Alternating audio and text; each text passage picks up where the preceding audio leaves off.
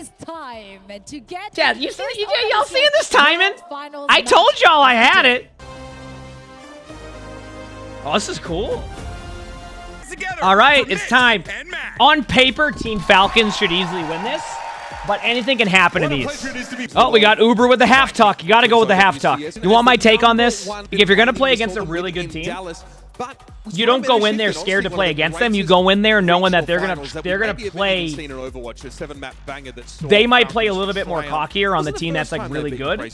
So this is why upsets can happen, is because like you see it happen in professional sports where a team that may not be as good as the other team. So you just got to go in there with that confidence that you would have against any team and hope for the best. Wait, this is first to 2. Isn't it usually first to 3? They did it to not have a B stream. Okay. Here we go, folks. Our first battleground. I like the stage. It's cool. OWCS World Finals. It's going out here. Could it be because they don't want to play as long? No, not at all. No. Players want to play. Falcons. Players want to play. You always, there's the adrenaline rush you get from being like in those type of games. You want to play the game. Oh yeah, you didn't hear, chat? I was unsure what was going to happen, but yeah. Mauga versus Mauga is the rumored meta. I heard that it might be different because of the patches, but yeah. That's exactly what he picks up. Okay, Ash definitely getting buffed recently. So Twisted Minds is running more of the Pharah-based comp here on the spam. Falcons is running more of a brawl, a straight-up brawl. What that means is Twisted Minds wants to spam, Team Falcons wants to be aggressive. So let's like take a look here. Reaper and Genji, that screams aggression to me. Ash Pharah screams playing passive. So we get some Blaze in the chat for Sheeple with the 5 gifted, thank you. And Lunik, thanks for the 8 months of the tier 1, thank you. And Silly Juno, thanks for the Phoenix Press, thank you. Oh no, the ads. I can't. Not quite putting themselves onto the point, but here comes the charge. Sorry, Chad, for what's about to. Already in the middle of the fight now. Falcons definitely taking some space and Quarters under a little bit of pressure. Yep. Good kill on Smurf, but I still think Team Falcons has a slight advantage, even with the. I don't know how to explain it. It's just because their Reaper can be a lot more aggro, but honestly, what a great start for Twisted Minds. That is always a good feeling when you go up against a really, really good team, and you're able to win, like, the first team fight. They didn't get the point right away, but they won the first team fight, and I think that's pretty cool. That was a good job right there. That's when you can start getting value out of the dynamite. That's the start you need. It's a confidence boost, right? It's one of those things of like, listen, this isn't a free win for them, all right? Because they want a more contracted pre-fight. A chance to get some real poke damage down where Falcons want to rush them down. Here come the torpedoes now. Okay, Juno wants to come out right now from Team Falcons because they have a slight advantage and they know it. They're gonna be a little bit aggro and take space. Great disengage by Twisted Minds though. Great disengage by Twisted Minds. They did lose the team fight, but that's okay. Jack, get Blanky Trevor Anonymous with the 5 gifter. Thank you, everybody. Appreciate it. Huge loss there, right? You got Smurf really low. That kind of got the orbital ray out. They need to push up with the orbital ray. Now Twisted Minds has an advantage because they now have their own Juno ultimate, so they're gonna want to be really aggressive right now too. So don't be surprised to see Twisted Minds be really aggro with his Juno ult very, very soon. One of the most important ultimates to use here, but there are ways to win the fight without them. Here's another chance. And that's exactly why Team Falcons is going in with Brig ult. They expect the Juno ultimate, which is what happened, but unfortunately Twisted Minds almost used it in a reactionary way, which actually resulted in Team Falcons surviving it. They flipped the point though. Nice ult. Here's the barrage in over the top, and Smurf is brought down by the Bob. Ooh, there we go. Okay, we got ourselves a match. Let's go. A lot thrown in there for Twisted Minds to be able to do that, right? So Falcons, you kind of come back, you'll end up having a... Yeah, I mean, real talk though, Twisted Minds did really heck up their ult pool. So what Twisted Minds needs to focus on now is extending this fight as long as possible to be able to build up some ultimates to be able to retake later on. So ideally, they're going to want to be at about 75% right now on this. If they can do that, they'll be very happy. They need to play aggressive though to force out the ultimates because they can't let Team Falcons win this without using an ultimate. Right? Like, you cannot do that. Yeah, that's... Yeah, I'm a little bit concerned on this one. Okay, here's the problem that Twisted Minds did right here in that one specific situation.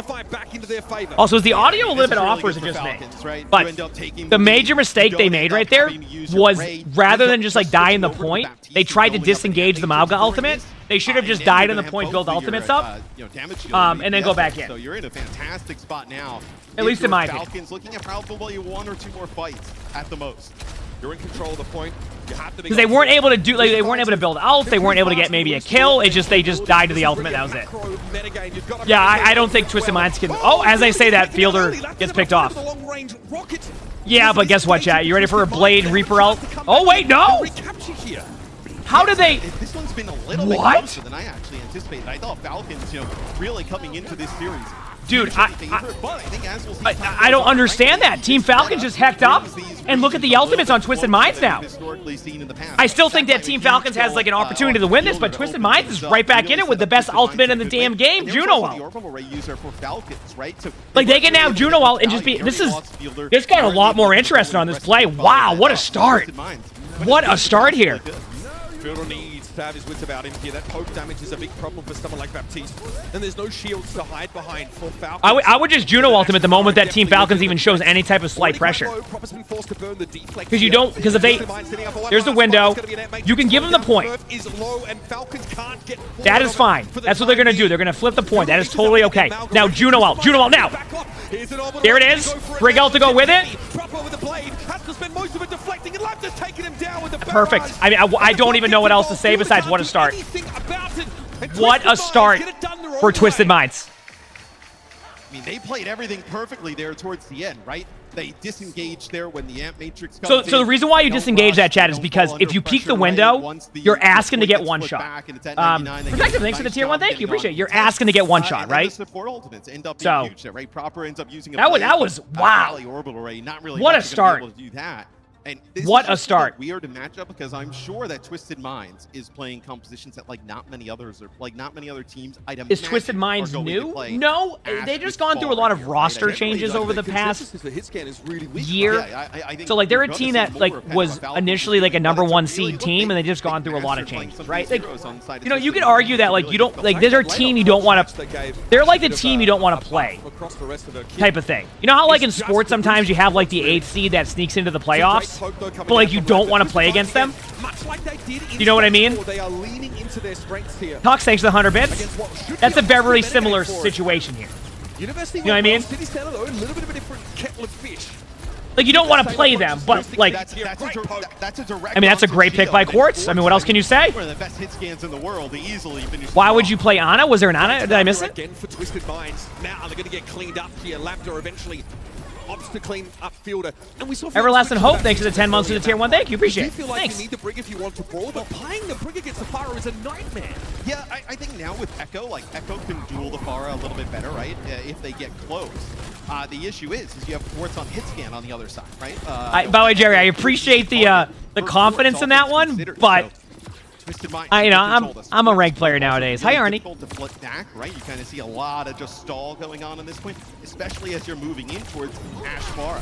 Yeah, I mean, Falcons have to get to grips with this Twisted Minds comp. They have to hard engage them, but Twisted Minds have quite a lot of mobility considering their setup. So here it is, 35% already for Twisted Minds. Sundrop, thanks to the 17 months to tier 1. Thank you, appreciate it. Thank you. Wow. I don't know what to say so far besides good for Twisted Minds right now. They are not letting Falcons have any like space at all. And like they're staggering them out. Like this is perfect. Twisted Minds is winning team fights without ultimates. In these type of games, especially where ult advantage becomes such a huge part of it, to win team fights at 60% without using one. Look at the ultimates Twisted Minds has used. Zero ultimates have been used, and they're up 65%. Quartz there talking with his hands, had to take it Holy crap. to make his point. Also, Sundrop, thanks to the 17 months to the tier 1. Thank you, appreciate it. Thanks. They have an Holy crap. here in this next fight.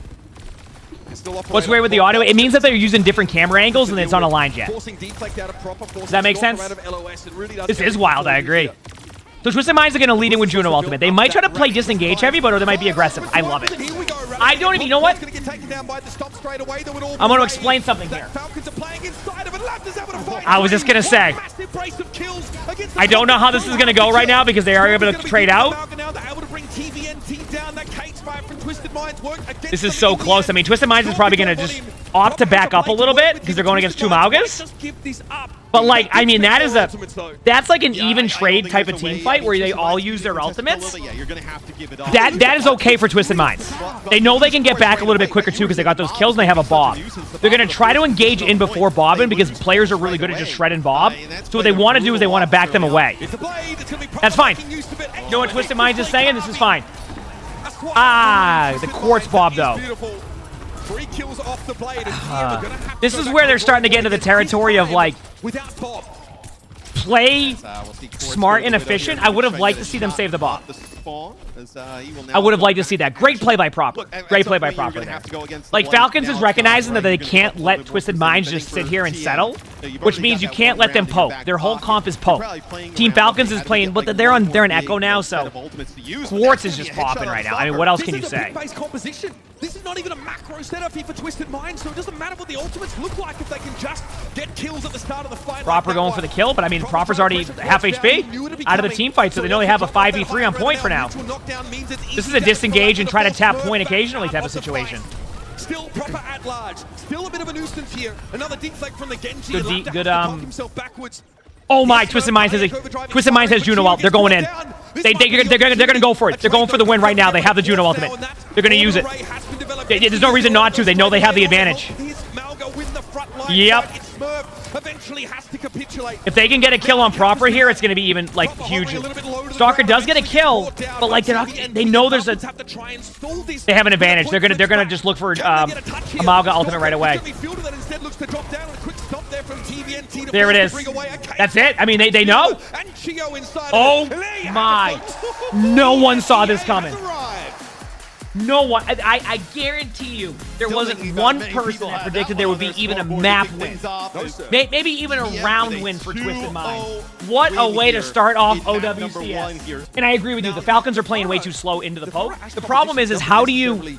Where can you engage their team on that type of map? Like, the problem with OWCS is that it's easier said than done because a lot of it's like the university is where you want to rush them, right? But the thing is they played a little bit further back, which allowed for them to be in a good spot. This is what I said earlier. While Twisted Minds is the number 8 seed going into this, Twisted Minds has been more of the product of like the roster changes and like not having a lot of like their rosters have been shifted like every which way, right? But the talent is there. So this is the type of team that, you know, may have struggled, you know, and ended up being the 8th seed. But there are also those type of teams that, once again, you see in professional sports, you do not want to play them regardless of where you end up at, right? You just like, it's just a team you don't want to go against because they've proven that they know how to win. And when you play against teams that know how to win, that is a lot different than going in as the number 2 seed and just being really good, right? One thing that they did a really good job of, by the way, was they're going for the kill. And what I mean by that is they're not sitting back and just like being like, okay, we just killed their Juno, let's just chill. They're like, no, we're going to win this game. Pop the ultimate, we have an advantage. And that to me screams that they're not playing scared. They're playing to get in here and dominate. And that right there is how you win these games. Have I ever thought about being an analyst or commentator for Overwatch? No. I'm okay with, like, let's say like I go to one event and they're like, hey, do you want to do like a one-off thing? I could do that. But no, I love streaming. I stream some would argue too much. And I love doing what I do, so yeah. No, not interested in it.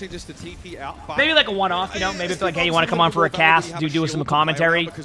I have no problem with that. Like a one-off, you know? But I would enjoy more of like the man and cast style. You know what I mean? I like that better. For me. Out of the gates we go. We're about to find out, folks. Here come Twisted Minds. With their Ash compositions, Sim will be switched off to Farah. Okay, so as I said, Hanbin is going to start on Mauga, right? This is for the ability to shift comps if need be. This isn't because Smurf played bad. This is because if they need to switch comps or want to switch comps for a point, Hanbin's hero pool allows that. All right? I want to point that out. cardiac overdrive used really early by Hanbin, you're going to be able to go off of this if you're a Twisted Mind. Oh, Quartz does a pretty good job avoiding the stomp there. Nice coach to kind of get him out of the radius. Yeah. TVNT, So I can tell you right now, the discussion that Team Falcons had is, what are we doing? Why are we sitting back? Hanbin took that advice seriously and then took that advice, and look what happened. Right? It's like the early cardiac overdrive. Because look at Twisted Minds, they're running that spam comp again. So what's the best way for Team Falcons to be able to prevent that spam comp? Be aggressive. There's nothing you can do to stop those two. On the reset here, Lambda now aware that there is a custody at large. Stalker there takes an off angle to try and... Why Junior ring the door? I'm unsure on that one. A little bit earlier. He's going to have to play a little bit safer, and there might be some flashpoint stages where Farah's just not great here. Yeah, Farah's not great here if you don't win the first team fight, because you lose the ability to spam. Yeah, they're not giving him any control now, which is the correct play. Just to make it clear, that is the correct play. You don't give them any space anymore. Yep. This is a great adjustment by Team Falcons to make that very clear. A great adjustment. I love what I'm seeing so far. Diva treatment here, just being staggered out. This will be a flashpoint here for Falcons, and they're basically going to take all their ultimates into the next one. Fantastic start. Yeah, now we're getting into the orbital ray phase of the game, so that's a very volatile engagement, especially with cardiac overdrive, right? The stacking of the Dagger and Amalga. Smart strategy. Okay, so Twisted Minds is going to come up here with pretty much all their ults except Brigel. Team Falcons is in essentially the same boat. High Noon isn't that good anyway. If I'm Twisted Minds, I bait Falcons into a rush now and then re-engage back in. Because I think now Team Falcons is going to start playing really wild in like a good way. So I even though I'm very, very much in the mindset of like be really aggressive, I don't know. Yeah, that's what they're doing. They're slow playing it. Yep, there it is.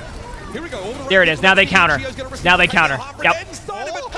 Into the barrage. That is dirty. Told you. Twisted Minds again, characteristically pop everything. Falcons get obliterated. Send it. Why not? Yep. Because it's better here. Well, I think their mindset is that they can play spam heavy. Through the chokes, right? And take that well, that's how you want to do that, because Team Falcons has proven they're going to be aggressive. So what Twisted Minds is saying is, okay, we're going to like kind of set you up for an aggressive play. Now, granted, Twisted Minds did overall, so Falcons is going to come back pretty quickly with their blade play. But Twisted Minds also benefits from being able to play a little bit of range right now, so they're going to try to go for like set plays. They try and use it on Farah or Lash, right? You're definitely pretty risky. Also, crits now give you like a lot more extra railgun charge. So Malcolm's going to be. You can't flip this, I don't think. Caught solo inside the cage fire's going to pop the cardiac overdrive, and Lacta getting picked up by Chio elsewhere.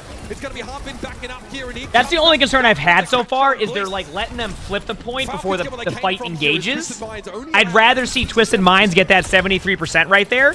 You know what I mean? Than to give Falcons that extra like 15%, right? Still Twisted Minds, you get almost 60% too. So on the points, and we'll see Falcons now with a blade in hand, right? They don't have the cage fight to go with it, but still. Here we go. You imagine Proper's going to get some good value out of this. It can be tough, right?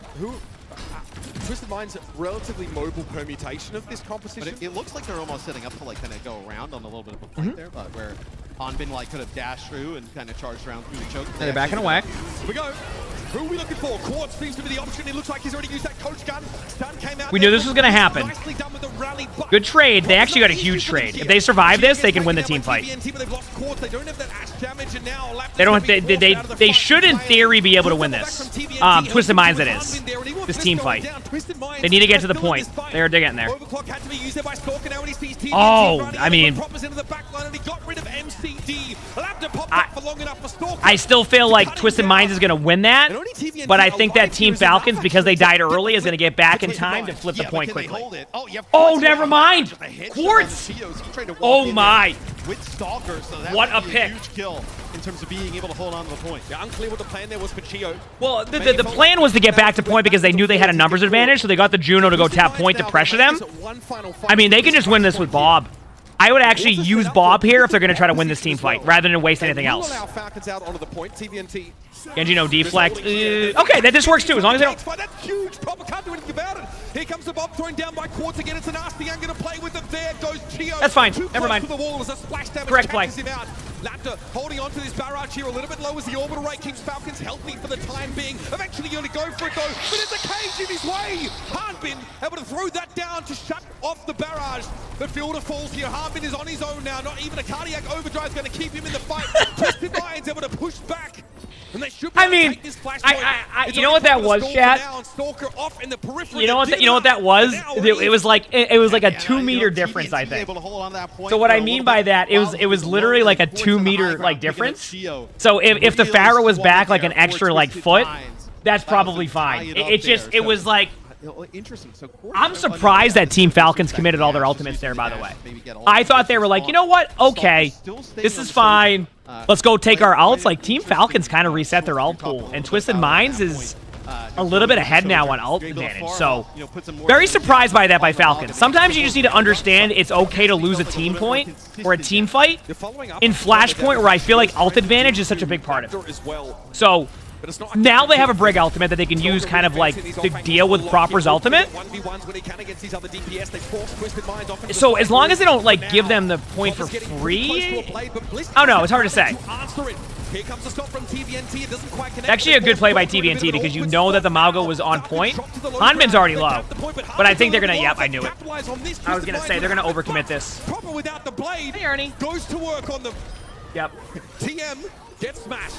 Yeah, it was you know, when they dropped down. I think what happened was you're playing from both those. There's really they kind of split and gave them the opportunity. So Twisted Minds probably just needed to drop down a point there, but it's all good. Holding on, right? You have that blade yet again. Twisted Minds did do a nice job though when Proper popped that blade the last time, right? Bliss with the rally got a stun on, was able to keep a few players alive. I think Falcons is just going to Juno blade. Not as huge of an impact. That's what I'm expecting. Bliss is definitely holding the rally for exactly that. It's the only way they can stop the Genji in their tracks. High ground being held by Falcons here. As Twisted Minds still drew to the low ground now. It's going to be a rally popped here preemptively. Proper knows he's going to have to contend with their bash, but Bliss hasn't connected it quite yet. Proper into a deflect, and Stalker's now going to come in with that overclock here, but an orbital ray is going to keep Twisted Minds healthy. Here's the bomb. I don't know who's going to win this, chat. I'll be honest with you. I play a lot of Overwatch, but what's going on my screen right now, I couldn't tell you. Yep. As I was saying, Twisted Minds was easily going to take that. Every penny they have to stop Falcons from taking I got nothing for you on that one. I mean, it's sorry, everybody, right? You know, you have both support ults being used there by Falcons as well, but it's the cage fight plus that Bob, right? The Bob gets on in. It's a nice response there. All right, let's see what happens next. Is popped by Falcons. You get the rally in response, and then once the overclock so is, that's when the orbital ray here's the problem. Nice Team Falcons has Malga ultimate. So how do you survive this about to be Malga ult right now? Oh, that's it. Crumpled. Proper's able to get in there and deal with Bliss and the cage. Just build ults for Twisted Minds. That's okay. This should be Falcons to take this second flashpoint here. This is a toughie. Kept it competitive, right? What's the if this is the open one? I'm concerned that Team Falcons might be able to roll it. Absolutely. I mean, that's why this is the one I'm thinking of too, right? The one like the center point where you can fall in the middle. A little bit more options in what it's called like the toxic area, right? Now it looks like just trying to take down some damage as TM comes out of spawn. I want to say that this, this is a toughie because like. So we TM here. Twisted Minds wants the open space areas. This is not an open space area. That last fight really so, good dynamite. Like Quartz. Whereas Falcons are trending towards both their DPS ults, both that can be used at their own volition to secure player advantages, to snowball a fight in your favor. They're gonna go in very quickly. Get ready. Courtier is getting poked down really heavily. This is now becoming a bit of an issue for the Ashe. Here comes Hanbin, but he's able to avoid the stop. It was TVNT that bore the brunt of that initial assault. Stalker's low, but we don't have a dynamite. Oh, there it is. Seconds, a blade comes in from Proper now. Who can stop him? Bliss already brought down. It's just one of those things where like, I now know why Twisted Minds chose, Team Falcons chose this map, and it's because of like how non-open, like this map is, you're guaranteed to have 3 points of like not as good for a Pharah, so you just take the odds that you're going to win all 3 of those regardless, and so far they've won 2 of them. This is the 3rd one. So if Twisted Minds can somehow take this point, I think they can actually win the next one. But I don't know if Team Falcons is going to allow that. And that's exactly what you're seeing. That's why they're taking team fights in like small corridors. They don't want to give them that space. Now they're staggering Brig. That's a good stagger. That is rough. I don't think what Bliss was realizing there is Bliss kept proccing Inspire to keep healing. So the brick kept healing. So it doesn't exactly want to switch, right? Is the You know? But then at the same time, you have to go for the kill. Get a touch on the point. Yeah. One last fight for Twisted Minds here. TVNT from below. At least able to trigger that overtime. A big barrage here for A bomb will be good. Game changing now. Stalker spotted out that low ground, but Quartz's already gone down. That's the Ash removed. That's getting nothing. Just can't be touched. He's far too healthy with that cardiac overdrive, and Stalker gets the What's the objective of a Mauga comp? A lot of it is just like going in, and then trying to, like, you start with poke and then you rush in. I think the new style Mauga, if I'll be honest with you, the new style Mauga would probably be more rushing in, but like this Mauga is still the slower charge version, so it's a little bit more poke and then into that, and then cardio overdrive. King's Row. TM on Ooh. and you know, right? Spamming some of those chokes. And I don't know. I guess I don't know what Falcon's record on King's Row is, because it's a very interesting pick. There must be some data there that says that's justifying this decision. Either A, they're really good at this map, right? Or B, Falcons aren't good at this map, and they know that. Play a Widow, interesting. So, gonna go from a big departure here for Falcons. Quartz takes this every day of the week. I mean, you feel good if you're Twisted Minds, right? And you get the option of like, hey, we're gonna do a Quartz Widowmaker head to head. I think they would take that with any. I think you're going for the early Widow pick, right? Queen. I'm not surprised to see Queen. As I said, remember how I said Hanbin was also like, I wouldn't doubt if they go with Queen comp. This makes perfect sense, but that's a good start. And they stayed on Widow. I thought they were going to go Ash, but they went Widow, so. Both teams are on match point. All right, this is cool. This is a good first match chat. Good pick, good survivability. Falcons to fight in the shade, so to speak. And they do a great job of protecting this Widow. You see Proper just trying to find an angle, maybe some pressure on the Quartz, but it is not. They got the server admin. Stalker's back. Oh. My goodness, Bliss. Nice shot. For just a moment, and it's the moment that costs him. It's server admin versus server admin. Who will win? Look for MCD. Oh, that's it. Problem Lambda trying to deal with him. Eventually, Quartz gets involved here, but at what cost? He's overextended for that kill. I mean, I think it's just to get the kill. At that point, they lost the team fight. Like, where is he when he jumped out the window? This is going to be interesting. Yeah, that's not the spot that he wants to be. I thought. Okay, so is it on one hand you want the upset, and the other hand you want the non-Mauga to win? They're gonna play this a little bit slower. Maybe not as worried about. They got rid of the Widow. But like, okay, look at they actually swapped off the Widow. Just block the line of sight. So I'm not surprised by that. Right away. And that's another pick off on Bliss early. I think that's a bad. Maybe look to extract some value here. But as the fight goes on, it's easy to Stalker to find these lines. And with MCD down, Twisted Minds definitely have to get out. They do get 87.1% on that first foray. Okay. The result of an early pick off on Stalker, but since then, things have been slow. You're surprised that Twisted keeps playing Mauga? It's just they've always kind of been a Mauga team.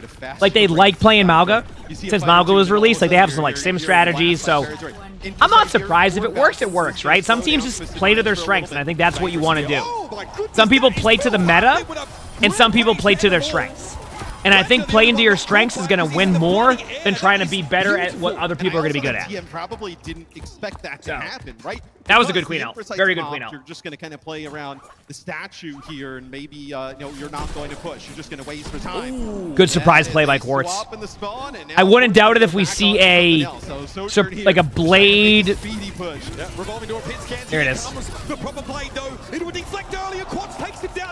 If do you want to know what went wrong there, chat? Out of curiosity. So what happened there? That was the wrong. Basically, that was the equivalent of Proper needed to wait an extra 3 seconds. That was it. Property to the weight. That was like just looking for something. It was just too quick of an engagement. They didn't want to give them too much map control because they lost their Widow. Fantastic shot. But like when the rest of the team wasn't quite there to be able to kind of get in their face, it was just a 3-second difference. So that's going to be a change back. It was a 3-second difference. I think if they would have been the Queen. Anyway, Twisted Minds is going to have Farah tier against pretty much nothing on Team Falcon, so they might kind of go for an aggressive flank play with Farah. Farah actually does pretty well on second point King's Row, always has. So, dude, this sound thing is hecking me up. It's because they switch camera angles and they're unaligned with everything else. So now we're back to the Mauga vs. Mauga. Of course, with a huge pick on Proper. Yeah. seamless transition online to land. He is hitting. I'm telling you, there is not a team here that would be more happy to play a Widow Mirror than Twisted Minds. Holy crap. They're doing pretty good so far on second. Twisted Minds because you don't have to use the rally. The worst thing for Falcons here is to give up second point for free. Now, keep in mind, this part of the map is the easier part for teams to push. It's this next corner right here that becomes hard for teams. So it's not too bad, but the problem is that Twisted Minds does have two really good, like, we're going to get in your face ultimates. So unless Proper has a really good deflect, this could be a problem. This could be a very, very, like, large problem for Team Falcons. Or if they're like, oh, that was timing. Timing didn't really benefit Yep. him as he was looking elsewhere. They're going to go all in with this. They want to. Now they have the Pharah ult. Proper just used the flank. They know what they called it. They're waiting on the cardiac overdrive, and they're going to unleash in about 3 seconds. Here's the cardiac overdrive. I'm surprised.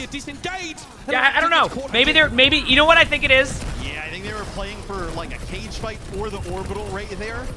I don't think they were necessarily playing for orbital ray. I think they're concerned that if they use their ultimate and Pharah ult, Stalker's going to get a kill, and Quartz can't even trade on the Widow at that point. I think that's what happened right there. Is basically if the Pharah ults, the Widow just gets a free kill, and you might get a kill. So they're just playing the odds of, like, we'll just build our ultimates up and go try to retake. The worst thing they can do is try to force a point and then lose their ult economy. Right? You know what I mean? Twisted Minds being forced back into the choke is bad news, and they might have trapped this Widow ultimate. We'll see. Oh, now they're going to use their ults more. Get ready. Another big Widow pick off, and now you've got something to work Team Falcons might try to counter really aggressively with the Brig ult combo with Juno because they have that advantage. I don't know what's going to happen here. This Pharah ult's going to dictate. There's the deflect. There's the deflect. That's it. But they don't have the Pharah, so it doesn't matter, right? So it's like, yep. I mean, straight up, it just came down to the kill on Pharah because everything kind of went in favor of Twisted Minds there, but their Pharah got picked off by Mauga, and that was the problem. No, I know the Pharah's dead. I was just like, look at the deflect at that point. So it's like, if the Pharah lives that, I think Twisted Minds take the point, but the Pharah getting picked off early actually resulted in not the best play there. So, that was rough. That was rough. When did he beat? They're not able to fight it. Still Infrasight in hand and now being saved for the final fight. Quartz doesn't have his to work with now, so a distinct advantage for Stalker in the Widow battle. And he's looking, he's hunting. A little bit lucky, Quartz a stave execution perhaps now. Proper went for the blade, but TVNT's the only viable target for him, but Quartz is down. Stalker eventually gets his. Yep. And now TVNT has to get forward. Labdu's at least honestly, you know something crazy here, by the way? I still think Twisted Minds can win this. Because they, actually, that card, yeah, the card got to where it was supposed to. The card got to where it was supposed to. I actually believe that, I do think that it's going to depend. If they can hold first point for 2.5 minutes, this game gets a lot closer. If they can't hold it for 2.5 minutes, Widow around the corner, right? Who knows? Then it becomes a little bit harder to make that play happen. So we'll see. Like he always does. We'll see. Coming up clutch. Making a switch off the Junker Queen that he came out of the gates with. Put us into that Mauga mirror. Stalker was more than happy to take the Widow. This is a great match. I mean, so much more volatile. Sometimes you look at this type of matchup and you're like, oh, it's going to be a stomp. Nope. Why 2.5 minutes? I'm just thinking about how many out rotations you can go through. So I'm just thinking, like, if Team Falcons just grabs this, I think eventually, like immediately, I think eventually Twisted Minds just won't be able to keep up their ult. So, like, you need to give yourself some time on first point to be able to leave some room for error on second.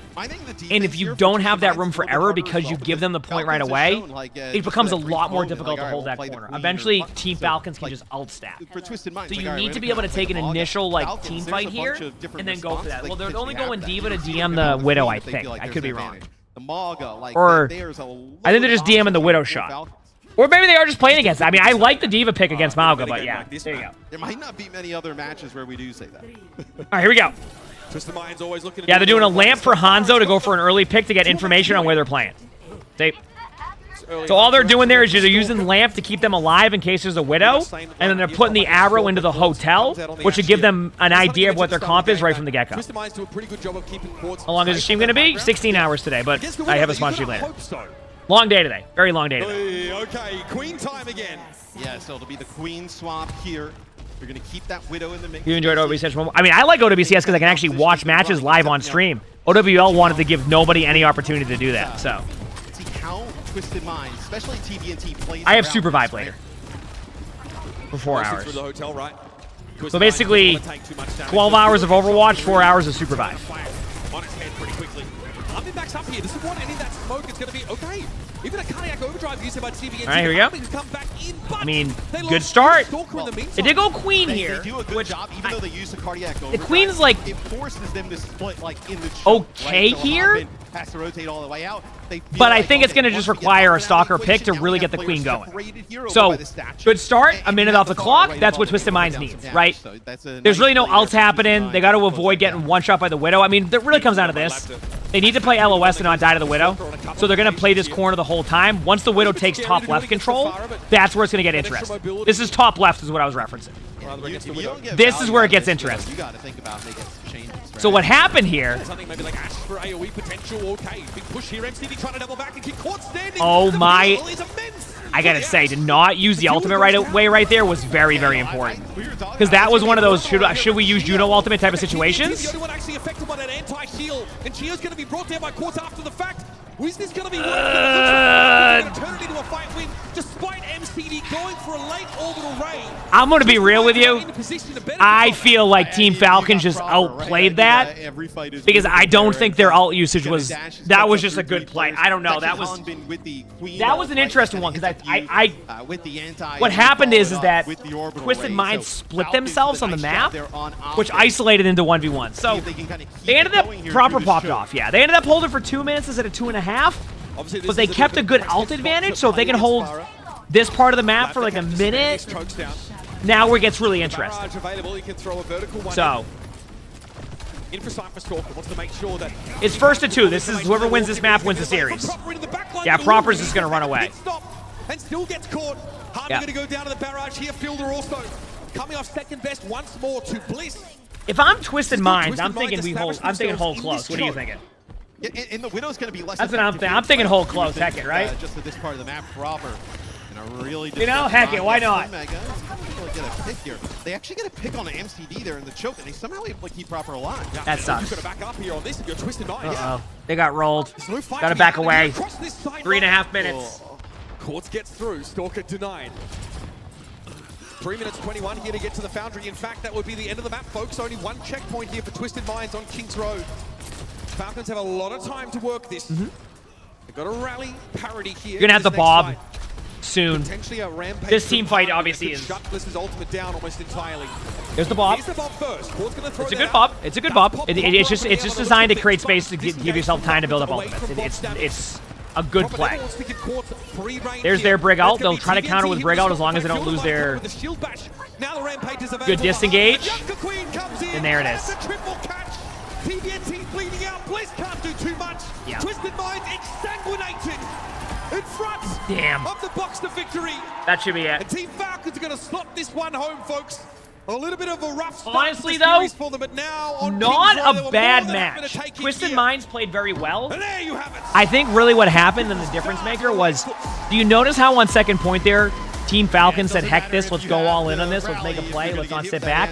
Remember how earlier I said playing a little bit too safe? I think Twisted Minds ended up playing a little bit too safe on their attack.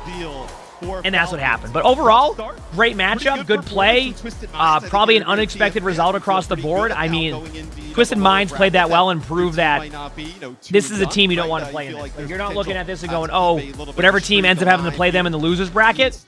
No, you're looking at this and going, damn, like this is going to be, we got to really step up our game because that's not going to be a free win at all. So, well played by Twisted Minds. Obviously, Team Falcons is like the favorite or one of the favorites for this tournament. So to struggle a little bit at the beginning there and to watch Twisted Minds play well, I think there's a lot more time for Twisted Minds in this tournament to really start bringing it back, right? It feels bad to lose there, but it's not over for them by any means. That was a good matchup. That was a good showing. They just tell the coaches to fist bump each other. Boy, yes, this is an interesting matchup now. We have what I feel like is the top-seeded team. Okay.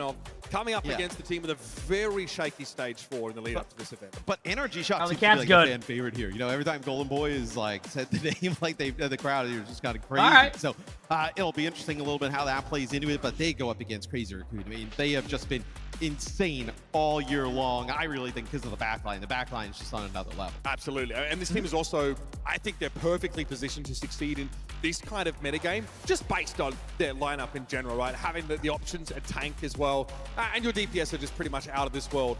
Energy Shock, they PG, I think he plays in certain Nightmare comps. to knock TSM I think if they have like a Widow map, they can do that. in order to qualify. So their destiny wasn't really in their hands Mr. at X all. They Uber really Max, had yeah. to I'm take at gym on jogging another on the team treadmill doing the job right for them. They put now. it behind Could them. I get some Uber Matter words of good dude. encouragement I to think in the continue? UK boot camps as Thanks, well, they King put the work in. X. They're ready here to show what I NA missed can that. do. What was Yeah, the I mean, you get crap? boot I camp can't open here up my stuff right before, now. right? You know, maybe Whoever that you're was, able would you to mind kinda just practice asking that being in the same chat? room with your Thank you, I tanks, right? appreciate it. I Obviously, think that was. benefits that. I but just you're going I up against such a open difficult my thing right team now. here in Crazy Raccoon. Also, like the loser of these matches, the early quarterfinals, they'll have to play later today, right? Yeah. We have those loser games later, so even if you end up What headset out are they of this using? run, So, you still gotta get composed. Fight if later they're in the day. using You the don't same have, like, thing the overnight that period as some teams who fall into the lower bracket if do. they're You using come the back to same consolidate. So thing if you that can look I back used over the before, footage, so it's if a. things don't go right here, you are straight back. I don't into the know dugout. actually. You are It volunteering depends. and you are trying to I don't fix think they're things wearing quickly. in ears, so I don't know their headsets You're actually. running 'Cause when I was to the there, end of your Overwatch year, essentially. Yeah, I mean, you lose. oh, it those was you. matches, You're yeah, at the you got gym a on lot the of time treadmill and you're losing force motivation. Stockholm. So I'd have any words of encouragement? Yeah, I got you. Got one. You got the OWCS, right, Matt? Yo, this is a completely. Don't get off the treadmill. Aaron Keller this morning, he was like, "Yeah, I went by the Old Town. I was Does that like, help? I've been telling people for weeks." Here Tune it is, in, folks. watch a Energy match, shot hang for out. Crazy Just Raccoon. keep going. Throw it down for you. There you go. Does that help? You good? Like, keep at it. You got this, dude. All right, it's match time. Let's go. I'm ready. And I do. I didn't hear much outside of the fact that it does exist. Let's go.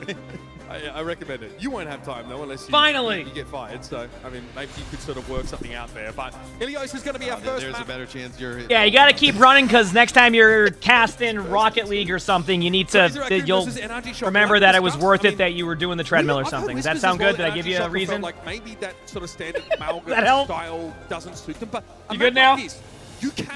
You can play the dive comp, especially on well. So this might There be you a go. pretty good draw for NRG if they don't feel Well, like it'll feed that energy when you need it. But All right? sure, play dive against Crazy When you need Raccoon, that energy like, for sure, those they're long not casting worried about days. that, right? You'll have they're tremendous on it. Jump in on the ball, so a ball potentially an option here, and also ball like pretty difficult to Let's take out. go, dude. Oh, okay. Lip on the Tracer as well. Wrecking Ball versus a Winston comp. Okay. Bro. Now, Crazy What are you Raccoons thinking are of the known team? for having like Okay. Junbin's known for having a Wrecking Ball, so I'm not surprised. Crazy Raccoon more than happy to play the ball. The rack attack's already been taken down. Immediate Junbin pick.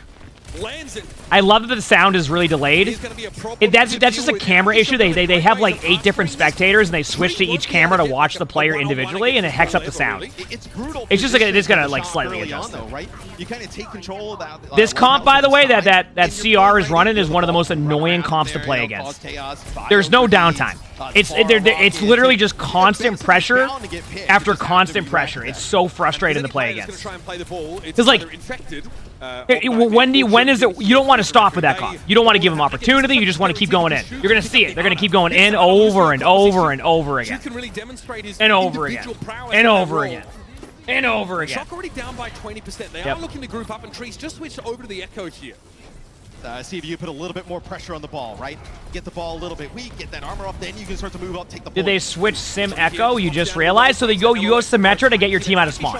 So this is advice for anybody playing DPS. One way to help your teammates is start Symmetra, especially on a Koth map. And you just drop the TP to give you a little bit of map control, then you go the hero you want to go. So obviously, you have like the Echo or the Tracer do it because you have mobility to get back with your team quick. They're just not able to collapse on any target. Energy Well, that's why this comp is tough to play against because you can't collapse on any target. Like that becomes the problem. Is like you can't. There's no target to get on. Locate the target. So. Like maybe it's the supports, right? But you're having to move in to the far rocket. To give you an idea, the way that this works with CR is that what they want to do is they want to keep doing chip damage. Every like 20, 30, 40 damage you're taking is a time where you can't engage. And a comp that Shock is running, you need like a setup time into a dive. CR is there's no setup time. It's I'm just going to keep going in over and over again. Good luck. Take him down, but The range Hiimishie just ruins him. And then goes like for the follow-up. at what point have you seen this team fight end, chat? Have you seen it end at all at any point during this? Nope. And want to know why? Because that's exactly how the comp just a is. dismantling here of the Shock. Constant Early pressure. on. So, I mean, you got a minefield here you can use here over in the choke as Rat getting close to sound barrier. It doesn't end up getting it. Sure on. That's just what it is. I mean, like, straight up, that's the pressure. Now, this is well allows for this. Nah, and it really isn't about NRG being... Okay, so I want to point this out. You say, oh, NRG's lost here. It's not really about NRG being lost. It's that CR is such a very, like, polarizing team in the sense that, like, they're not going to play what you're used to, but they also can play what you're used to. Does that make sense? So they're capable of playing meta at top tier, but they're also capable of playing like a very different type of comp at a top tier level. So when you go into here and you're predicting something else, like, oh, they're gonna run a very like, you know, they're gonna run a dive-based comp, they're gonna run like a Winston comp, or they're gonna run a Malga comp. No, they're gonna run Wrecking Ball, and then if they need to swap to a default comp, they can, and they can play it well. So it's one of those things where you just can't practice sometimes well, because most teams aren't gonna run this. Does that make sense? There it is. Hiimishie had a fantastic first round. That might be putting it lightly. He was so good. We're going to land some of these directs here, but it's going to be Choron going first. I was going to say, this map is definitely a little bit better for Shock with this comp. So a good shot for Shock. They needed that. Shock needed a good start. They need to win this though, because if you lose that after getting those picks, you're going to be a lot of damage on the Reaper. No real answer. They should be able to win this though. This first team fight. Shock, it's an opportunity to take the point. Would I happen to know what time the tank test is? I'm going to make an assumption that it's going to be sooner than it is later. And that's because they're doing a dev update, and every time, if they do what they did at BlizzCon, that's a tough one. I wouldn't doubt it if it's earlier than normal. Start, right, with how things were going. It does not matter, though. With Crazy Raccoon, they battle back. They push right up to the spawn. So, that rollout was sick, yeah. That's tough. I feel like Shock should have had that, by the way. I think you actually need the defense. And already you're seeing Shock have to start to play a little bit on their back foot here. They're going Diva now. They're starting to, like, shift their comp a little bit. Like, okay, where do we go for? Do I get on the, you know, do I get on the Pharah? Do I get on the ball? So it's on a bad swap. I actually don't mind it. I think Winston actually doesn't do anything against that comp that you can't do with Diva. I'm also I like playing Diva, but what I'm trying to say is, like, what does Winston do against CR's comp outside of dive the Ana once? That's it. So, that is dirty. did he wish he could play Wrecking Ball like this? Yeah, you know, I'm not gonna say my Wrecking Ball, you know, almost feels like is unreal good.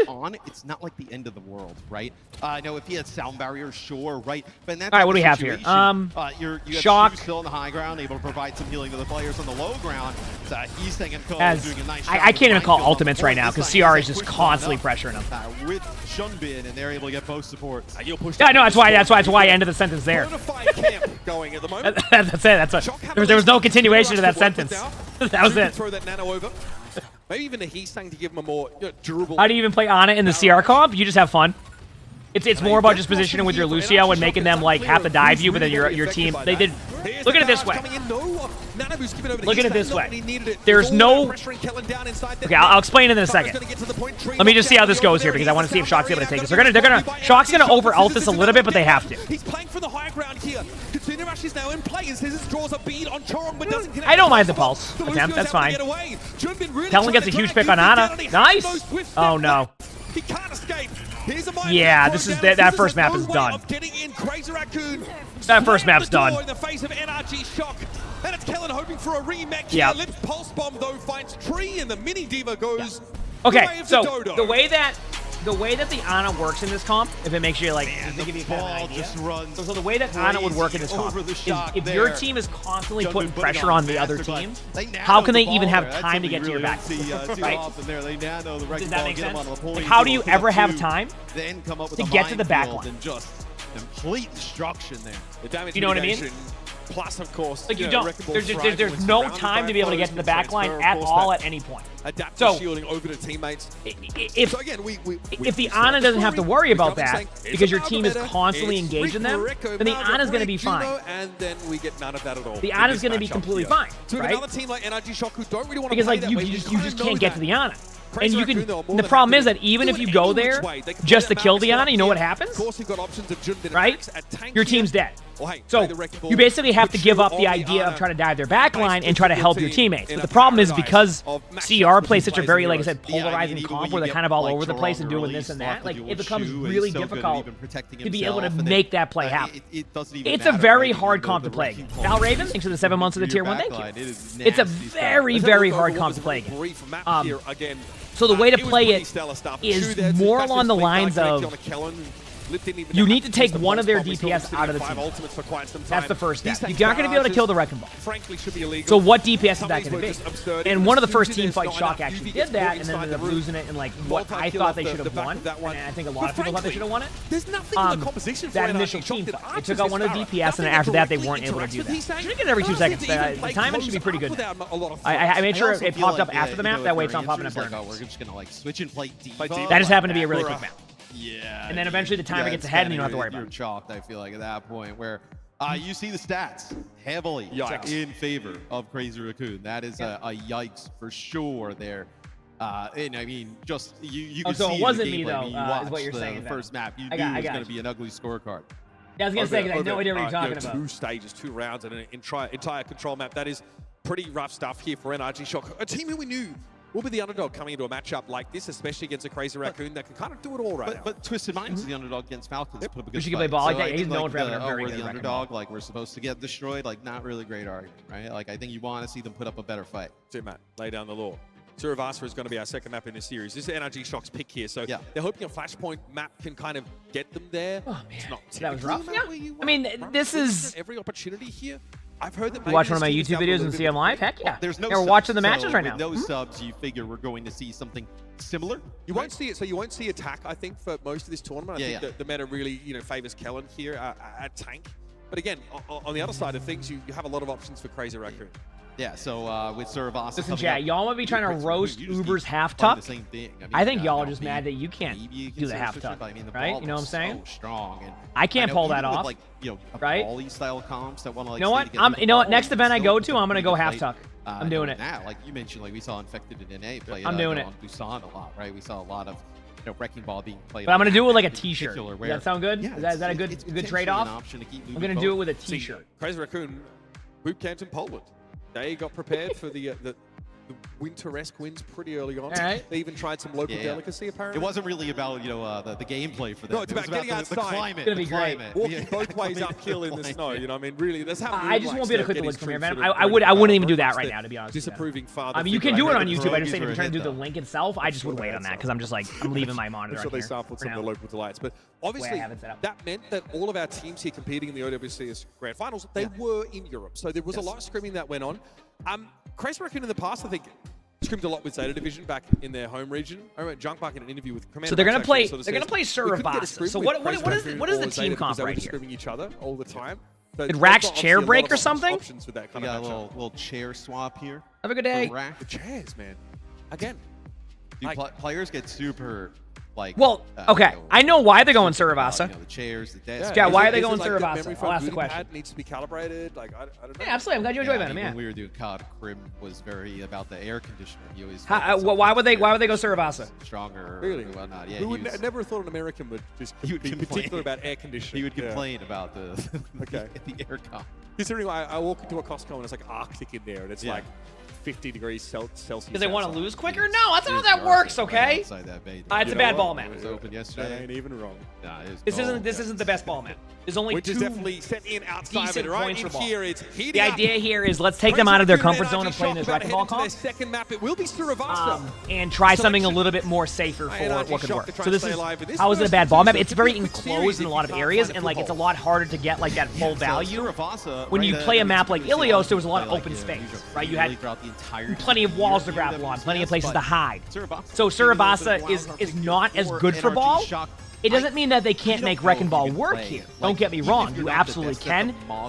This just gives Shock a little bit more of a default play style that they can prepare for a little bit better than like the all over the place play style in Ilios. Right? Does that make sense? Like you're not really forcing. And even if they do swap, and as you can see, and like they have the names wrong here on the teams, but look at the comp that CR's running. You notice anything? You see a Wrecking Ball? So already they've done what they wanted to do. They're saying, hey, we're going to bring you to a map where Wrecking Ball won't be as good, and we'll at least give ourselves an opportunity to play against comps we more likely practice against than having a Wrecking Ball go around the map on Ilios and dominate it. Which would be a bit of a change-up. That's why they're doing this series, because they know they can at least get it to swap. The Queen is a way better idea. And this was rumored from NRG Shock here. So I just kind of point that out as to why it's going right now. And again, we're working on getting those names flipped for you up the top. It's orange is your NRG Shock appropriately. Crazy Raccoon are in blue. So yeah, you have Queen versus They're literally pausing because they need to switch on the production side. Guaranteed. Or Rack Attack's chair just broke again. So we have a great idea. So the Shock players are currently looking over at Crazy Raccoon. So I would assume that the Shock are fine. Yeah. Do you think there's going to be a day, by the way, Chat, where some of these tournaments, actually, for people who watch esports in general, have we hit the point yet where Logitech is sponsoring some of these tournaments with their Herman Miller? Well, it's not their Herman Miller, like they have a partnership with Herman Miller. They're going to come out here, and they're going to be playing the Maga-based setup. Have we seen that yet with any like tournaments? They'll be playing the Maga. Because I know Logitech has the Herman Miller partnership, so I wonder if they'll ever do that. Because those chairs would be nice for on stage. Malga, we've already seen, of course, Rampage, obviously very effective against Malga's Cardiac Overdrive, but there's got to be more to it here. I think they use the M-body too, right? Brawl, Queen definitely a great option here, but the poke damage can be problematic. Here comes that stop here already. First day out here, no worries. NRG Shock taking a ton of damage. The commanding shout now used, but Rack Attack is very low. And Junbin, the problem for Shock is that I don't, as I've said, I don't like the matchup as much when I'm playing Mauga against, or I'm playing Queen against Mauga. This is focusing beam. He's saying instead gets him. So, but we'll see how it goes. We expected to see a lot of teams play. What we're seeing from Crazy Raccoon right now, where you have the Echo Reaper. Why are people mad seeing Mauga? You think it's fun to watch? It's more about just the play style. Some people, like, you know how people like enjoyed the Wrecking Ball style? People just want variety. That's all it is. And sometimes, unfortunately, in pro play, you're not going to get as much variety, but people like when there is variety. So. See, Crazy Raccoon just don't want to respect NRG Shock at all. They really want to close the gap and make it hard for Tree to get good amounts of damage over a longer fight. Keep those cooldowns coming. Knife catch there on towards Junbin, but he won't be... So, like, for Shock, it's just about trying to poke them out for a little bit. Ooh, that was actually a pretty good timing on that. Yeah, good luck. Only thing Shock needs to do here is recognize that it's okay to wait a second. Rack has gone down just as he could have built a rally. That might be the point here. Can they flip inside this orbital ray? It's Heesang getting rid of Scissors despite him having a Juno ultimate to work with. We'll see how this goes, but I don't think it's going to go well. Queen gets the free ultimate. Kellen will still be anti-healed after the transformation. That is pretty tough to beat. They flip, but it won't matter. For the Shocks, they're gonna get it won't matter. A little bit of percentage here, but it is, I don't think it will matter. I think they're going to set up for next. I could be wrong. Maybe they get back, actually. You know what? No. I think that flip was good. They have enough time. Those type of competitions, but the dupe on the Queen. I think Shock coming in with like a next fight. We're for a good game. Yeah, success in the last match. Yeah, Sombra is like he's spotted from a mile away. Early cage fight though, go for a pick straight away. Scissors forced into a dupe, but he's going to be knocked out of it instantly. No chance to make any use of that Echo ultimate whatsoever. So Scissors eventually falls down, and that's Crazy Raccoon more than happy to spend the cage. Just to kind of give you an idea, chat, what makes this type of map really, really strong, good job there. Didn't quite hit the mark. Rack Attack is down. Kellen now under a lot of pressure in the sticky bomb. Okay, so what I would have liked to see from Shock during that was to just basically recognize that ult economy can win them this game. I say that as they lose the point, but like I think that Shock needs to like really prioritize ult economy against CR because you can win that way. Like ultimates are just good. So I was surprised when they tried to counter with the Juno ultimate during that. Thankfully, I mean obviously UV's a great support player, was able to build up Juno ultimate almost again, but I would have liked to see them kind of play for the next point rather than try to force that point, especially when they didn't need to win just one team fight to get it. They needed to win two, possibly three, depending on how quick the next one was. Okay, initially they're trying to drive Rack Attack there, but they peel off The Brick briefly. By the way, CR is doing what I expected Falcons to do against Twisted Minds, which is play really aggro all the time. Yeah. Nice shot by Shu right there. Who got bowled over again? Yeah, it's just they play aggro. They don't give you any downtime. Sharp. Yeah, I guess the positive there for Shock is the point. Oh, heck yeah. EX, I'm glad you enjoyed. Right, so they're not, so they're not down by like 50%, right? But still, I mean, it just feels like that. All right, so Shock does have Echo Wall coming up here. CR has Reaper ult, so don't be surprised to see the Mauga just charge in again here, and they go in with Reaper ult to time it. So you're going to see the Reaper teleport in at the exact same time that they do the play. There's the teleporter. There it is. Great job by Shock. Remember, if I'm mentioning those things are going to happen, Shock was prepared for that. That's exactly what happened. Lip TP'd in to go for the play, but the problem is that when you play this aggro, so much seems to go right in your favor for the team that is like dealing with the aggression. So even though the Reaper ult didn't work, the play still worked because it was all about being aggressive, right? So. He's been perfect. Looking phenomenal on Has the hazard kit been revealed yet? No. You mentioned the sticky bomb connections, just putting out a lot of damage with even the primary fire, and then it feels like every time there's a player below 50%, they're getting finishes off with the focusing beam. Genuinely, for me, the best Echo in the competition right now, man. I think it's an easy one to say. Ultraviolet caught there by here we go. Torpedoes actually claim them. Here comes a rampage through as a dupe of a brick here for Hiimishie. Chu did fall, but I mean, we had a flip by NRG Shock at the last moment. Yeah, but Shock keeps like flipping the point, but like it's short as Hiimishie comes out of dupe. I mean, technically they're in their spawn, so like. Have to go and flip. Yeah, I actually think that Shock can get back in time here. That actually was a good flip. Even if they let them get the point for a second, too, that's okay. I don't want to see them rush and try to hold the point here. I want to see them just, like, recognize they can go in. They're going to EMP. EMP gets popped, Lip almost affected by the virus there. Yep, it did come in. Jimin, though, able to bring Rack Attack down. And again, the brick gets picked off. Razor Raccoon, great target acquisition from them here. Yep. One comes in from NRG Shock here, but they've lost that Sombra. How long from now will Hazard be playable? Anywhere from, like, 2 hours to, like, 7 hours. We don't know. But German is still very, very healthy. Kellen wants to come forward now. Those miniguns are starting to find the mark, but Scissors quietly has amassed 2 important kills in this fight. Sticky bombs on towards Chorong do yield that elimination, but Scissors caught in the corner. Junbin eventually able to make a macabre mirror on the wall out of the Echo, and a Death Blossom here from Lip. Inside that cardiac overdrive means a Reaper is virtually unkillable. You said, how is Queen a good pick here? Sure. So, and that will be CR eventually take that flashpoint. Here's my take. Queen is good if the other team lets you have setup time. The problem is that CR doesn't play that way, so you're probably better off going Mauga. But you have to remember that these teams also scrim, practice, etc. So for Shock, it's not as simple as just go Mauga, because it's just strategically they have different comps they want to run. I personally, this is a personal, I don't like playing Queen against Mauga comps. But it doesn't mean it doesn't work. I don't like it because I feel like the Mauga has too much survivability against me. So I just think Cardiac Overdrive kind of defeats what Shout does. But Queen is good against the Juno Brig because you have your ultimate, you can prevent their Juno ultimate from getting value. So that is the trade-off, just right? Crazy Raccoon feeling like maybe a better team in this meta, but no one's playing the bloody meta. Oh, they are now at least. Takes fight here.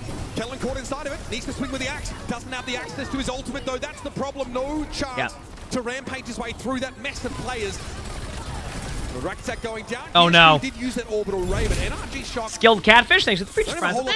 Next fight. It had to be You're surprised to see Sombra? Rampage. I think that's to just EMP the cage. Coming in here, and then also potentially like a death. That's my guess. Side. So we'll see that's actually exactly what that is. Navigating this treat. That's just designed around making it so the Mauga can never get a good ultimate. TP away. It's going to be an EMP catching on the fire. It's got to be here if it's going to be anywhere for NRG Shock. Tree goes down to the rampages. Good by Kellen. As predicted. Junbin eventually. Actually, should be able to win this. NRG Shock finally get them the foothold here on Suravasta. Okay, we go for these.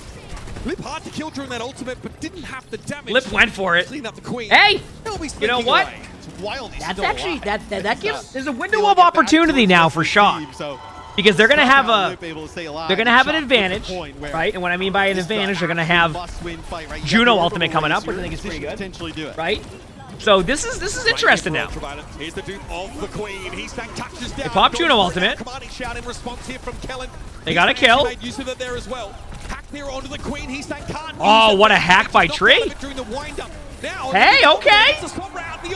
Okay. Finally found a burst of momentum to work with. Crazy Raccoon forced. Okay, you ready, chat? If Kellen doesn't build up this Queen ult in time for CR to have their Juno ult, that's it.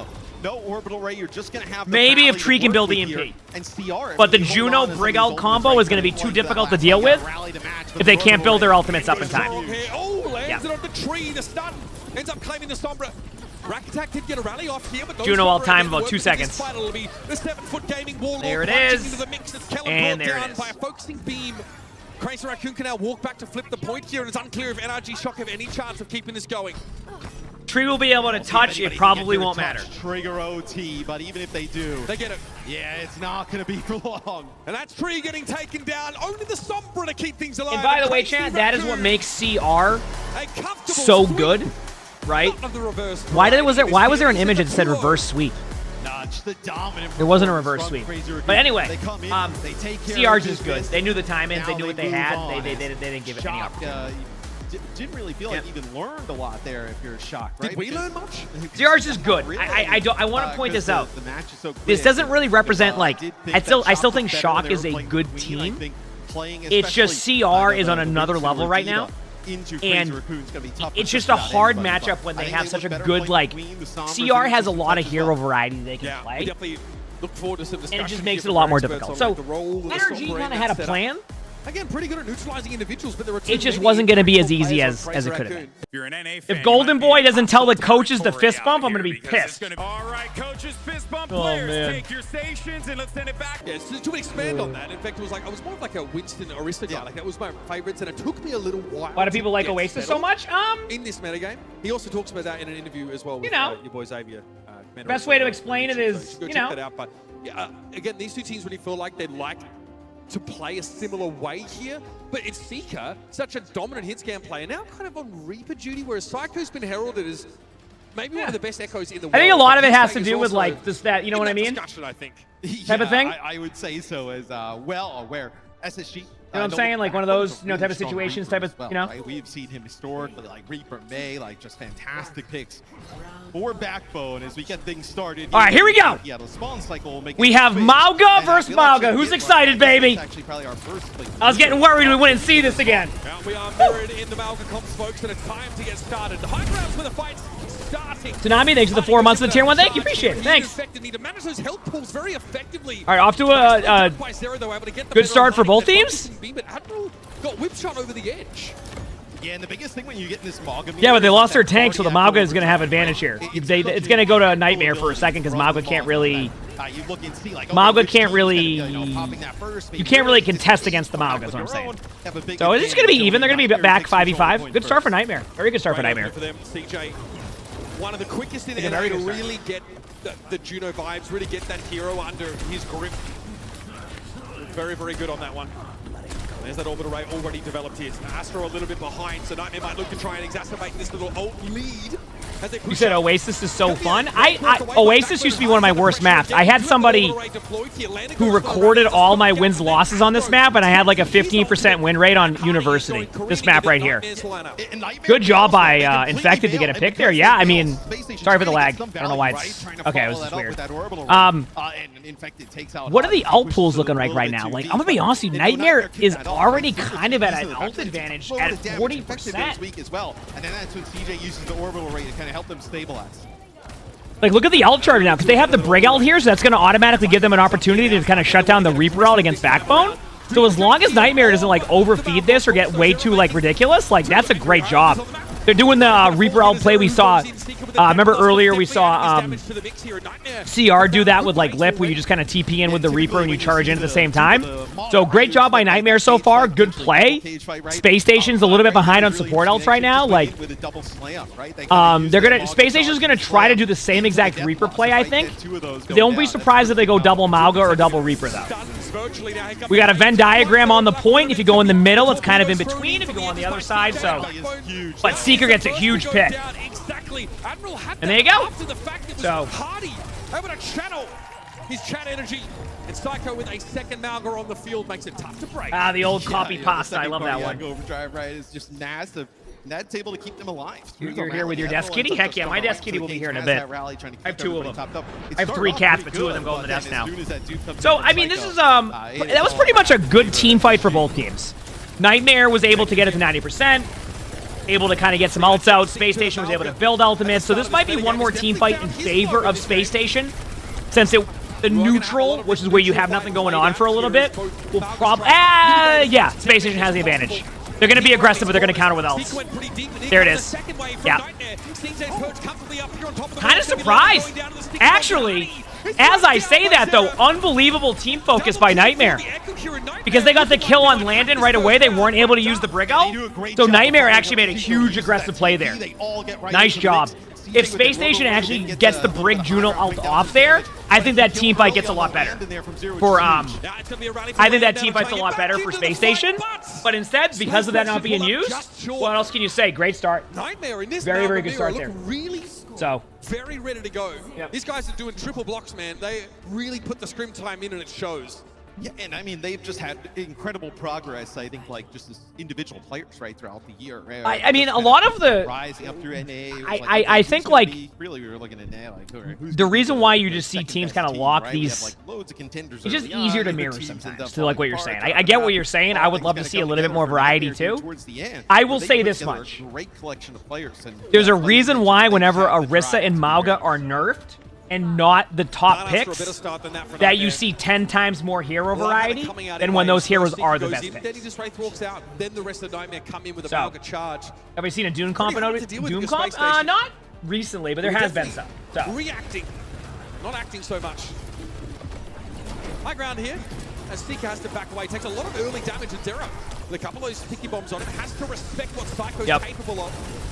Good start again for Nightmare. I mean, they got the map control. They got a couple people low. Got a free pick on Brig. Like, great start by Nightmare.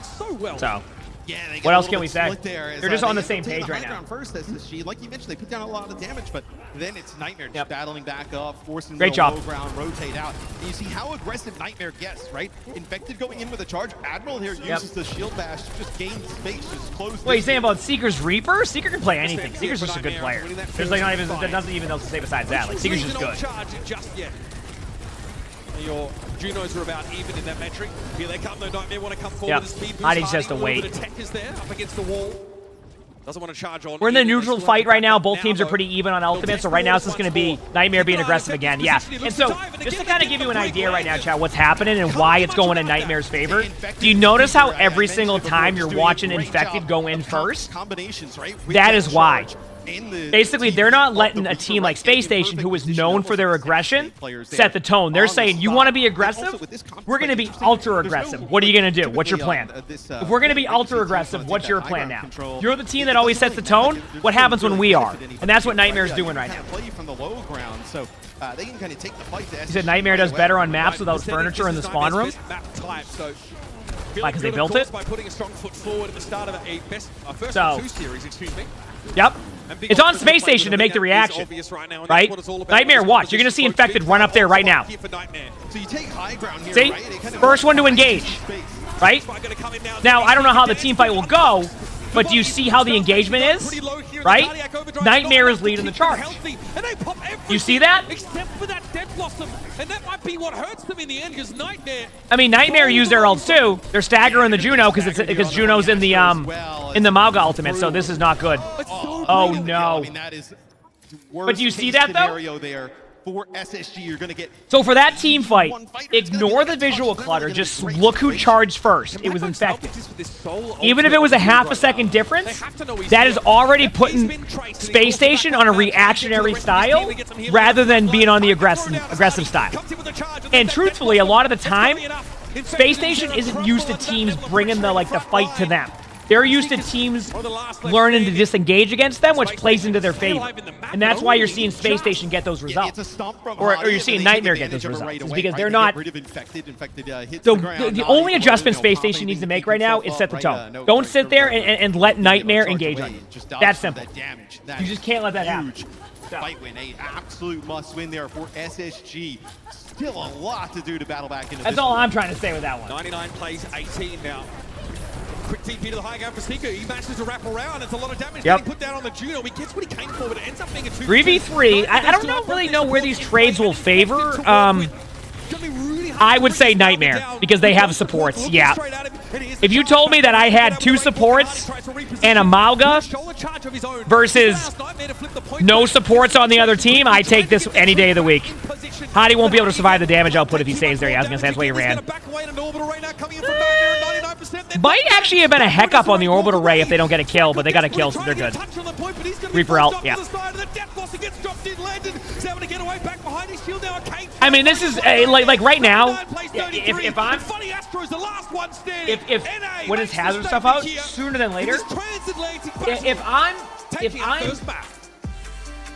in that situation as SSG, they're going to just look at that and go, why are we waiting to go in? Playing that brawl style that SSG is known for. They're going to go, why are you waiting to go in there? Between Infected and Seeker, you know, that Mauga. Why is Echo played when she apparently is in her weakest state in a long time? I disagree. I think Echo's in a good spot. But we knew that where is Echo in the weakest state? I think you go Echo to, like, yeah, you do a little bit of early poke, you can be aggressive, and then you just go in and, like, go Mauga or one of the other heroes. I don't think Echo's in a bad spot. Perfectly. A minute that, God forbid, might actually suit their playstyle even better, because if we're talking about Hive Minds, Nightmare are showing they're up there when it comes to the macro gameplay. Yeah, we know they can play other stuff, right? We've seen Infected play like ball throughout the year, like you mentioned. You know, Nightmare's the NA team, player, EU right? is the or names on the scene, I feel like NA. He's been Space Station's the EU team. Can do on the hit scan. I think it's probably a little bit of the shock to SSG that, like, you know, Nightmare comes out and plays this strong early on, but I think now that SSG has map selection, right, we can see their strength. It's just they're leading the charge every time. So what needs to happen right now is they need to flip the script, okay? And Nightmare, not Nightmare, Space Station needs to be aggressive. If they are on their back foot like they have been this whole game, they're going to struggle against it. Now, maybe there's an opportunity where they go like this May comp to stop the aggression, because like if they have Backbone playing, as we know, Backbone has that capability. I don't know how May would play in this comp, but that's if they don't want to be aggressive, they need to find a way to stop the aggression, because it's just going to be there's going to be too many fights you lose because of that aggression.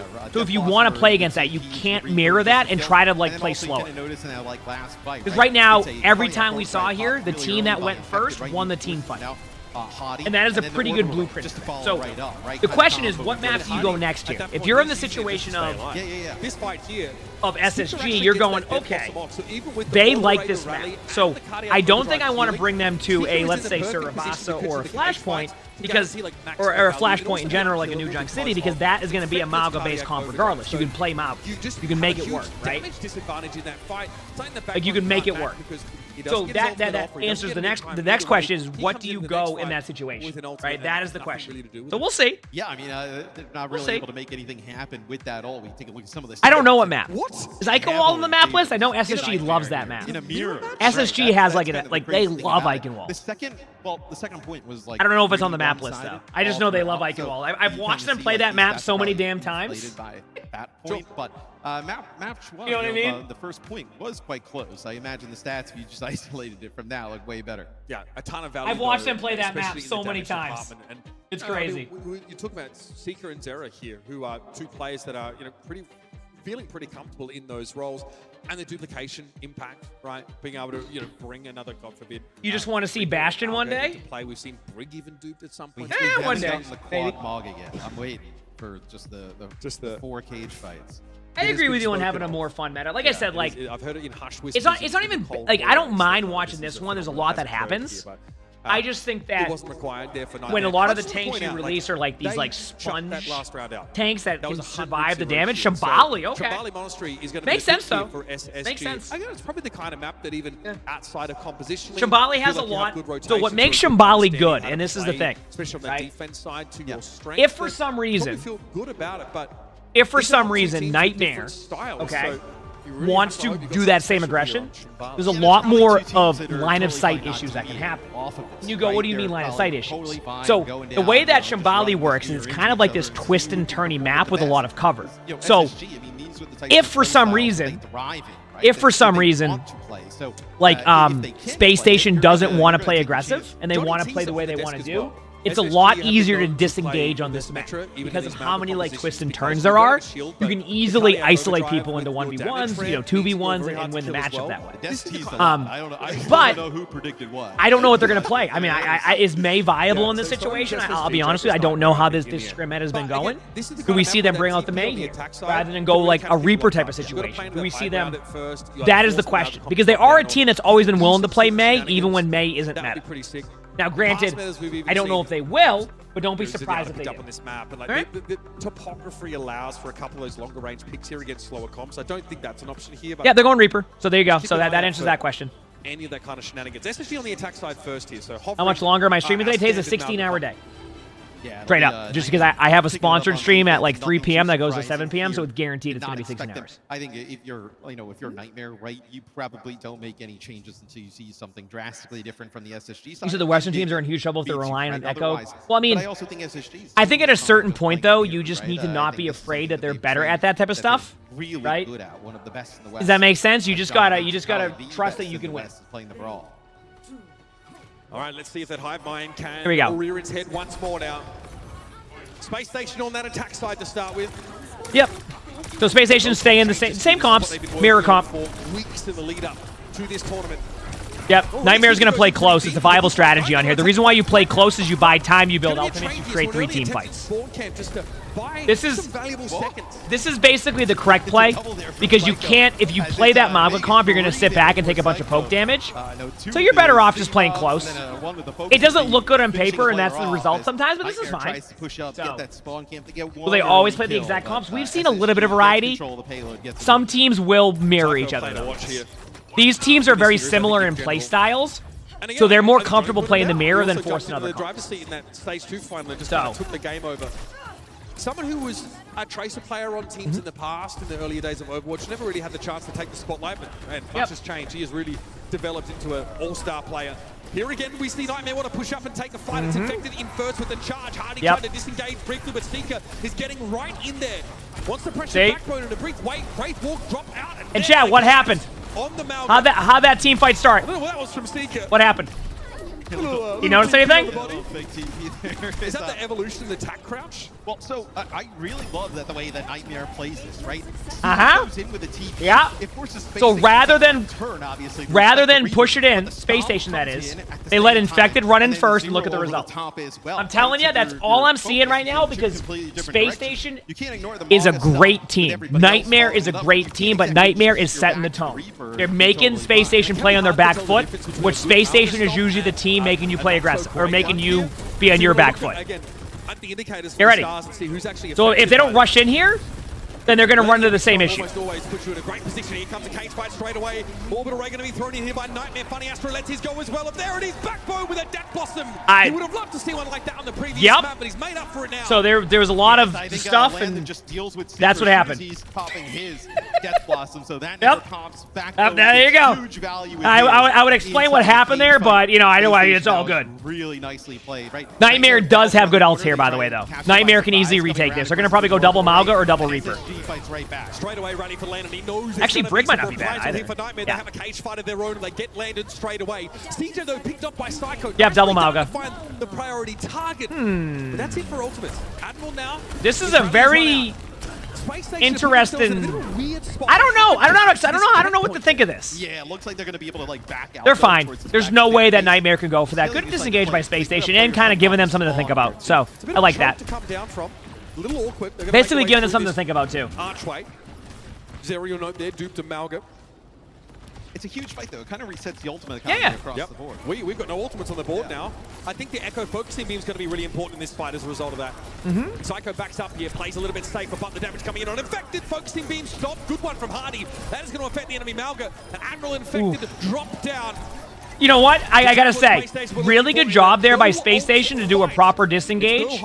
And that really made Nightmare think, because you don't see that happen too often, so sometimes things like that can be really effective. To where you do something that you don't normally see. That disengage they did was very, very different. So I actually really did like that play. I liked how they kind of gave him a different approach on things. Excellent play. SSG, we talked a lot about their play style, in my opinion. their coordination. Like you mentioned before, the damage dealers this year have been tremendous. I mean, Backbone, Psycho and Spark have just been really great. I mean, Backbone may look like a high skill expression hero whenever he was on it. His long-range right clicks were crazy, and they just won fights. Okay, here we go. So they go Echo out here. They're going to try and ignore him for the time being, and here comes that orbital raid. Force a raid walk out of the Duke to Reaper, but Psycho's going to come out with a Death Blossom of his own here. Hardy throws the cage down. Here's that free Blossom from Psycho, and he makes it work. Well, okay.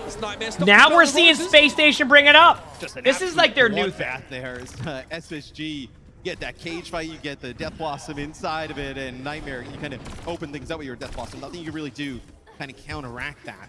Maybe Nightmare is able to Did get quintuple kill here, though. You have Infected with the cage fight, you can kind of like round the corner fast, maybe drop it. Reaper ult, there we go. Can't actually get a stun off of it. They do at least have a cage fight. Here's Backbone, though. He's in the middle of it. Stun. That's okay. Brig bash there from Admiral to interrupt the Reaper ult. Good ult. Good disengage by both teams. Stun. Backbone forced away once more. Torpedoes coming in. Space Station now starting to crumble a little bit. The healing from CJ. Very, very good at keeping Nightmare hailing Hardy, and Hardy's not going to be allowed to walk away. He pops a cardiac overdrive of his own. Great job. He's just staggering himself. Great job by both teams. That was well played. Both teams there played that really well, in my opinion. I didn't really know where it was going to go, but I think both teams did play that correctly. Nightmare just clutched it up. Both teams played that just fine. Nightmare is... does Nightmare engage this early? I would not doubt it if Nightmare tries to engage them before they even get remotely close to that card. And I think they should. I don't think they should play this safe. I think they should do this engagement point before they get to that card. Do not let him touch that card. I just think that what ends up happening is that Space Station will want that, and you're going to let them grind you down. Yeah, they're going to do that 100%. They're both building, right now what they're doing, in this neutral fight, they're both trying to build up their Juno ultimate. So Hardy's taking a little bit of damage on purpose to build up Juno ultimate so they can do Juno versus Juno. That's all they're doing right now. That's why nothing's happening. Nightmare doesn't really know about this timing, so they're going to... Yeah, there it is. It's time to go orbital ray thrown out on a nice angle there from CJ. The torpedo's going to be able to keep Infected healthy, and Space Station just try and disengage entirely. And there it is. Space Station baited them into that. Now they're going to come back with their Juno ultimate. I don't know if... I was going to say, I don't know if Nightmare is going to be able to take this because of that purely. I think this is just, yeah, great play. Great job, great job. And remember what I said earlier, chat? Remember how I said that SSG? Also, this map choice makes sense to me because of all of the ways they can disengage and all the twists and turns. They baited them into the aggression and then disengaged out, and it wasn't up. You couldn't go past that wall. You see what I'm saying? So that's why this map makes sense for them, because it's a much easier to disengage this than on, let's say, Oasis. So good play by Space Station, and I'm also happy that Nightmare is still playing the same way. They're not changing up their style because they feel like they're beat. This is fine. They've got no Juno to work with. Have a cage fight, and that seems like it was enough for Space Station. They didn't able to hold onto his rally here, and that's big value for SSG. Yeah, I think if you're Nightmare, you're just trying to stop a map completion, right? At this point, below a minute on the clock, you need like 2 more fights maybe to get it to that position. But not bad, though. Hold on to some of these key ultimates here towards the end. This is where we see a lot of teams kind of like stall out. Okay, so we have, what does see? Ooh, Nightmare has a huge Juno ult advantage. They might wait till about 30 seconds to use this. I think they might try to make this last fight, and they know it. They're going to play corner for a second. Yeah, and now it's at 30 seconds. There's the Juno ultimate. There it is. Yeah. They're going to try to stagger whoever's left alive. That's why the Brig went right off the map. Yeah. They did exactly the timing. They're going to play close now. They're going to play close. They're just going to Brig out and not give them any space. That's how you got to do this. If they give them space, that's where they give them opportunity. Going over the Tracer, probably just to get a touch. All right, up comes Backbone, has the Wraith Walk here, so this is very telegraphed, folks. Back for Admiral. Okay, gets the stun. Good cleanse by Landon. That was underrated, and it wasn't even like really noticed during that. Backbone low, clinging to life, and Hardy's not faring much better. Admiral, the raid boss here. Good job. Just whipping him about. That was a very good job. Yeah, I mean that was like exactly how you're supposed to play that. So the reason why you engage them early is because you want to get their cooldowns out early. So let me give you an example. If the Reaper doesn't have to worry about people in front of him, the Reaper doesn't really have to use Spade yet.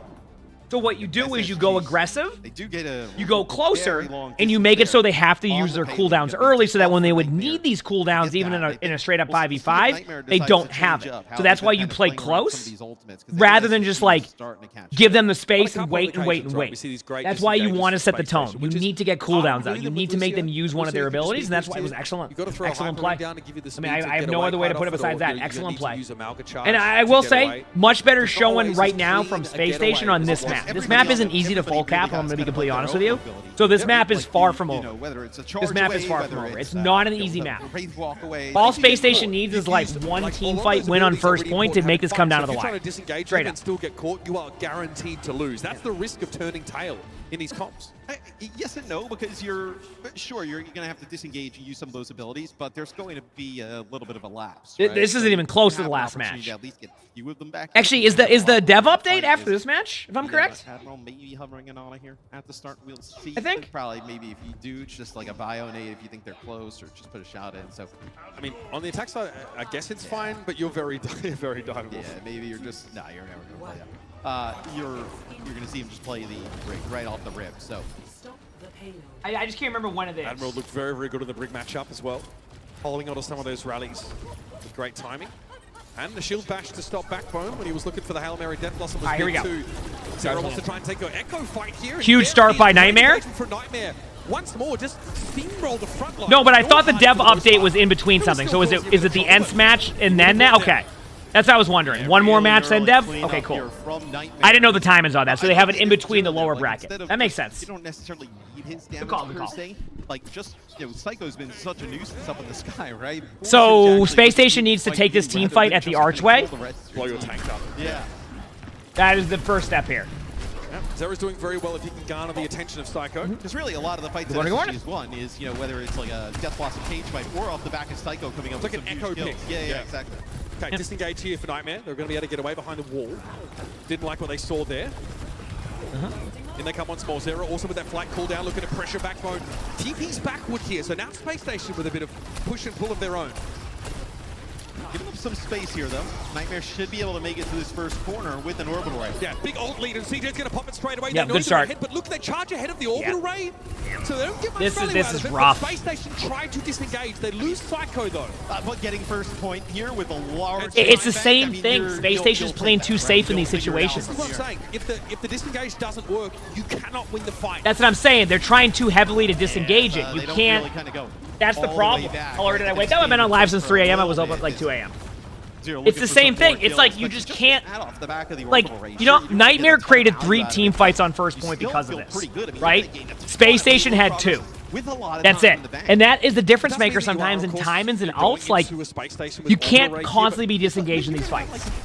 What, 4 ultimates as well? I mean, it's not like Like, you need to brawl them. It's the same thing. Even if, like I said, Space Station wins this team fight here, it's like Nightmare is just going in because they know they have ultimates.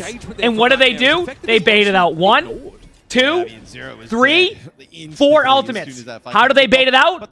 Infected charged in. 4 ultimates used there. That's it. That's all it was. Because the team is, because they're playing so reactionary right now that they can't dictate how they're going to use their ultimates. And that's why it's so important to do it the opposite way of it. Those big ultimates. Backbone trying to start a fight up early, but here comes a cage fight. Thrown down. Zera also duping the Malga. There's a lot of big bodies in the field right now. Space Stations are hitting the floor. It doesn't. And they saved Brig Ult and Juno ultimate. Like, there's no way that Space Station is going to effectively be able to do this unless they get an early pick on this point right here. In terms of like where you are, because you're also like Yeah, they're just leading the charge every single time. Way better position for where they are. Yep. SSG kind of has to take that early fight, right? Maybe you're able to win it, but if you don't take it back here, right, it gives you 1 fight. So you essentially get an extra fight. All right, and Juno ult in 3, 2. Even quicker than I thought. Even better. Good luck to Psycho. There's too much damage there. You're falling over immediately, and that's that. And they save Brig Ult. Get another checkpoint, a time extension. Bro, they have What, so 4.5 much to minutes? work with here. Like, Yeah, I mean, 4 minutes and 30 on the clock. And Oh, counting man. end, I mean, they don't even have to get the entire map, right? You got to get it around that corner, but still, it's an eternity of time to play with. This is huge. Nightmare coming in as the very fifth ult seed check here. heavy? Yep. Space It's very Station's ult the based. best team out of EMEA Yep. in that stage 4 main event. This will be wild to see them win here. And they're so close. They're Brig out, Reaper out. Here for Admiral. Seeker does have a Blossom.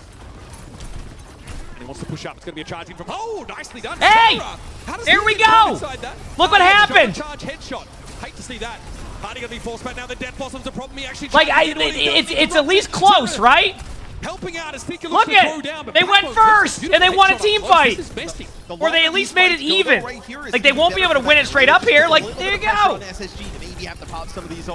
Do that more. That's what they need to do. Infected's going to get them in position where this payload's going to be at that final corner. He's going to have to back off of it here as Seeker's still coming in. If you're Nightmare, you take a fight, try and get them to use keys by one of these ultimates. You still got 3/3. So right? You take a fight, yeah. Psycho, oh my god, it's got him pretty hard there by those sticky bombs, and there's a double orbital ray fight. It's going to be a foul! My goodness, Backbone just shredded them. That's a cheeky little 4K for Backbone. And look at So, Nightmare. I think Nightmare, This all started with an aggressive play by Hardy. I don't think you need to invest I'm that just heavy, saying. though, right? I mean, you end up Aggressive using play. in your orbital Aggressive ray. play. Be You think aggressive. maybe That's what you could want to have, do. like, That's how you changed want to fight, play and then that, this. kind of gets them Be to aggressive. react in some Be aspect, aggressive. and then hold on, like just kind of like have them wipe the floor with you. Yeah, Let's see. show me this again.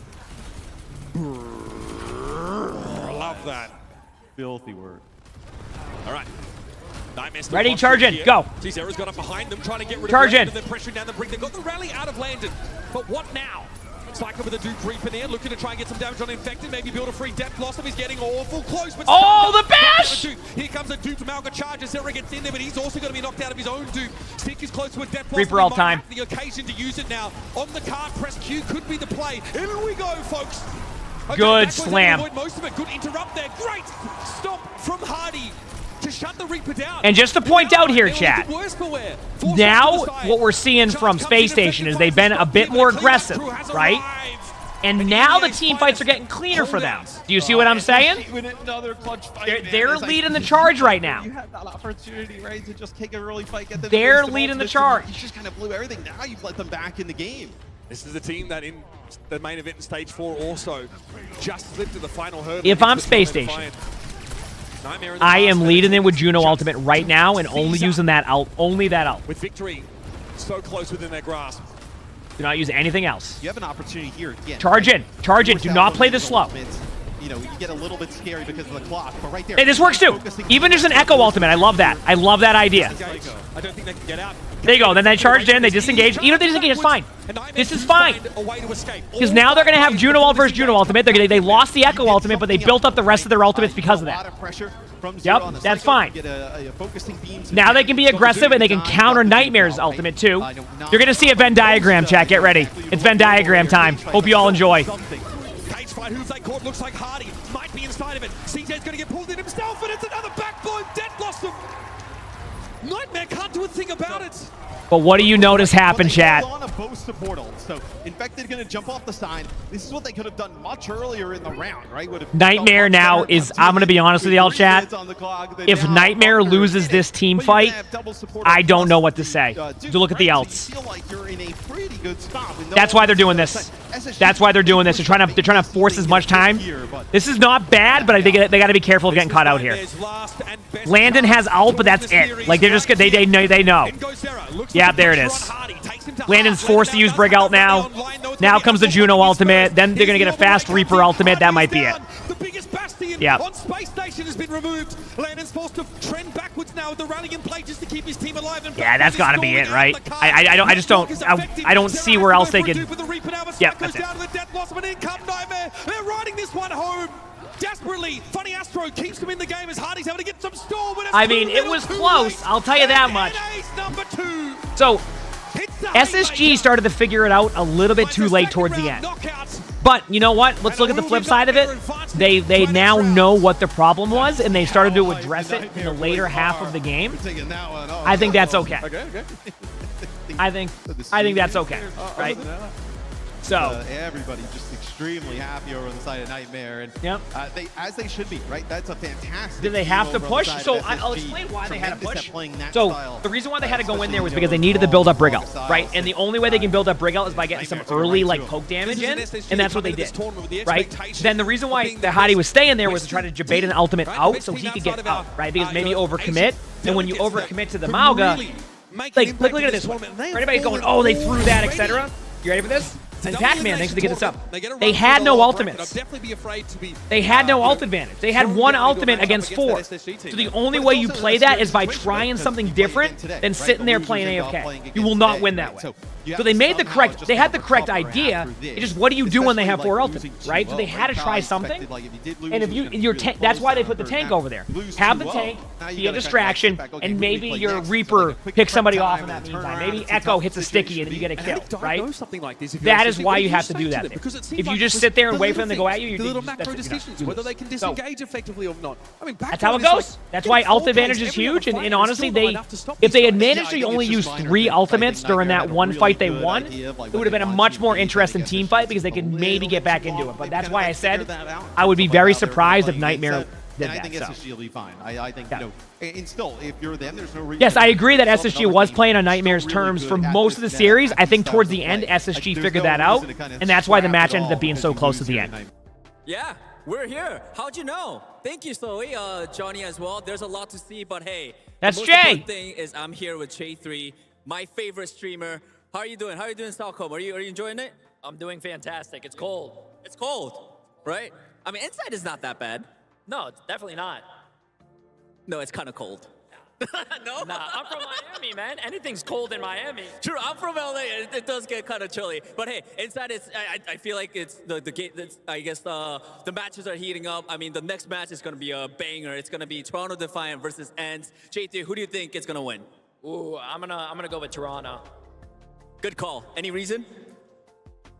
No. No. Simple. Me too. I'm rooting for Toronto. What an Why? interview, I don't Jay. know Thank you either. for this so much. Another big thing is you're gonna be on the show match. That's gonna be happening later on today. Are Thank you excited for that, Jay. Yes, sir. I don't know if I'm with you or against you, but it's gonna be fun. If it's if I'm on your opposing team, throw for me so that I look better. I don't have any of my peripherals. I'm gonna be horrible. Nice, nice. All right. Thank you, J3, for the interview. All right, I guess this is it. Have fun in Stockholm. Des, back to you. Well, that Wow. was an interview of all time. I was just gonna say, that was certainly an interview. I'm glad she said it. That one. It's cold. He said in a t-shirt at wintertime in Sweden. What did he expect? Did you look at Jackets. I'm glad she said something like that was an interview. to the event? Did you All know right, what was actually wow. Okay, Yeah. no, he's just He he's did trying to talk to not. us. I just, Yeah, well. dude, look at the weather report. Okay, you're traveling to Sweden. I don't know what you expected. We're not in the southern hemisphere. Come on, man. roster who really hit their stride at the right time. But it's a new meta I was game. right It's to a new grab the stage, 8 a.m. folks. soda. Well, I mean, I We're could have heading had to 5 of them by now. This series of So, the Toronto Defiant finally match can't time. settle for domestic dominance, Matt. Like you mentioned, they are purpose. what do they mean by macro meta game? It's more about like, Bad day for it's you. more about like good alt It's economy, been understanding rough when now, to I use think your of it. stuff, when to be Yeah, aggressive. dude, I hope there's a So pause. far, That'd be- Twisted Mind's been their strongest showing. Yeah, which I don't think anybody kind of predicted. We do have a little bit of a pause here, so we'll figure that out. Get right back in the game. Looks like everybody's okay with their chairs. The chairs have been like the biggest. Chairs, thing. man. Chairs, so big chairs. But we'll jump right back into this one once everything gets sorted. Yeah, you figure like EMEA, right? Oh, This man. style would have suited them the best. It seems like everybody else. Oh, right, boot great. Camping, coming, a lot of the teams coming here to Europe and boot camping. It's definitely helped them catch up maybe a little bit. So despite this Toronto Defiant team saying that they had some struggles in Stage 4, Hey, we're especially going with the meta live. game, It's live. we're It's still looking finally. pretty closely at We're them to good, see if they chat. can We're still here. find this level of success. We're Obviously, good. Vega We're going live moving at to a 10. Juno role. Let's go, Do we actually baby. get this? We might, on Ilios, this is the kind of map where you can get away with this. This is a classically, I think, like APAC style with the Ana, Brig, and Winston set up here for Toronto. And you also wonder, Let's go. like, So obviously we got the these Winston teams comp are from streaming Toronto on with the another, classic Ana not Brig. specific We got the team, Diva. but It's spreading throughout the basically pool. And teams same tell backline, each other so it's an things, unkillable right? So backline. if you know that Ants I is like like Toronto's they don't comp a really little play bit better. Emongg as much, and they're okay Basically, playing the that difference Diva. here That is allows Toronto to Toronto play. can put a This little is bit more specifically the kind of backline map where pressure. You can play these dive styles here, but God, Toronto Ents with is this a little bit more lineup poke heavy looks with good. time Nobody dives. gets to play So they're his both standard very good ball. We comps. put Sugar-free on the Tracer, someone on the Winston. But this is definitely something that suits N12. Sky Reaper's an incredible Ana player. Kai gets to play that hit scan. Both teams really want to get off to a hot start. Yeah, and it's really just, can you keep the supports here for Ents Yep. alive with the pressure that someone in Sugar Free are going to put down? Well, here comes someone, comes knocking. Kai definitely has to abscond from the high ground here and play around that defensive zone of Astola, but Bionade connects onto Kellex. And need to be careful. Cheeky bubble will deflect that dynamite from Kai. So far, nothing's happened, but that's normal. Yeah, D.Va gets DMAC'd. Keep in mind, and just to point this out, D.Va plays a little bit worse against Winston now than we're used to. It used to be that D.Va versus Winston was like a very even matchup, but with armor changes recently, Winston shreds armor targets. D.Va sucks against armor. So Winston now is like in that 70-30 type of range, rather than the 50-50 matchup we used to see. So, is this the patch before the Ana buff? I don't know. Probably, yeah. The damage one, yeah. And the damage and healing one is 75. Yeah, push them all the way. We talked about that already. That is a real zoomer team. What time does Hazard come? I wish I could tell you. No, I don't think D.Va Winston's pretty even nowadays. I think it goes in favor of Winston. What's the armor change? Well, they made armor better, and then Winston ignores armor.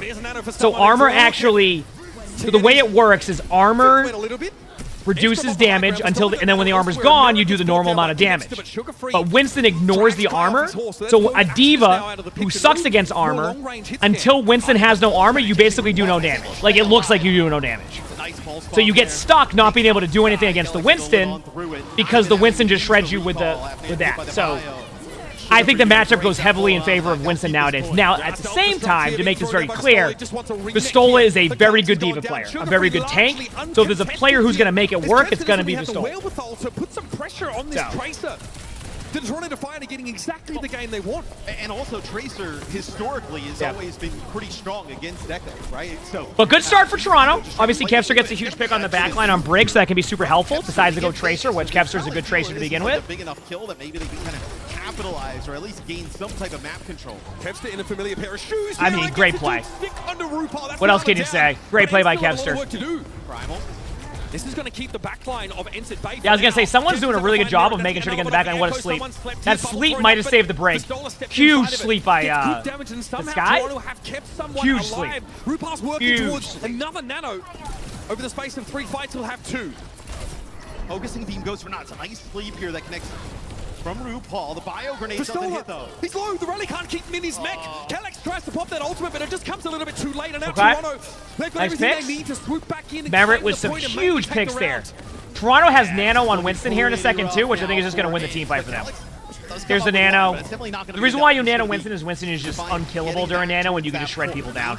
They're going to go get the point. Someone could have dove that, but I think this is a much more effective and safe play. You don't want to feed or give them any opportunity to get back into it.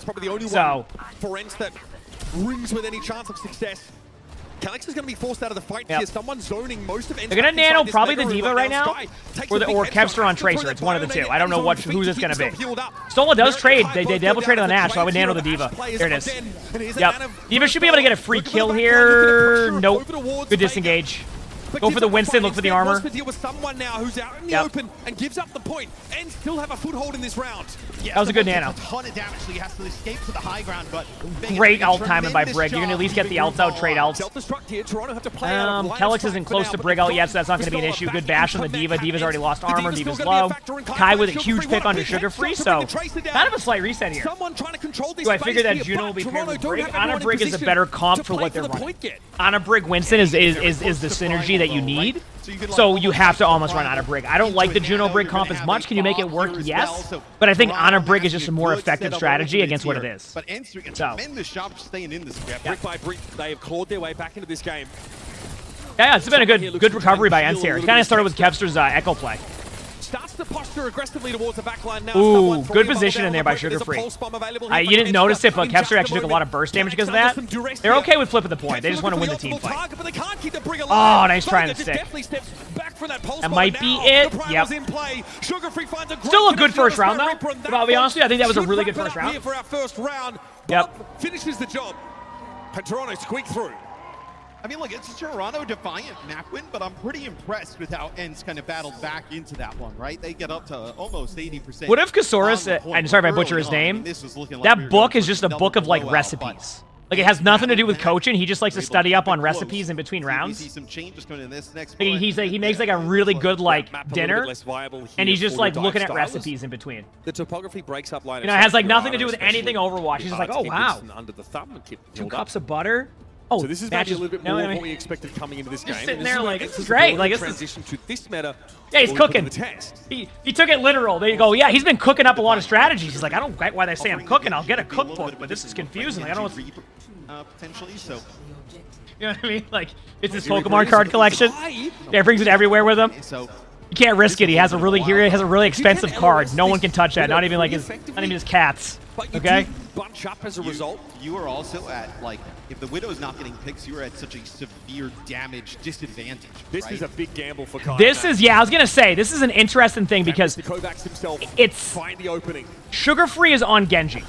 Okay? Here, and really I think Genji against Widow here is going to be really good. So, yeah, the Genji did exactly what you're supposed to do. Yep. And then you got Dash Reset Daryl over here. But basically the point I'm making on that one is they see the Widow. They have the Widow. They know to take the map control. That's pretty much it, right? Hazard gameplay is after. Apparently the dev update is after this. The switch there for just a brief second. I think he's going to go back to the Reaper, just seeing if he can pick somebody off there at the start. But yeah, they played around that Widow. Yes, it's like the pro scene. They came out of the gate with a Genji. Sugar Free was ready for that. Now Defiant playing in a bit of an annoying spot. Somehow Ents need to try and close the gap here. Nice play. Now this is kind of going back to what we saw earlier. The team that's kind of setting the tone by being aggressive is the team that is winning right now. Someone drops from the high. Also, someone probably has the deepest hero pool of any player I've ever seen. I legitimately do not think there's a hero that someone can't play. Make much of anything. Straight up. Guy hasn't been able to heal enough. That orbital ray advantage is going to be huge for Toronto, and they let it go straight away. In goes someone. Sugar Free now build up with a blade. Okay. Literally, I don't think there's a hero that someone cannot play. Maybe Reinhardt. Maybe Reinhardt. Even then, I don't know how it was Reinhardt. You haven't seen him on D.Va. Doesn't need to go D.Va if his Winston's that good. Winston's better than D.Va. Why go D.Va if you can just play Winston? You know what I'm saying? Especially Toronto, right? Cage Fight Rally, Death Blossom, pretty sick. Like, well, why go D.Va if you just play Winston? Because Ryan's great? Well, then there you go. Lenny still got 2 kills to the blade. Dude, the Mog up here is filthy word. That's annoying. That's what I'm saying. Like, I don't see him play Ryan too much. There you go. That answers that. Beautiful running shield. Okay, good alpha ends here. They should be able to win this. So they win the team fight, but you know, I will say, if there's one thing Toronto's been doing wrong is in these last team fights, they're over-ulted. So they're giving Ents an opportunity to get back into it, but that's a small issue. That's fixable. It's just like stop ulting in that situation. You know what I mean? Like stop doing that. The Cage Fight plus Blade was that's it. Like it's not even a bad thing. It's just like, truthfully, I would probably do the same thing they're doing, but if you have to look at it from like an analytical point of view, it's probably like, yeah, you know, you can save an ult there. You know? Yep, good aggressive play. As you see, Ents is being the aggressor. So, yeah. It's not pretty, but it's effective. Now they're starting to get rolling, right? You take up that space. Now force Toronto to kind of now you can have Brig out, so to speak, because you're able to make some big this is like the first neutral fight they'll have in a while, but they have the map control. So they do have the round to build it back. Yes, you said predictions for the next map, please. I just don't. I'm just not going to set it up until like Crap is back on or something. DPS ults, really? Yeah. I mean, cardiac overdrive plus. When is Hazard? It's already 5 a.m. PT. I don't know. Right? With like, you know, Kelex's shield bash, for example. Yeah, and for this blade that Sugar Free's gonna have, I mean, you're maybe. Like they're gonna show the dev update after this match is over. Rather quick. You're gonna have the rally on the other side. So here it is. See if Kelex is able to stop it. Hyper ring thrown down. Speed boost here for Toronto. Okay, so Kelex is gonna have to break out this right away, but even that might not be able to save what's about to happen. From Sugar Free, he drops down like an angel of death. Yeah. And Kelex is ruined. Full disengage from Ents, but they're down to 3 here, and their odds of I think it's over. Someone wants to make them 0. Tries to charge wait a second. Reposition now behind that. Dash is going to root if they can tap point, actually, I think they did it again. Like, they know they have those ultimates, and they did it again, so... I thought it was over there for a second, but they just ended up... They didn't expect the... It's just the ultimate. I don't know. And on the I mean, Toronto still. I think Toronto still should win this, but it's just the same. That's fixable. That's just a small issue on that one. Like very small. It's just like that Vince is back in this game. I mean, they're going to have probably one fight here to decide it. Sugarfree going to move away from Genji, going to go over to the far right here, just trying to put down some poke down. Kelix is on the Lucio here, probably just switching to get back to the point in time. Is stuck to it now. Here's a cage fight. Very good ult. Caught someone in there and he got Yeah, I mean, that's going to be 2 kills for... The only way that they can bring this back is if Kai is able to get a really good backline Reaper play, but it's easier said than done when you have everybody looking at you during it. Sugarfree actually made a great swap here for like a last-second team fight. Nice splash damage off the wall. I think that's it. So it looks like first map is probably going to go to... Death Blossom for Kai is going to be redirected off to the side. Rumi Ents? Yeah, Kai's dead there. Hey, touches the point one more time, but... instantly, and Toronto Defiant, a scrappy affair sees them take away Ilios. Not bad. 2 fairly competitive points. Back and forth, it wins. Good first round. Ilios, but Toronto in the end comes out on top. It feels like even some of that percentage, though, right, is just you're going to end up giving up some percentage. I will say Ents made it close both times, but they had a bad start. Like I think more on the second point that like Toronto was in a little bit more danger. First point seems so I think if Ents can clean it up, it'll be good to go. It took Ents Mars May, thanks for the 2 months of the tier 1. Thank you, They were playing like Arna Brig, which is really fair enough, Mars. I got you. You know, but like, first of all, I mean, they should be on good time, but I don't know why. So my husband can stop complaining about AwCrap. I respect it. I respect it. There are a couple of those dive maps in the pool where you can go away from the Malga setup. Then we saw the Malga. Is the person walking behind them their coach? Yeah. Over the Echo. I thought the replay was very solid. Not much to see. He's over there sharing some of his recipes. He's like, what are you looking for? A cake? Picking the Widow at the start. You looking for a nice steak? What do you want? I have them all. What page you want? Yeah, he's like, you just come to me for recipes. He's like, thank you so much. I appreciate that. I want to make more food. Wonderful. I'll share them with you after the game. See? And it's a little bit different. Maybe plays out. And now the other guy's like, oh, I'm looking for some recipes too. Okay. What do you have? Oh, you have to tell me about it. Sounds good. Thank you. He's like, yeah. You want to look right now? I have a recipe right here. In previous metas, like we've seen He's like, yep. Look right there. Yep. 3 cups of butter. See? Brig on one occasion, but Genji, Echo, those are the kind of picks you see. So you want him to sub himself in? He's not one to hold on to his recipes. He wants everybody to know he's proud of his recipes. He's able to play Ashe in this first game, right? Looks pretty darn solid. They go for the Widow gamble. It just doesn't pay off. 3 cups of butter? Pretty big risk, I think. Sometimes you just want some butter, okay? I mean, you're thinking about... All right? I don't make the rules. It's like, okay, we can just like ping throw, right? I mean, is that what you kind of want to play potentially here? Like, you know? Sometimes you just want some butter. Because Toronto, they're so flexible. There's so many different things that they can play.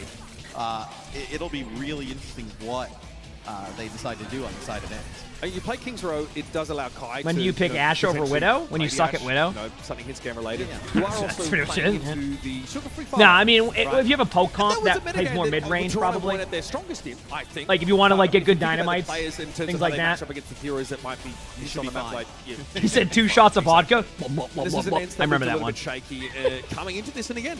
You ever seen that one? It's like a video where like the lady's doing. I forgot who it was. She was like.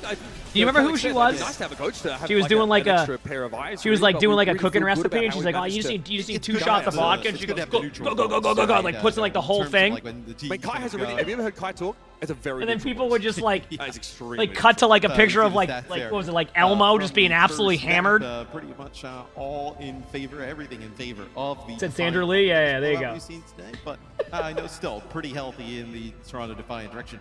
The coach is good to have that like just kind of neutral voice in the room. That's a good one, isn't it? We were kind of discussing about how he plays certain situations. You have somebody who's watched a ton of VOD, knows the team really well, can kind of break up some of those fights. I think that's probably where they miss the coach the most. You should be fine, substitute. I think they also might have like a replay later where you can keep getting more.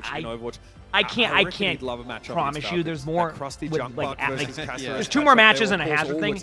With how it's so hard to predict, but with their hour and a half great start for Toronto in between each match they do, maybe there's an opportunity. But I can't promise that either. But I think they're doing a replay with it later. That might still have it available, but I'm sorry if I. Showing that hey, this Bint, thanks for the 25 months for the tier 1. Thank you. you. Appreciate it. Graveyard Koi, thanks for the Tier 1. LA Force, thanks for the 13 months with the Features Prime sub. And Matt's Gone Postal, thanks for the 36 months. That Features Prime sub. Coffee Shop, thanks for the 5 months with the Features Prime sub. Did like the casters just ask people to Prime sub, or did I miss something? That was like all at once. Falcon, like we don't care. And it's like, well, My headset's off. Oh, there he is. Look at, yeah, I can see it.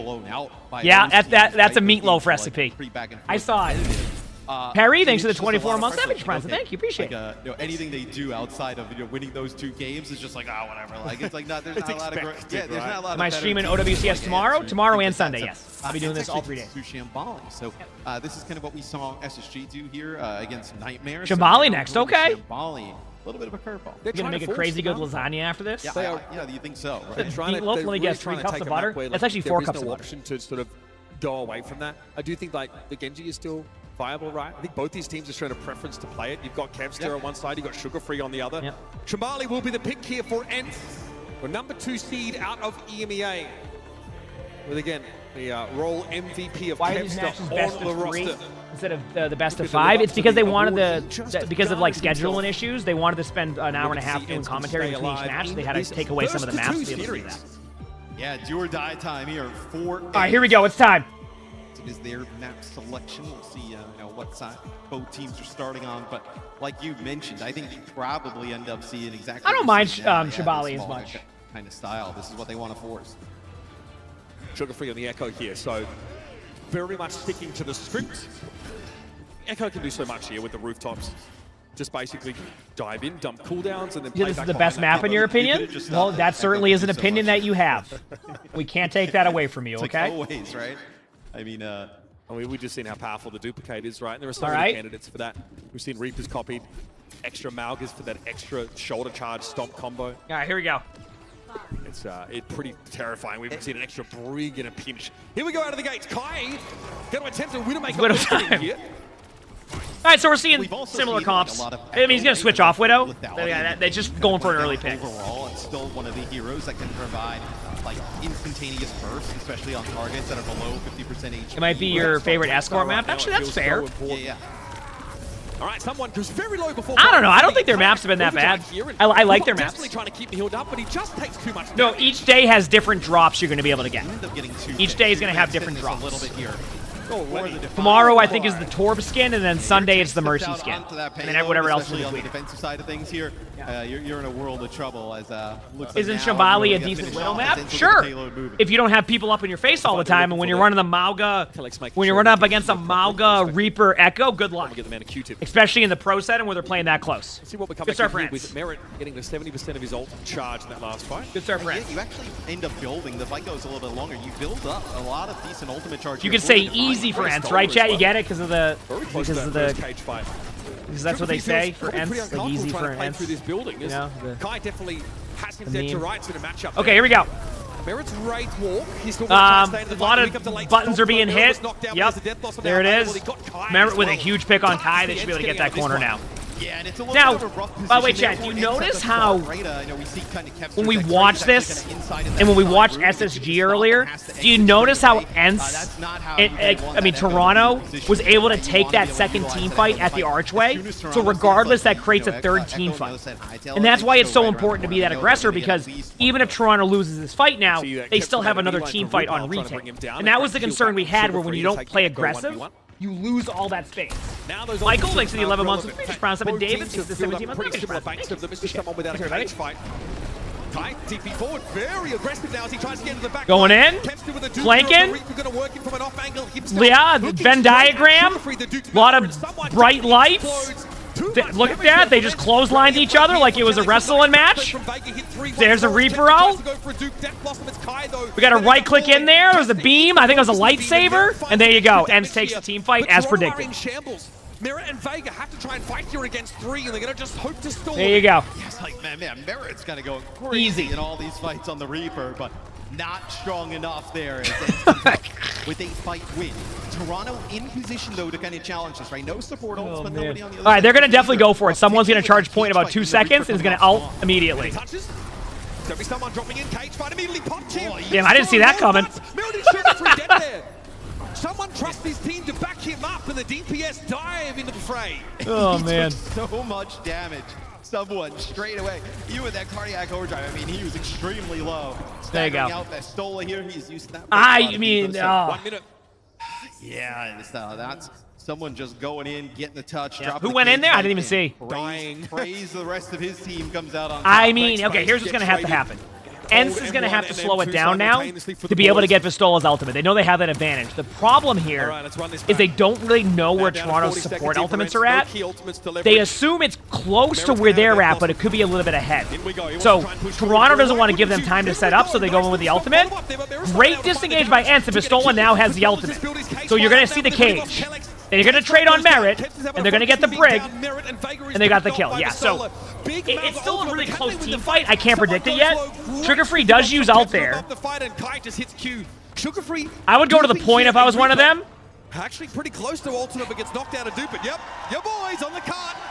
Just a cool guy playing the objectives. I mean, the Malga versus Malga mirror. Sugar Free fighting that 2-on-1.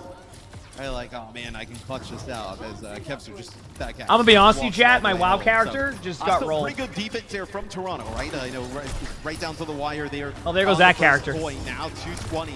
Not a lot of time to push up through this. I let my hardcore WoW character die because I was just standing next to a mob AFK. I just wanted y'all to know that. Well, time to start from level 1 again. I wanted to start over. I didn't like that one. Go first. RuPaul maybe a little bit too late to the punch with Keys. That's Merit. Falls under the screen. Level 7. It wasn't even that high. Vega doesn't quite know where to put it himself. Am I playing OnlyFans? I don't know anybody in the guild, so I can't get into it. He decides to put himself back into the spawn. That'll be a team kill there for ENCE. You end up kind of using the orbital ray, and huge for ENCE, right? It's like you actually have this rally. I know, Tim. Use this rally when the cage fight comes. That is true. Blossom on the other side, right? So not really that scared, and you can make up some of the time you potentially lost. All right, here we go. Kellex here doesn't want to overextend. Steps up, gets some information about the Defiance setup, and in we go again. Big cage fight, big catch as well. Sugar Free's trying to play from the fringes of it for now as they're running for Kellex. We'd hoping to keep them healthy enough, but Toronto going in with the ult. There's a trade here. I just want to see how this ultimate goes. It's an okay repro. Yeah, I was going to say, it's good enough to be able to get the Brig to back away, so... I mean, Toronto's had solid retakes, right? So, it's been solid retakes, so I've been happy to see that. Going deep for Sky, that's going to force them just wait a little bit longer. And as we talked about in the last series, right, when we saw Shane about, like, it's really long to get back here towards the heart. You got to go like up and maybe around the side as, yeah, they won't kind of go in towards that front. They'll take this back staircase all the way up. Yeah, unfortunately, this key lift was unoperational, so I don't know that well, Perry. 2 Death Blossoms here. Did you love seeing Reaper in pro play? Reaper's fun. I like Reaper. Reaper's a fun hero to watch. My opinion, at least. Pretty cagey right now. Excuse the pun. They don't want to get All right, caught out ENCE by the new should win this on paper. Yeah, I mean, on paper. It depends what Merit does. Merit's trying to play hide and seek. They're trying to build Juno ultimate. They're going to go with Juno ultimate in like 2 seconds. Orbital right here for Sky just now develops the solo. Maybe waiting to see what happens with this ultimate and then using it. Okay, there it is. RuPaul actually is in a bit of trouble. Orbital Ray's now going to cross over Kai at the fringes of the fight with the Death Blossom. Wasn't able to find anything. Eventually, though, he gets... Yeah, they're just all in their ults. They have to. In he comes with the stop, looking to try and find these squishies. This is a lot closer than it should have been. I'm going to be real with you. I don't know how this is even close to the team fight. Why is this... I don't under... Focusing beam, but there's more work to be done. Good sticky capture there from Sugar Free, but Vistola needs to be handled. And there it is, a dupe on the Malga. Sugar Free's very hard to shift now. Yes, the I just don't get it. It's like they almost played it scared for a second. Not scared, but like they kind of... Plus the cardiac overdrive. I think they overthought that. If they just went all in with the ultimate right away, they waited. Especially once you've already used that was weird. Some other ultimates, right? You've already used the I don't know how to explain what I just did. I feel like that should have been ENCE's team fight to win. Like that wasn't even like a... Give themselves an opportunity. But Kevster eats a whip shot randomly, I think, from Vega there. Just knocks him out of effective range. I think he's trying to focus him someone down to the time or at least land stickies. Yep. And then, of course, a late dupe of the Malga for Sugar Free meant Toronto to try and handle the durability they would need. Damn. So only the one checkpoint here for ENCE. Much of this owing to... Still very holdable, though. This map is difficult. At all. So, yeah, I mean, this map is very difficult. It's important that ENCE, just like how Toronto did, right? So you don't think Kai got much value with the... Try and get it with the Blossom. Can I be honest with you? The previous series, right, I don't even think that like. Now Nightmare's got 5 I don't even think that would have been like much of a. Right? I mean, then you're staring down the barrel of an L. You want to kind of draw this. Like, I don't think the Blossom was even the main point there. When you just can Mauga ult and use your Juno ultimate, you should just win off of that alone. I don't even think the Reaper ultimate was like a major issue in that one. At least in my opinion, from what I saw. To claim enough real estate on this map to feel comfortable coming back around on defense. I think it was more along the lines of it just hecked up the initial play. Coaster there. You know? He's mastered the art of blowing his hair out of his eyes. Can he get hit both sides? Got mad accuracy there. Never uses his hands for it. You've never had to deal with that problem, huh? Less and less, mate. That hairline is out of there. we all can see it. We know it's less and less. All right, Sugar Free attempts the Widow opener. Okay, here we go. And away we go here. No attempt at a spawn camp ready for Ents. They will emerge, though, from this corner and try and take a fight. Someone's ready for it, though. He wants to start it up himself. Sugar Free uncontested right now. I mean, what a start for Toronto. What else can you say? You start off like that, that's just a good start. Now, keep in mind, die in the cart, take a fight at the archway, or win the team fight. Either or. Building up towards some of the ultimates, clock. Either or works, right? This is actually pretty decent, right? You're actually, keeping your tank alive. Is this the patch where they buff Mauga? No. You're gonna have, the next This is not the patch where they buff Mauga. Fails with his life. So Blizzard has just managed to force Mauga metas all the time, which is kind of an interesting one. But they like their Mauga Orisa, that's for sure. Down with a player advantage, so Vistola couldn't stand up. Kellex does get killed so fast that you're like 45 to 30 there for Rally, but how these fights are and how close quarter is, and you can just get so much value at the Inspire healing, you'll see that jump up pretty fast. And the healing is approximately even between these two teams. Was there time in there? Damn, okay, we're going to have to fire it up on the next pretty badly.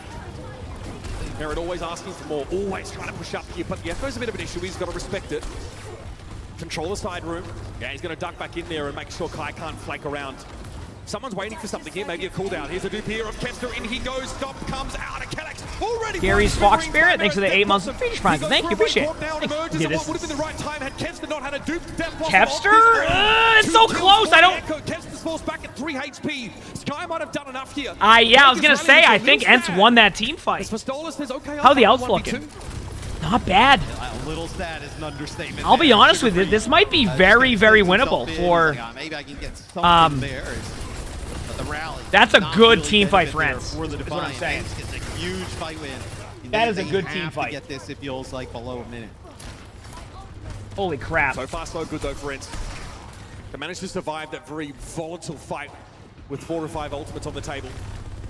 Now they're looking at a duplicate here. I mean, Kai can just kind of use this ultimate to lead some time in. I don't know how it will go, but it's definitely a possibility. Okay, immediately goes face to face with the Echo. Watch out! Kester's able to avoid him for the time. Little bit of an ambitious play. There it is by Kai. Even that 1 kill alone for Kai should be able to win the team fight for them, yeah. Well, at least should make it close. 4v3, Echo's here, has stickies, yeah. That's a disengage. 1:24 to play. Free kill on Reaper. I'm going to be honest with you. Ents, look at Ents' like ult pool. Jumps out, he's still willing to fight. I will fight you, bro. I think they can manage their ultimates to only use 2 each team fight and make this a close game. Because look at this, a minute left on the clock. They have Brig ult, Mauga ult, Echo ultimate, Juno ultimate. So what they should do is lead with Echo ultimate if they get it in time. Because they already know they have an Echo ult advantage, so they can build it in time. Do that. If not, Juno ult in like 5 seconds. Because you... Okay, they have it now. They're going to go in with Kepster's ult. Because they know they have the advantage there. Here's a TP up to the high ground behind it. If we drop, trapped briefly now inside the cage. Yep. Interrupted midway through. I Venn diagrams and... Oh. But the cardiac overdrive here keeps Ents standing. Kester dupes and finds yet another cage fighter. There it is. Ents have come up with the answer. An extra Mauga goes a long way. I would just let the... Yeah. Kester on the Echo looks incredible. An extra Mauga plus a rally. Sag, thanks for the tier 1. Thank you, Bishop. Thanks. To have there going against the Defiant. The Defiant should have, though, one more chance, right? Rally and dupe for themselves. That's everything dumped in there for it. Maybe Kai is able to build up a Blossom, but nothing to combo with it. Yeah, I mean, it's going to be... Toronto is in a decent spot with their ults. But if Kai can build the ult in time, and that's okay though. Like listen, that is a good point though. In my opinion, that is a good point for Ents. Like you can't be mad about that because you basically gave yourself an opportunity to create 2 solid team fights and build up ultimates. Like Ents can get back really quickly. Feels like Ents need to get So, cleanly % Twitch Watcher and help as a new OWCS player. Heck yeah, I'm glad you've enjoyed that. Let's go. I love to hear that. No, the dev updates after these Still matches. have to answer the same question that Ents were required to. So that they can get through this windy phase of the map. That's why Sugarfree's trying to push the line of scrimmage up as far as possible. Has a cheeky little off angle, but needs to be involved in this fight. Kai's gonna go. Kai doesn't need ult. There's no ult. I'm a little bit surprised by that. Only because they already have the numbers advantage and they were disengaging to begin with. But like, I'm not gonna question it either because like that Reaper ult is the least of my worries in this like comp, right? So like, I don't think it's much of an issue because you can build up a ton during the next Juno ultimate. So I think that's just more guaranteeing they win the team fight to stagger them out. I love this play. I love this play. This is gonna buy them so much time, win or lose. I love this decision from Ents. I agree. This is a great decision because you do this because now the cart is this creates a 3rd team fight. Try that once more. This creates a 3rd team fight instead of just 2. Even if they lose the team fight here, if they get out 1 ultimate, it's a W. Kellex does have that rally, but is forced to back up. They really want to save these ultimates. The dead boss That's a win. That is good. And Kevster goes Echo out here, and look at that. Just all in their spawn. That's fine. That is exactly what they wanted. They traded out an ultimate. They got a Reaper ult out. They used their ultimate, and now look where they're at. By the time they re-engage here, they're going to be there. Payload over the first. It's going to be great. Moving into the second part of the map, now you have it below a minute. Yep. Fantastic job for Ents. Didn't really cost them anything. All right. Just pushes up right up. This is great to see. Great to see. Must be perfect for Ents. It is going to be an absolute mess. A cluster storm of ultimates. Yeah, it's going to be just a bunch of ults. I think Ents might have a slight advantage. They kind of have like the... I think it's going to go in favor of Sugarfree's ultimate. The cage is down and Vistola's out of position now. The cart needs to be moved. Yeah, I think Vistola... I don't... They're dead. That doesn't quite connect. Sugarfree, though, now will be in Echo form and will be able to stagger Vistola down. That could be That's it. That's GG's. The last remaining seconds. Unless Kai has the best Reaper ult I've ever seen. They've got to touch. Kellex gets there, but it's going to be whip shot straight away, and now Kai needs to try. Okay, I don't think that was the best Reaper ult I've ever seen. What a good matchup. Delivers on the promise. We're talking about that's a copy pasta, by the way. That's just a meme that people chat does. Good matchup, just came down to the wire. I mean, I feel like Ents was like right there. It was just always a second behind and making the play like really going favor. So not bad. All right, so this is now gonna be 1st to 3 chat. So we had 1st to 2s, now we're at 1st to 3. 1st to 3. Normally you'd think, you know, Echo pretty good counter against the Pharah. You wish I read the YouTube comments as well? I always read the YouTube comments. What feels like eons ago now, a lot more mobile. I read both. Skies. All right, here we go. Quartz can also be the difference maker, and I like what they were kind of talking and alluding to, not even alluding to, just kind of chatting about on the desk, about Space Station being one of the best rush teams in the world, if not the best. Yes, you get OWCS drops I watch. That's also why I'm making sure to watch the match. Like, I don't want to go... They gave me the ability to have these drops, so I'm not going to go and play Hazard the whole time, because, like, you know, I want to make sure I'm, you know... I don't want to take advantage of that either, so...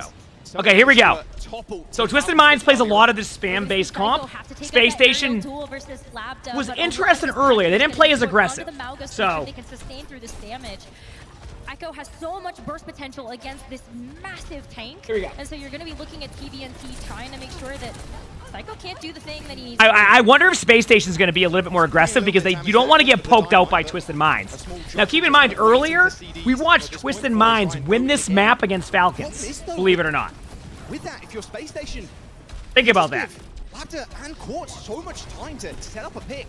This rush-style composition that Space Station are running, they want to go at you and they want to go at you fast. Whereas Twisted Minds, they can do that, Rose, but the longer you give them, yeah, I'm saying the longer you give Twisted Minds to go and make plays, that's going to happen. Hardy does end up charging down to that mega health pack, but Gerval, thanks to the 3 months to tier 1 and once in future, thanks to the 6 months damage man. Thank you. Twisted Minds' whole comp is the slow play. That's like the whole strategy. It's to slow play it and wait to finally make a play. So. Need some serious support. They do end up trading. Psycho in a little bit of trouble. Focused down by Labda in that corner. Those rockets, they are hitting hard from that Pharah. Barrage available too from Twisted Minds. And like you said, Simba, thanks for the 4 months of the British fan. Thank you. Why do they go Hazard? That's true. I don't think Hazard would do anything against their comp. There's nothing I don't think Hazard would do against that comp anyway. Already built up, didn't even need to Get farmed by Mauga. But now you get a chance to pair with something like the KHT of ENT is also going to have that ready to go. This is exactly what Twisted Minds did the Falcons too on this exact map. The problem is you can't just sit here and let them poke you out. The whole idea behind Twisted Minds team comp, to give everybody an idea here, is you sit there and poke out the damage. That's it. Like, they want to poke you out, they want to do a bunch of damage, they don't want to let you engage, they just stay back, and they play like this the whole time. That's how they play. So, they did make a trade there, and they kind of got a wasted Juno ultimate, but they were able to get 1 kill off them. They might be able to get Psycho, too. Yeah, this is kind of an even team fight. Yep.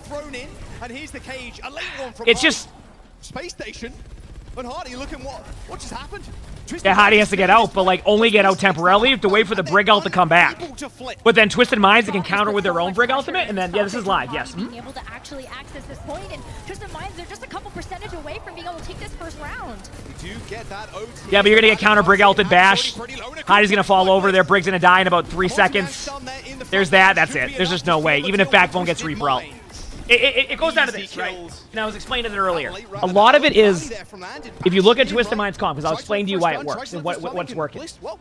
They have a Ashe and a Pharah. Both heroes do not want to be in front of your face. They want to play back.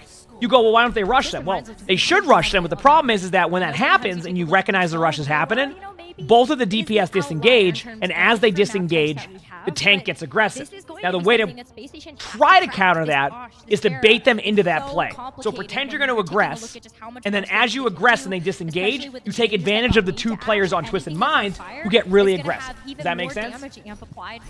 Easier said than done, but that's how you would do that. You need to bait them into thinking that you're rushing them, and then kill whoever gets aggressive on Twisted Minds during this. Because they do disengage every time.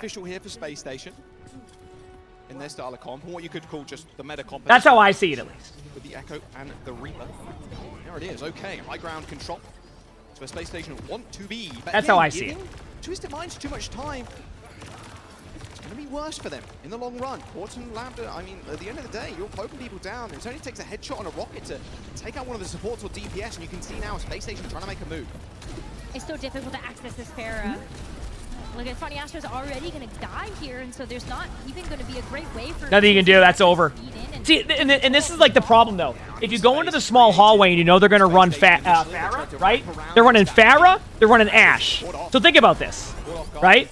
If they're running Pharah, and they're running Ashe, and they spam a hallway, you don't want to go there, right? You need to play in the open. The problem is, if you play in the open, then you have to deal with the Pharah Ashe. I think this is why they like Oasis so much. You know what I mean? It's because, like, there's no real opportunity to find ways to play against the comp on this map specifically. It's also why, if Space Station loses this, I can guarantee you they're going to New Junk City. And here comes the damage. Quartz is in such a nice little firing line here. Okay, I'm not going to guarantee it, but I have a high probability they do. Let's see what happens, though. Let's let this map go first. But first up, it's going to be MCD rocking that orbital ray. And because Astro went down so early on, not going to have his online. So an easy flip for Twisted Minds. Really great disengage from Twisted Minds as well. Allow Space Station to walk in, take that space back with that orbital ray. Space Station haven't had enough of this. They may need something to be able to get to this Pharah. So it's to be Backbone. Why are they on Echo and not a hit scan? Because it's not as simple as going hit scan, because the players aren't going to be able to consistently hit those shots to them on this map. War's doing an aggressive Bob right now. Twisted Minds is probably going to all in a couple of ultimates here. Expect the Pharah ultimate the moment that they go with the Mauga ult, but oh no, they didn't get the kill. That means that Twisted Minds is going to have a kind of a slight advantage on Juno ultimate coming up. Psycho might fall over in a second there. There's the rally by Twisted Minds. Get ready for a Pharah ult. There's the Pharah ult. They keep... Twisted Minds keeps baiting them into these small hallways. Just rolling over them. didn't even need a cage to do that either. Just stick him in a corner. They don't have cage? Finish up the job. Now? Hottie has a cage, though. Or they do have cage, I'm sorry. And then Twisted Minds is about to have another Juno ultimate because of that survivability that happened. Isn't that crazy? Combo potential with this cage, but I feel like outside of that, you're just lacking in the damage output that Twisted Minds has with this Pharah and this Ashe. No serve ramming, it wouldn't work against what they're doing because they would just be aggressive at that point. I mean, Twisted Minds is set up for success here. Very few avenues for Space Station to really come back. They're trying to be aggressive to force out Juno ultimate early. They're going to do the Venn diagram ult where both Maugas pop their ults. They're okay with flipping the point because if they can survive this for the next 7%, they're going to go in with Juno ultimate. Right away, unless they lose their Pharah. If they lose their Pharah, ooh, a really good job by Backbone to go for the backline there as Genji. That was a really good play. Actually pretty impressed by how Space Station is now taking this. Very good, like, recovery by Space Station so far, that is. Because now they're back in it, and they have a huge ult advantage. So they can kind of... I kind of want to see them be aggressive with Blade. But I wonder... Twisted Minds hacked up their ult economy. This is getting interesting. I like this. They're going to have that orbital ray advantage. They still get a this chance is to good. use Genji Blade in this next fight as well. And this could be last fight. So Space Station, they have to throw everything at this one, and they're also going to have to play around this bomb from Quartz.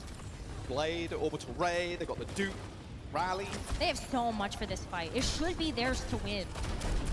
That would have been a good kill. Backbone pops the deflect here we go. pretty early. Quartz joining the rest of the team now as they turn their attention towards this left-hand door, but look who's skulking on the side. Hardy now dashing back to the point, giving them a little bit of a space, but Space Station has Juno ultimate, Blade. To elite in. Bob deployed as the copy comes through. Not going to get too much ult charge for any there. Initially, you force Psycho, trying to build up towards that free cage, but here comes the orbital rate. Yep. Psycho's already claimed 2 in Space Station. Good recovery by Space Station. That was looking really rough. But truthfully, and it's the stuff that you don't really see sometimes, but we did kind of see it. When Backbone went into the backline and killed the Ashe, that was huge. That kill alone on the Ashe ended up turning that fight to give you kind of this like even matchup here. That was a really good job, in my opinion. A really good job. And it feels like Space Station finally got a handle of how to deal with this Ashe and this Pharah.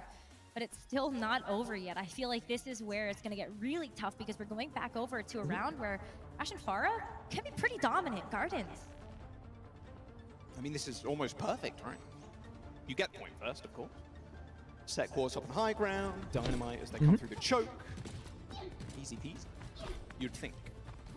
See if Space Station can do anything about it. Of course, I'm ready. They swapped in, like you mentioned, to Genji, like halfway through there. Seems to be working out so far. Doesn't quite manage to get on the far right, but it's a good tool at kind of dealing with Quartz, forcing CDs, especially that coach gun, which is so valuable. TP really out. Same comps, nothing different. Genji. On this Juno as well. Very squishy hero. Genji, Echo, Pharah, Ashe, same concept. So, yeah, this is good so far. You see the Ashe and the Pharah once again here for Twisted Minds as they're getting ready. They're trying to set up this Pharah on the high ground with this Ashe. Twisted Minds not taking this right-hand route here.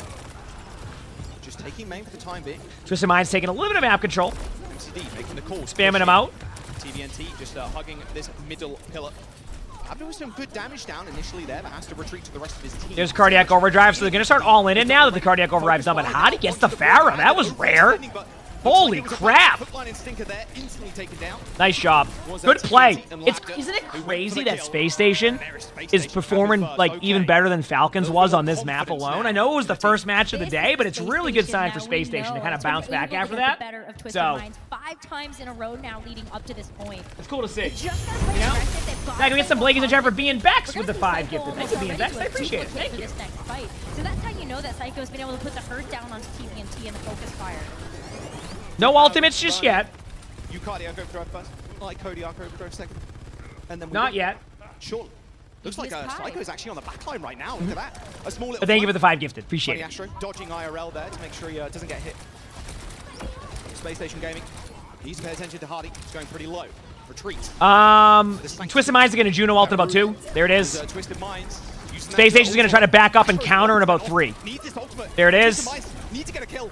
Psycho does end up going down first here as Twisted Minds cap the point, but Space Station I like the idea of this. They know they have a slight timing on ults, so there's a chance they could actually turn. Oh, wow. What a deflect on the Pharah ult. That was huge. Oh, my. Slight wasted ult here, but I think it's because it's hard to tell if you're going to win that, so I don't mind it. I don't love the Brig ult, but I get it, right? That's where I'm at with that one. I don't mind the Brig ult, but I get it. To have the duplicate, to have this blade as well, that's going to be the tech that you need in order to actually burst through this front line of Twisted Minds. Got to deal with this cage, though, from TVNT. That's where things could start to get really dicey, and they have the sustain from the rally. Yep.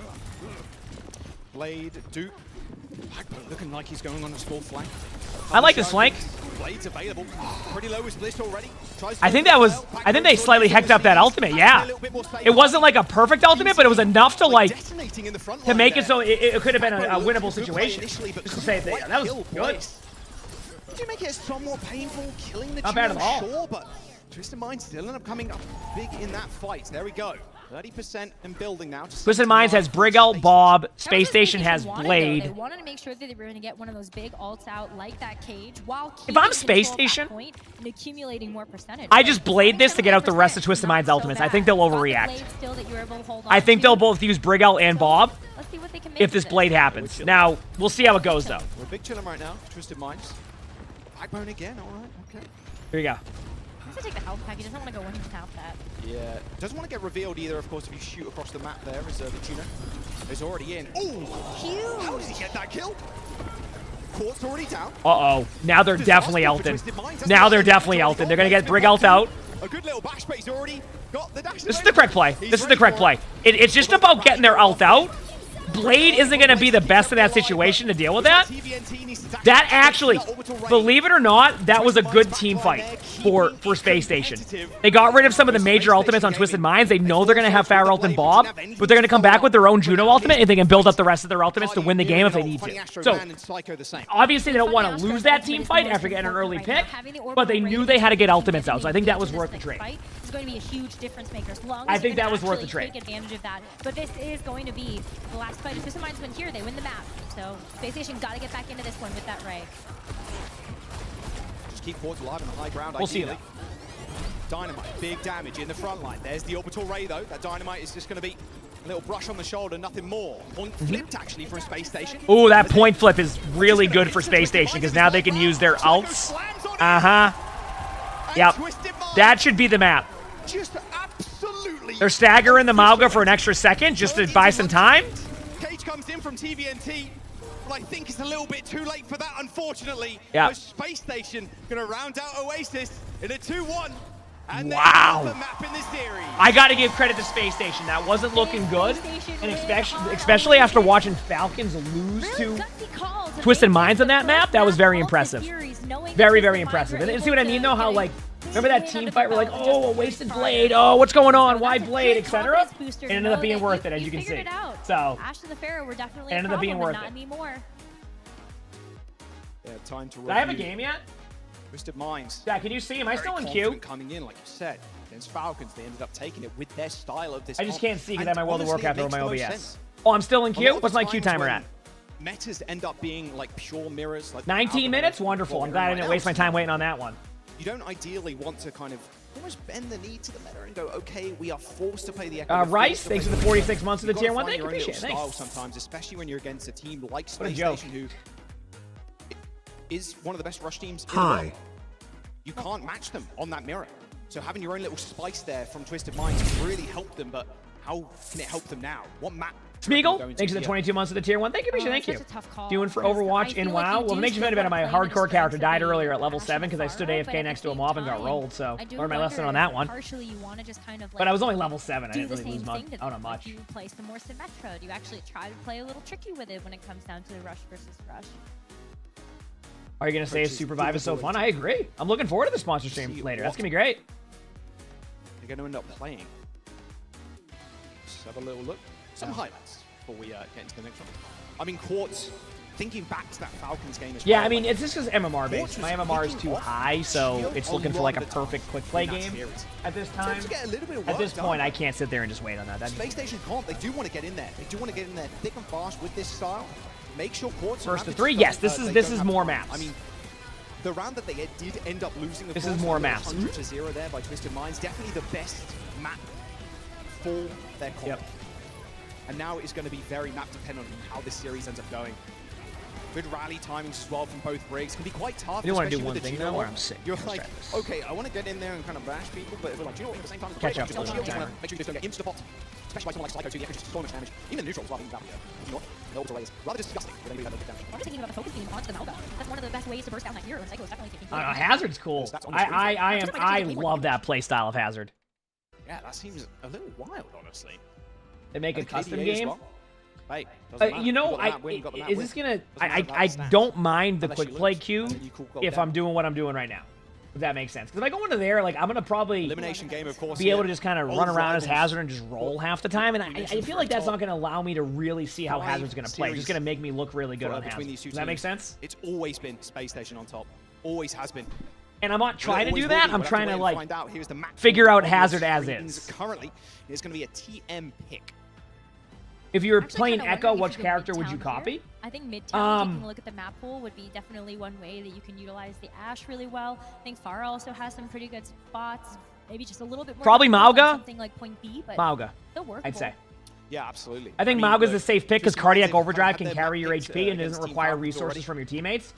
If they're running Reaper, you could also go Reaper since Reaper has lifesteal. Basically, whenever you take a hero, the heroes that have self-sustain to not put pressure on your supports to heal you because you're going to end up with lower HP are probably going to be like your number one targets in that situation. For the most part, obviously, it's not as clear-cut as that, but I still think it's a good idea. King's Row again? Okay. Okay, Ashe fully in the back line, sitting in the little window, sitting on the high ground. Still in queue? And then the Pharah can just hide around the building. That con can be I don't know what the timer is. I can see that it says queue timer, but I don't know what the queue timer is. Space Station are going to it's all good. I'm just leveling up in WoW. Got to level 3 again. That's all they're going to do. Doing my they're thing. just going to run to the Mega Health Pack room. They're going to run up the stairs, and they're going to try and kill the Ashe. Like, that is going to be the yeah, it's best of 5 now because it's lower bracket, so they want to give these teammates opportunity. It makes sense. I think doing that's the play. All right, here we go. Map number 2, King's Row. That brief pause. Monitor issue sorted.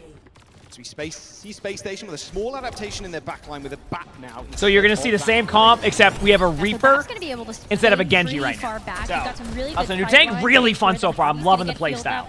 I'm loving the playstyle. Well, if you're going to have that expert aim that we know that Landon does. But it is a little bit vulnerable. This is going to be a good target for Twisted Minds, either Quartz or Labda being able to shoot down those windows. You can already see Labda looking for that opportunity to get that splash damage down onto Landon. The AFK strat there for Backbone. Just waiting for Quartz to potentially take the high ground. Makes his presence known. Shooting the fire in the skies for How do you about get 2 involved in the damage pro scene? Just probably Discords nowadays. I'm pretty far out from the pro scene nowadays, so I don't know where you would find that stuff now. You know, unable to kind of continue that presence on the point. Satisfied though, I'd imagine, with that 33%. Backbone going down to Quartz. Good pick by Quartz. That's the one person that can really get on top of the Ashe. Landon actually trades out on BAP, so we're seeing the BAP now. I actually like this idea because, like, sure, why not? What is the point of running the break here if they're not going to dive you, right? And Landon loves playing BAP and is a really good BAP player, so why not just play to a strength there, right? A little bit of survivability. Like, why not play to a strength and it can help a little bit with, like, the high ground pressure, right? Even throw the orbital ray at this if you feel like Hotie's going to come back in time. Oh, not quite. Maybe if you get a kill there. No, MCD gets 2. Yeah, I think the problem with that one should say is that that's 100%. Oh, come on, I could have played even more. Again. All good. They're pausing to ask him why they're not on BAP or Brig. Still all smiles there for that Space Station squad, despite the fact that they lost that first point. Oh yeah, do they still have the recoil fatigue on there? That could be an issue. Yeah, you're right. This team. Always in good spirits. Maybe they need to warm up the wrists after the fatigue from BAP. You know, that would make sense. Good call. In the back lines. Hopefully getting this pause resolved in just a moment. There it is. Okay, a quick one. Are there rules around pausing? There's usually there's usually some leeway. For Twisted Minds there to get towards this second. I think the admins of like that run the tournament care way more about the pauses than the players do. Yeah, but the Amp Matrix here from Space Station, that is one way that you can sort of push them back. Labda out of nowhere, though, is going to be able to get a big pick on a Psycho, so scratch that plan. Space Station's going to have to wait for Psycho to respawn. Or, ooh, backbone. Well, that's it, right? I mean, Lander can throw in. So already off the Reaper back to the Genji. That was quick. Someone like the Brig who can't damage the Pharah whatsoever. That free pick you got nullified pretty much. Here comes the charge though for TTNT. And there's the there you go. Oh, Sayonara. Looks like Hardy just dashes straight out of there. So Twisted Minds, sure, they gain this corner here, but they do end up losing that cage in Space Station. They do end up losing that cage. Here comes the ball. Instantly killed. CBNT tries around this corner. Hi, buddy. Still pretty scared though. I think both teams are. John, thanks for the Finish Run. Thank you. So what does Space Station have? Space Station has everything. I don't think you need the Blade Except to win this Blade. fight. Space Station have a huge advantage with this cage.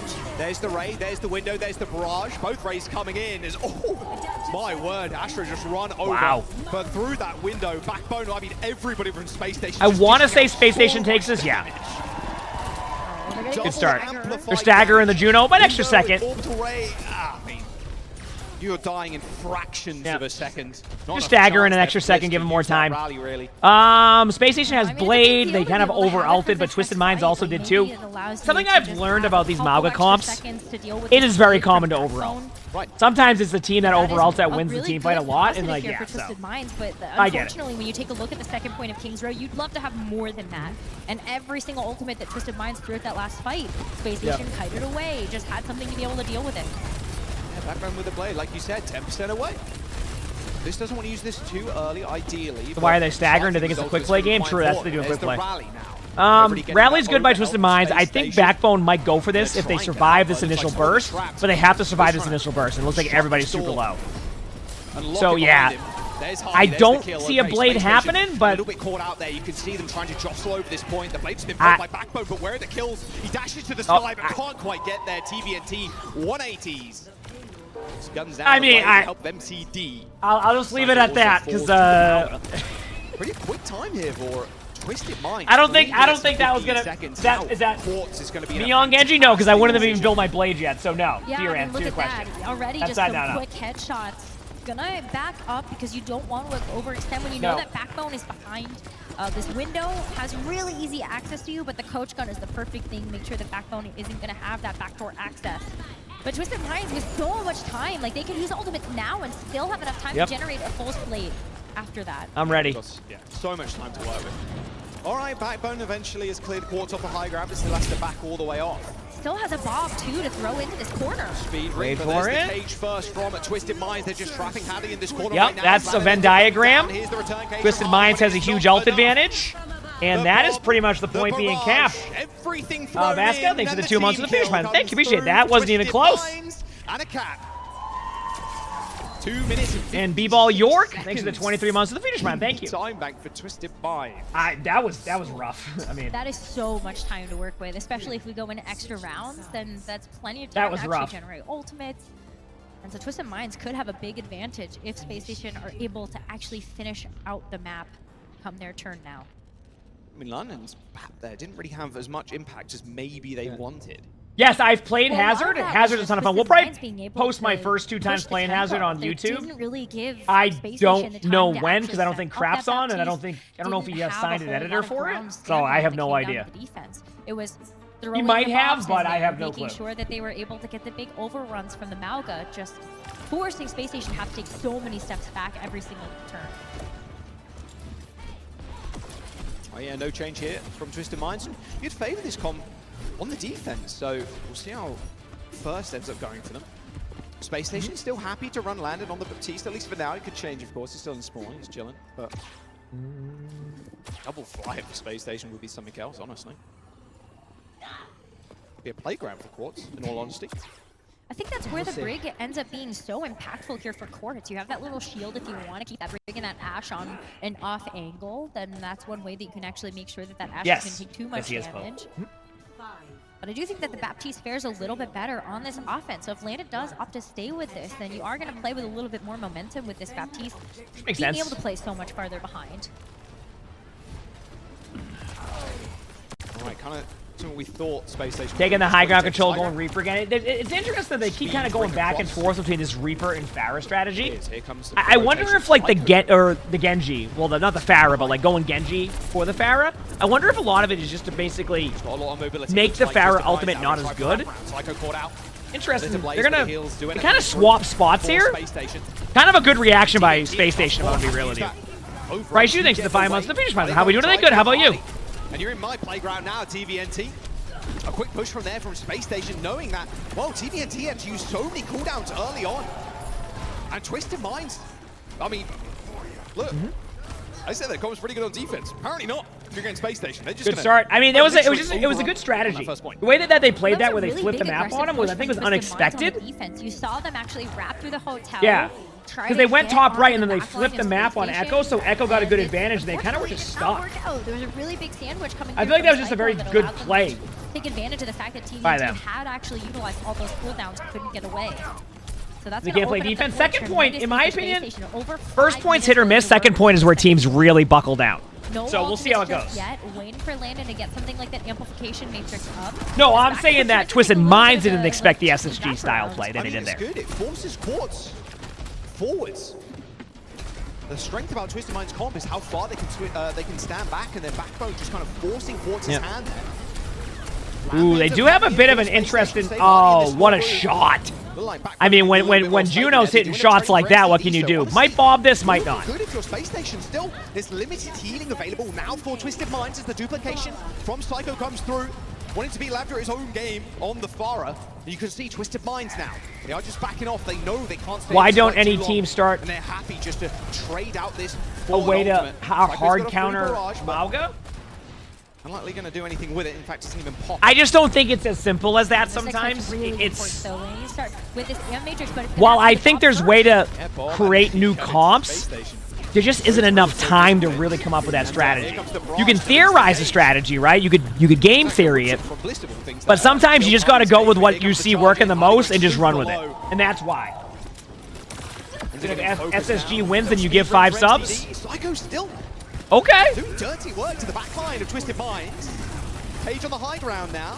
There's nowhere to run or hide, unfortunately, if you're the rest of Space Station. I feel like that cage was a little bit ambitious there. Close to going down. He's still on fire. No way. Oh my. I guess Brig didn't have an armor pack. That is not a good look. Twisted Minds haven't got any business now staying in this fight. Quartz is going to have to make a quick rotation if he doesn't find a pick.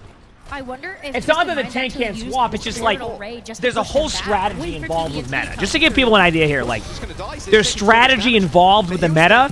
So if the tank just like rage switches off of Mauga and goes like something else, what's the new strategy at that point, right? How do you play that? And that's the question, right? He's taking so much damage.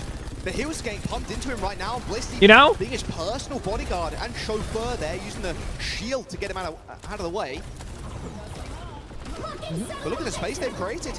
Both orbital rays coming in, rather far away from each other. A lot of just stuff happening. I mean, hey, Backbone with an initial kill. They know that the Mauga doesn't have ultimate, so they can just all in the Mauga. Great play. Good slam play, good everything. I mean, that was just well played. Really big early pick there for Space Station to grab. They're actually going to get the second point underneath Twisted Minds' noses. That was pretty good. That was pretty good. Pretty good push across the board, I'd say. Point. Over 4 minutes in the bank is still a lot of time to work with. They had to use a lot in that last fight. Backbone's actually going to be almost halfway to another one of those Death Blossoms. So you're still struggling to understand, like, but thank you for explaining. It's just, it's a part of their team strategy, and it's not about counter swaps. It's not like the, it's basically what I'm saying. Yeah. Bob on the point. Now in the cage. Gonna provide a little really good window by Landon. I think one thing that might be interesting for Twisted Minds here is they just probably don't play against the BAP in this comp a lot nowadays. So it's a very interesting adjustment that I think they're trying to figure out. Especially being coming far from Psycho as well.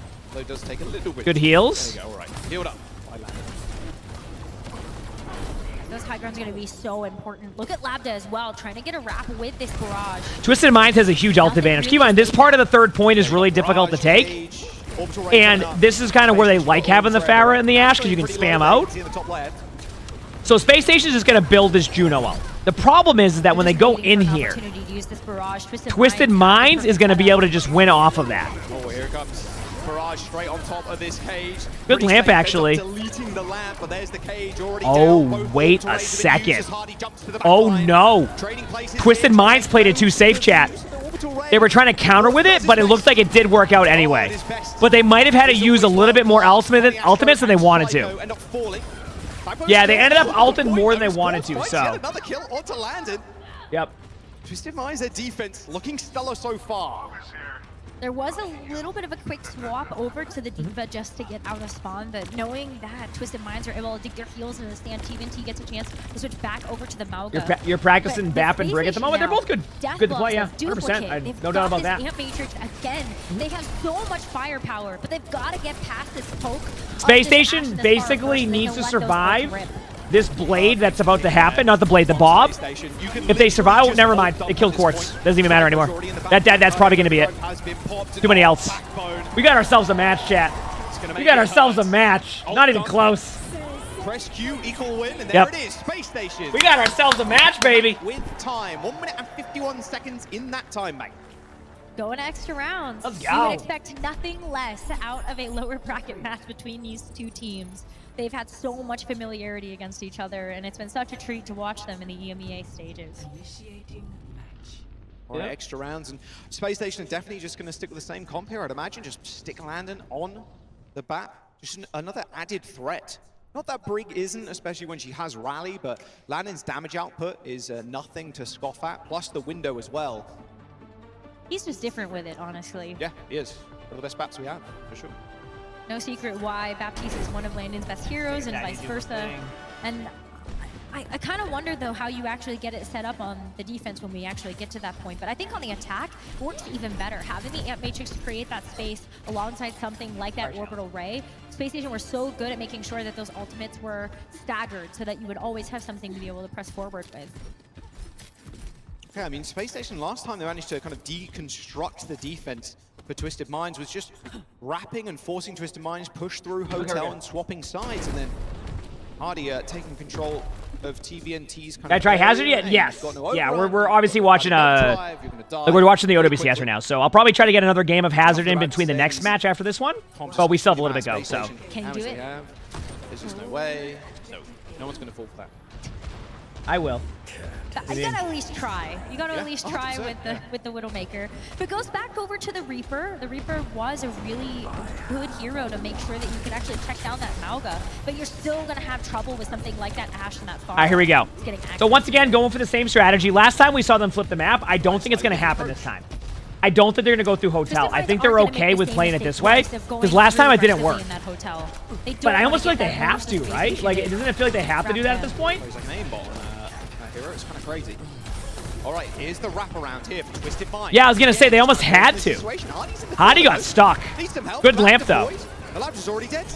Quartz can't really get into this fight either. He's doing a little bit of damage, but a little bit isn't enough. Yeah, I was going to say, like, this is why I didn't necessarily want to see them do that, because this is the same strategy that happened last time, and it had the same result. Well, Twisted Minds are going to lose that point. Getting that big wraparound. Twisted Minds, that's the second time around. They swap places with Space Station, just getting run over. Well, I appreciate that. I'm glad you enjoyed. They did not learn from that first mistake, apparently. I just do my best. Happening again, but this is kind of the big issue with Space Station's time ban. They've got 30 seconds now. Twisted Minds fell so fast that they're able to actually have this forward hold on the defense by this bookshop. Looking at the Bob, looking at the Rally, maybe even the Orbital Ray. But Space Station first off the bat here with this Amp Matrix. They just can't give that space for the Bob from Quartz. Space Station has so many other ultimates to work with too. This is going to be a big fight. Yeah, I want to see. I think the thing is, though, is that even that Bob, they can just pop their ultimates and that Bob will fall over in 2 seconds.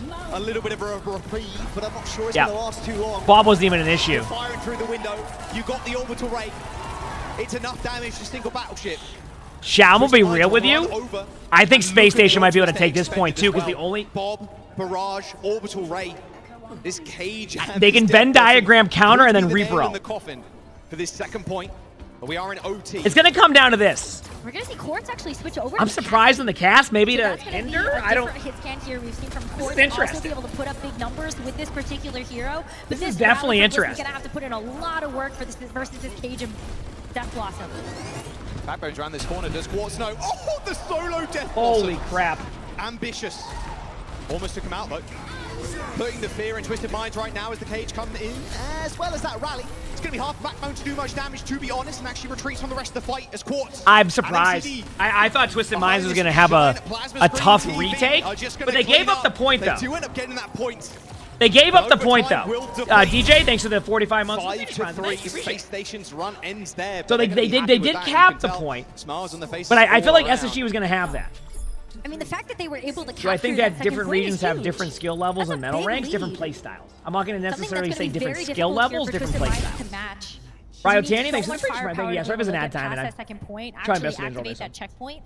And Twisted Minds does have a lot of time to work with, but it's still going to be difficult.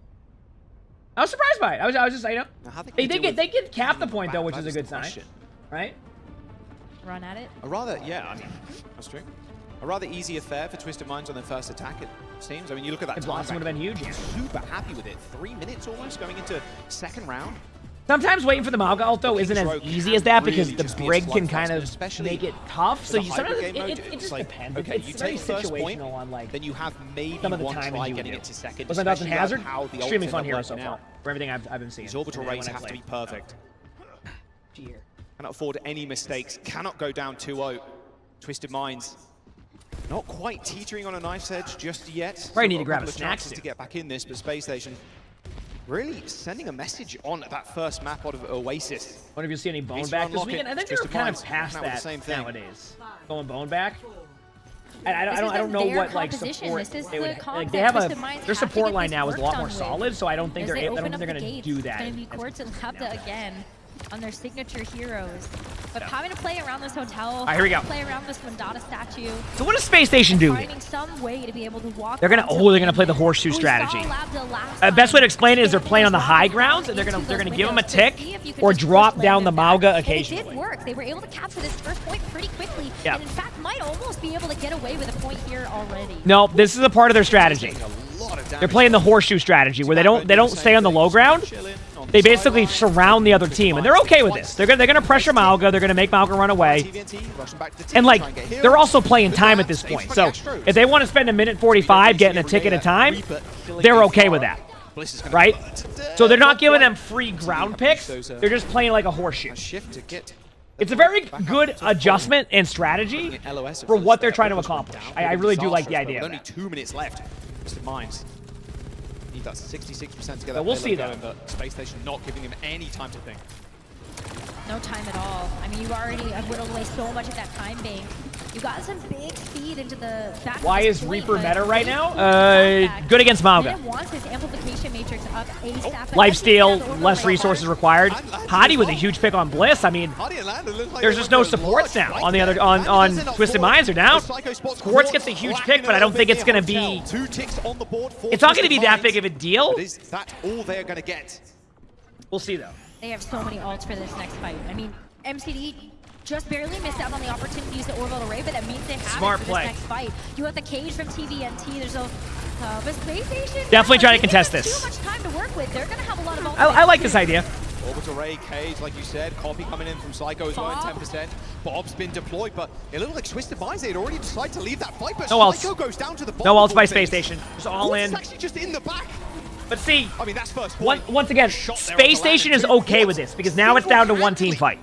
It's legitimately one team fight now. What looked to be a Space Station. So what Twisted Minds is going to try to do is get back really quickly now before overtime spawns to create one more team fight. Now there's an option. They can all in and hope for the best, or they can bait out Twisted Minds ultimates and then all in. They need to engage in the next 15 seconds. Otherwise, just play it slow till last team fight. They have a lot to work with. Almost everything. Backbone's going to be very quick up to this Death Blossom as well. But Twisted Minds took a very economical fight, so they have a lot of things to be able to react with. Yep. Psycho's just going to go in. Super hard and fast there for Space Station. Can he get a free cage? Receives that lamp, stays alive for a moment there. Close to a free cage, doesn't quite get. They're gonna go. They're gonna go in. They know it too. Here it is. Astro not deploying his just yet. Yeah. They've already lost. They're charging in. Potentially just waiting for Twisted Minds. Just bait that one out. Ult up for next. Well, you did get the cage out, and you did get the so Space Station tried to bait that, but Twisted Minds has 2 ults still. They're going to have to go for a Pharah surprise play, though, I think. They have to set up the Pharah, like, behind them somewhere, so that way when Space Station inevitably all-ins their ultimates here, the Pharah's ready to make a play. Can actually push them back, but Space Station have backbone. They can teleport onto this payload. Here we go. And force Twisted Minds to turn around. Oh. Force is caught out. Not going to be killed, but they know that Force is there. Do not get picked challenge. TP backbone in. Twisted Minds, TP into the back line. And here comes the orbital ray, the cage in the front line. 12 is Sniper's already dead. That barrage is The doing Pharah flanked around. They did get the trade, though. Focusing down Labda, but Quartz still burning the front line. It's so... Hardy can just jostle this point. Backbone 2. This is it's the double supports, though. Station Gaming. Psycho jumping over the Tracer, but it's the double supports, though. TBNT takes down the Reaper in the end. Bliss just swinging in the front line. No fear in this man's eyes right now. 4 meters to go. A space station receiving backup. TBNT is going to have Cage very shortly. Cage available as TBNT secures another kill. Funny Astro ends up going down, and that should just be it. Twisted Minds pushing on. It exactly went how we thought it was going to happen. Oh, it's theirs. Twisted Minds tie the match. It went exactly. Oh, it's not finished. Oh, it's finished. It's going to be over. And there it is. It went exactly how we thought it would go. Coming up with a map The win. Pharah had to go for a flank play. The series. Went and got a kill that basically disrupted their play. And then it all worked out. It was a very, very, very smart and efficient play. Then you got the win. Like straight up. There's no other way to explain it. It was just they played it well. They did exactly what they had to do. Space Station had a lot of ultimates. Space Station, keep in mind, didn't make the incorrect play. I think what happened is Twisted Minds just played that very well. So I wouldn't look at that as like, oh, what are they doing? I think that was just a very evenly matched up play that happened. And honestly, I think everybody's fine with that. Shambali? Okay. Set that up behind those walls. Shambali. Can I do the hardcore again and die while AFK due to the game crashing or something? So we have another cool story. That already happened once before. My PC kept crashing a long time ago. My previous one, I actually died in hardcore while at like level 40 because my PC crashed and I couldn't do anything about it. Team Falcons. Are they going to lose in the upper bracket? I think that's a question on everybody's lips right now. It was great. I love that. That was what I was. Lose to each other, I suppose. I don't know about that one. You never. Sorry, DBE. That's my bad. Any adaptations? I wonder for Twisted Mind. Doesn't look like it. I saw a quick hover of the Venture, but. This is what okay, next map, 1-1. This is just the comp. I don't should be a good one. Twisted Minds ever deviating from this plan unless something has gone. Yeah, hardcore is that if your character dies, that's it. Perfect. So you're gonna see them come out on the defense with that. Already get this set up. Space Station have I think they might move your character to a different server after your character dies. That way your character doesn't go to waste, but like you definitely don't. Nah, but you can. There's a little. Once your character's dead, your character's dead. I could be wrong on how that works. Yeah, you charge it up. It's a pixel angle. Yeah, there you go. You can see Astro doing it. There's a pixel angle to get onto the high ground, but he doesn't know that Twisted Minds are actually all on low. So, worth the attempt though. There it is. Fires it off, so it's just Juno, all good. Backbone goes back over to the Reaper. So maybe we actually do get a chance to see Backbone switch. All right, so we got the Reaper. But look at how this the comps are pretty much a given now. You're going to get... Space Station's going to run this. They might swap to Brig occasionally. Probably won't happen. Get away from the Malga. You're basically going to see a possibility of Landon going Brig once or twice, and then you're going to see Backbone maybe go Genji, but the comps are going to stay the same. This is the first time I've seen a team full hold this and not get rolled immediately. That's something new, right? Oh, good conk, actually. Can't quite get Astro, though. Knocked him away from the spawn door. Could have resulted in a kill. But you've already done so much damage. I mean, Quartz is almost going to have a Bob all ready to go for this next fight. Hey, they just won't be easy kills with the Ana. Just gotta keep at least in my the opinion. Spawn doors. Yeah, I mean, he's already got ult, but that does mean Astro's almost got ult as well. 10% away from the orbital ray because of the amount of damage that Quartz has done. He's done so much healing. Landon's actually almost gonna have an amp matrix for this one too. Yep. So stall out the fight a little bit longer. This is actually the longest full hold I've seen. Like usually everybody gets rolled and it's like 3:30 on the clock, so. Win or lose here, I think they're fine with this. I mean, they're just going to die in cart. Oh, wow. I'm surprised they... Okay. I don't know how Quartz ended up here, but they just flipped. Pulsar torpedoes connecting with his mark. Now Bliss is even in there as well. Trying to get a little bit messy. Here's the cage. Can Space Station actually crack this defense? Looks like it. There it is. Okay, eventually. I mean, that's fine, though. I mean, that's 2 minutes off the clock, just like that. That's a heck of a spawn hold. Yeah, I was going to say that. It's rare to see that work as well. The strategy's good, but it's designed to buy an extra team fight and ult charge build. So that was a good play across the board. Love to see it. So, you know, Space Station kind of have to play around that. Don't want to fall to the cage. They need to figure out how to actually overlap these orbital rays as well. Twisted Mind should have the advantage here just by having the Brig ult with the Juno ult alone. Lapidus is right there. Here comes the cage. Both rays. I don't know who's going to win this team fight right now. A lot of ults. Oh, Lapidus in such a perfect spot. That's fine, though. Space Station Gaming would have to peek to the corner. Damn. And try and kill the Pharah. What, they're just playing so well right now. Team kill, 1 minute and 30 seconds to go. Yeah, Space Station. wow. Just getting kind of rolled over right now. These cage fights for Twisted Minds, when they end up using the barrage, yeah, sure, there's a lot of healing. You can deploy the lamp, but the lamp is getting instantly deleted. And this Death Blossom is going to be really difficult to actually Mismatch. There's a lot of the same strategies, so yeah, I get what you're saying. A lot of the same strategies. Shield bash from Bliss. One really good way to just be able to deal with this Reaper Death Blossom immediately is just stun it out. I mean, Space Station's the Reaper ult isn't going to be effective until they have something else to go with it. Because the Brig can just immediately go into a bash reset and then kill the Reaper. Or at least prevent the ultimate. So, like, it's not going to work as perfect as they would want it to. So, but we'll see. M, thanks for the 64 months of the tier. Well, thank you. Nice little bash there onto the Reaper. Gets the lamp, though. Oh, not see? Quite. Not quite. That rally deploying that overhealth, plus the bash, plus the shield. Not really where you want to be if you're Backbone. And Space Station losing their tank too. I mean, Twisted Minds they might just full hold this.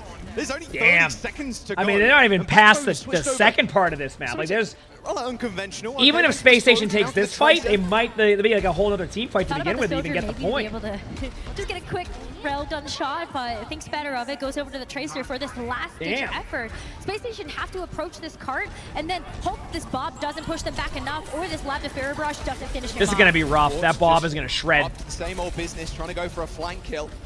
They have to slow play it until that Bob's dead. Okay, Bob's dead. Psycho's getting close to ultimate, and they're close to Juno ultimate. So there's an opportunity here that could happen. Too much of a fear of C90. But you can't poke your head out either. Nope. Right. That's going to be the big problem. Hardy has to be the one to move forward. There's the duplication. Double cage. Orbital rays coming in as well. The barrage from... They do get the Pharah, and they have the Juno ultimate to keep Psycho alive, but... Pulsar torpedoes from Funny Astro. Connect with their Marcus TVNT. Still on a killing spree as he takes down Psycho. Backbone is a pulse bomb, but that's either going to be really good or really bad. That's my... That pulse bomb missed by a mile. For Space Station, as though Twisted Minds, they need to kind of stay alive on this point. Spawn advantage in favor of them for sure, as they do end up just barreling forward with this There's rally. the Brig ult. With Funny Astro dead, that's going to be all she wrote for Space Station, I'd imagine. Wow, what a hold. I mean, finishing off the rest. I don't know how the rest of this map is going to go, but that is a hold and a half, if you ask me. Holy crap. Last corner on first, that is an insane.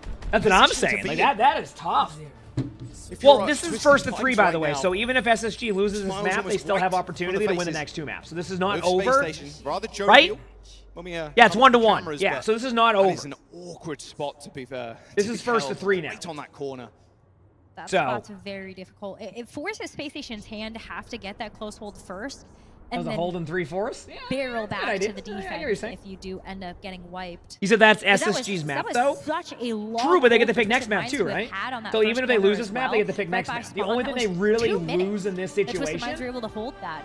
And then they just cycle through those ultimates at the very end there to get the full hold. Now it's not the only thing they're really going to lose in this situation is on this map. That's what Shambhala Monastery is famous for. Is having like if they win the next map, like having the ability to pick the last map of the thing. Are able to actually get the full hold. That's like what they'll lose that opportunity. So they would have to play on Twisted Minds map if they were to win the next. Space Station feeling confident enough in this pick to be able to accomplish that goal.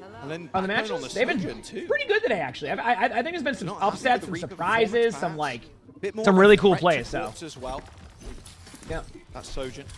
But this isn't a hero that we see Backbone play very frequently, so you know that Space Station are feeling a little bit uncomfortable with a pick like You have no attachment to either team, so you hope they both win. Oh, okay, that's how that works. You would see something like this Sojourn, and the Sojourn is a little All right, here we go. vulnerable. The Widow pick is just to try to get an initial pick on Widow, but outside of that, they're just chilling. Very happy to run this hero back.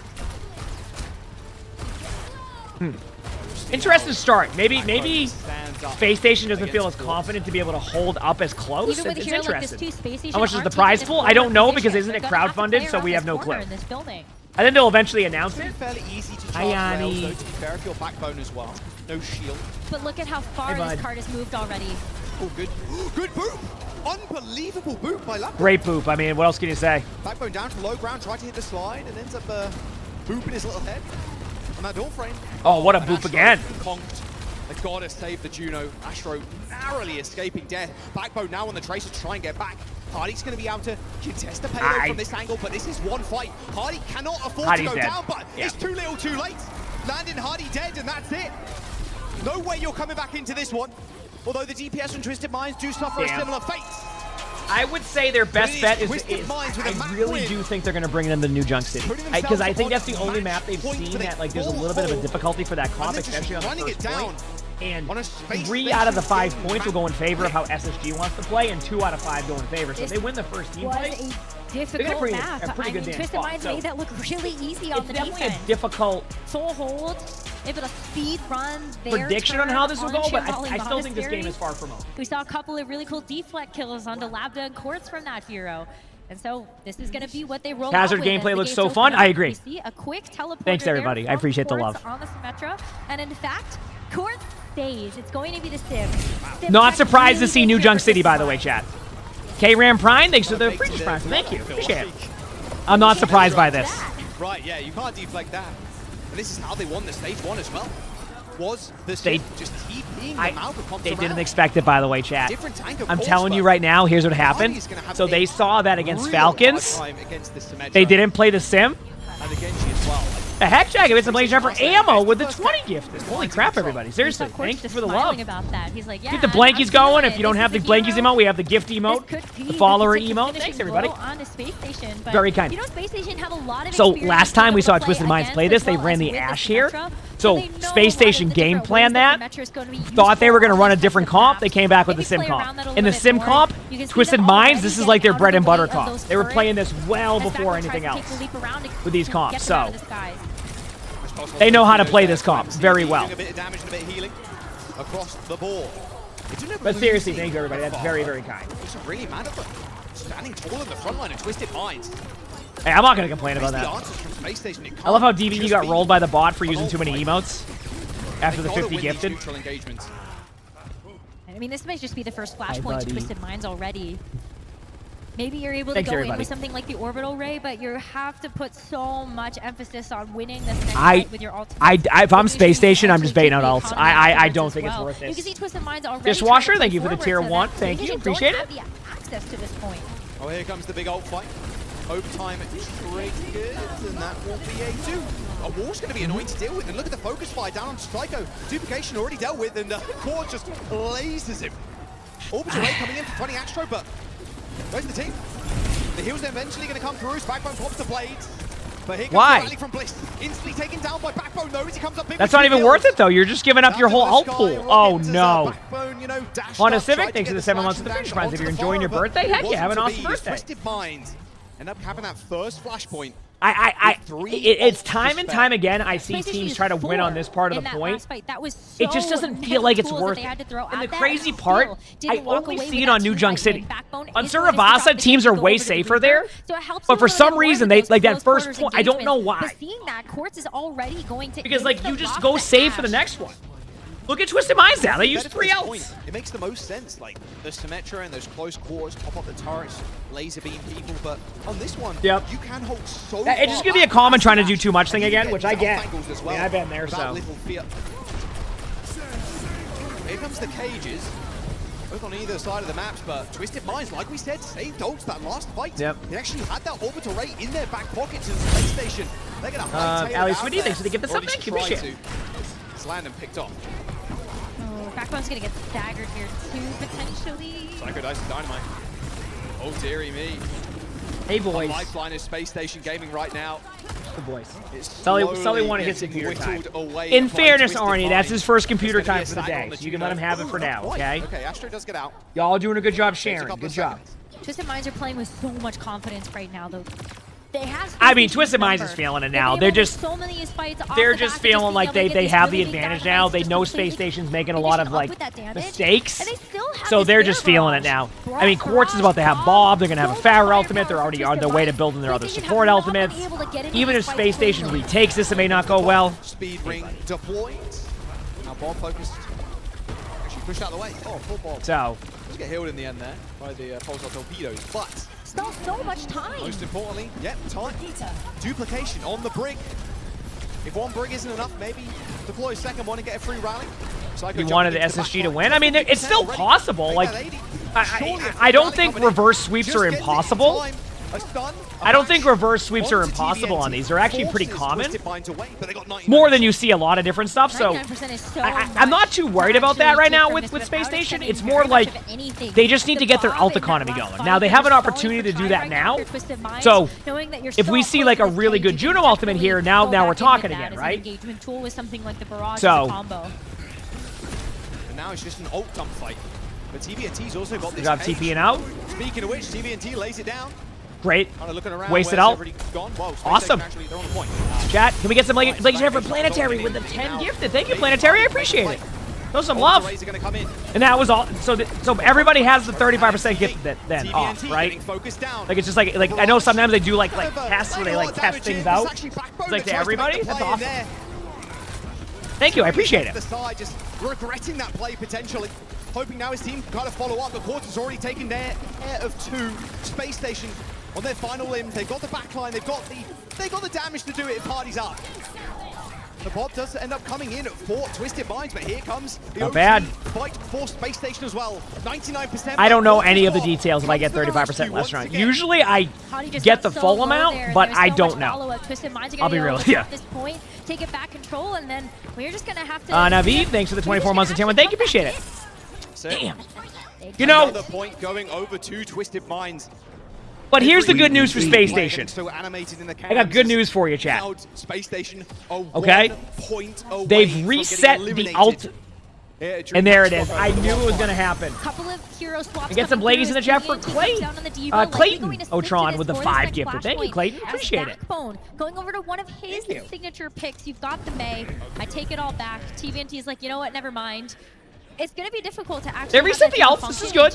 That's not good, though. That's not good at all. That's not. A DPS like Quartz. Another fantastic pick. All right, Psycho down. No dupe. Point's going to unlock before Psycho gets back. Damn. Space Station know it. They're backing up. They're going to give this one over to Twisted Minds. This is slipping away from them right now. Like a hedgehog on an ice rink. This duplicates have to. This has to be so big for Psycho. Big duplicate onto something like this Malga. Get the cage. And Reflex thanks to the 100%. Thank you. Good ult. Nice. That's a huge pick. I mean, that's gonna. Do not over ult here. Space Station. Do not ult. You don't need any more ults. There you go. Didn't need ultimates. Save their ult pool. That's how you do it. That was a good play.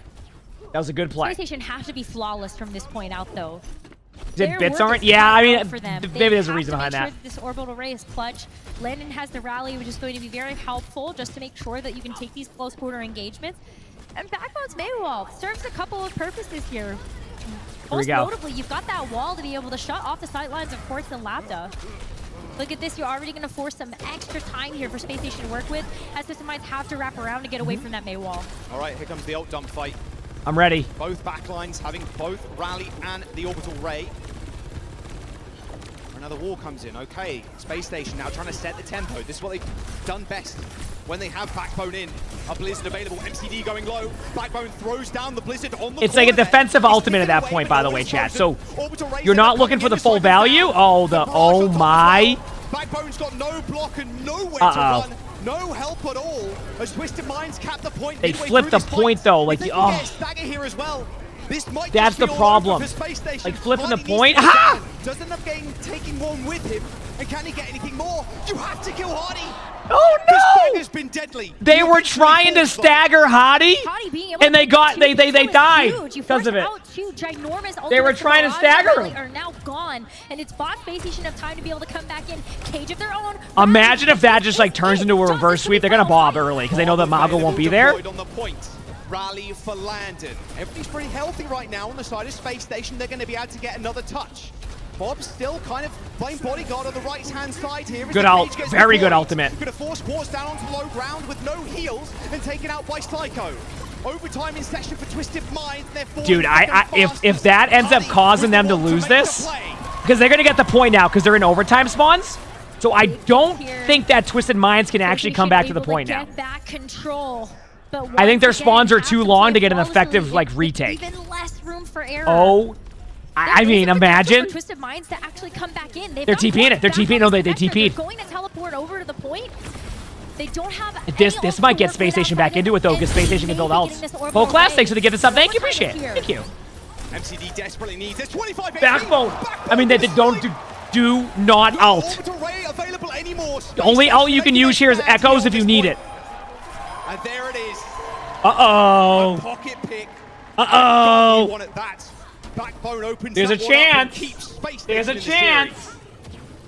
Big ultimate bank for them as well, heading over to the next flashpoint, and it's right in their back door. Being able to go over to Deducts is perfect because you are able to get this set up before Twisted Minds even are able to There's a get chance. To the flashpoint. Quartz is back over to the Ash. You want to have these big Space Station has an ult advantage too, so they're gonna probably get the point if they. I mean, if they win this team fight, they're gonna get the point. So that would make sense, right? Right. That's why I'm here, chat, for that analysis. If they win this, they're gonna get the point. Yeah. So listen, sometimes I have an ego and I just need to hear my voice talk, okay? Hard entry. It's tough. It looks like Space Station though being a little bit more passive. Doing up capping the point. Oh man. Twisted Minds. High ground very important here for that Ashe and the Pharah, but not before we see Space Station actually give a little bit to try to give a little back with this Blizzard. Orbital Ray comes in, there's the Blizzard. Can TBNT stay alive? He's in no man's land right now, but the rally, the bash, is going to help him stay up. But a counter bash comes through as Labda tries to get the job done with the Honestly, I didn't really know what Space Station was initially doing there on like the disengage, but I have nothing to say but great play. Midway through the fight, and they're staggering now. What did everybody learn about staggering here, chat? Don't quite get the wall. Okay, that was a good stagger. Not as long as they really wanted to, wall him off for a little bit longer. Okay. But it will do. It's going to take him a little bit of time to regroup now. Every second matters. Every flashpoint percentage matters when you know that your the ults are about even. There is a Bob situation here. But that's about it right now as we take a look at this next fight. Twisted Minds having a cage of their own, have a way to be Vito, thanks for the 14 months of the Freakish prize. Thank you, appreciate it. So a little bit more onus on Twisted Minds to be able to set the pace for this next fight. Looks like Space Station want to go early. There's the cage. Oh no! Yet again. Funny Astro Unlucky. They're gonna lose this team fight. So unless they can build a bunch of ults. A nice little counter charge. Oh, wait a second. That was good. There it is. Space Station. Okay. That was good, though. They got the Bob out there. I don't think that Bob was necessary. This is going to allow Space Station. So you're going to look at Twisted Minds. You're going to go, okay, they have Mauga out. But I think that Space Station can actually go Mauga also, get a really fast Mauga ultimate, and then combo with Mei. So this isn't really over for Space Station at this point. That has been a death sentence for so many teams to walk through and could be the difference maker. So we'll see. Winning this next fight, this flashpoint, and this Backbone can't get there. That's just... Okay.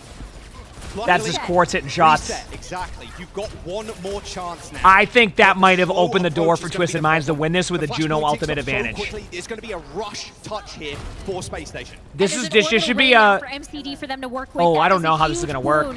They got to go now. When you take a look at this being yep, they're going underneath. They're going. They have to go underneath. They're going to be out to touch by the looks of it. They're just going main. Psycho is there. Here comes the duplication. Going pretty low already. Only person on point now for Space Station. Gaming is landed. And Funny Astro demolished by Twisted. When it mattered, Quartz clutched it. Straight up. Do now is push up some daisies. Straight up. Hambone, thanks for the 2 months of the Freakish prize. Thank you, appreciate it. Holy crap, when it came down to the wire, Quartz clutched it straight up because those kills took away one of the team fights, which meant that rather than going in and like basically having a good opportunity to kind of like reverse the, like basically get their ults out and then have your own, you got to give credit where credit's due. Quartz hit some good shots, and you hate to see SSG eliminated, but Twisted Minds is a good team, and they're not really an 8th seeded team. They're better than that, and now that they have some against each other, continuation of consistency on their roster, on top. they're starting to see good results. Not this time. And Not where it yeah. really matters. All right, chat. Who do you got? I feel like Energy Shock, they just consistently get better and better every single time we see them in. Am I sneaking games in between matches? I was trying to, but it wasn't going to work. They also have some pretty good plot armor, so who knows what's going to happen in this matchup. Insane plot armor, that is for sure.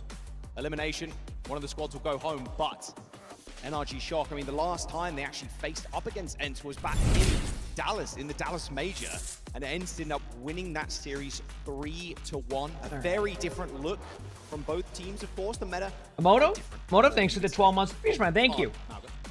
And that's what the desk was bringing up. When you take a look at ENCE, maybe this is a team that would. We still have it in the exact same spot emotive. It's only because we just don't have a coffee maker yet with it, but it is still on my list of things to try. So, and we already looked at all the dates. It's all good. So. On the flip side of things, I think you take. But when I have it, I'm gonna get. It's gonna be good. And you put a lot. The moment I do, you will be the first person we let know. I know it's been a while. It's just like fantastic. I use an espresso right now, so. So let's go ahead and see this match unfold. Am I still in queue? No, I had him X out of the queue. It was too long. Nothing I can do about that. It was just too long in the queue. NRG Shock on the right side of the stage. Final elimination game of today. As we load into map number 1, which starts out on OWCS once again.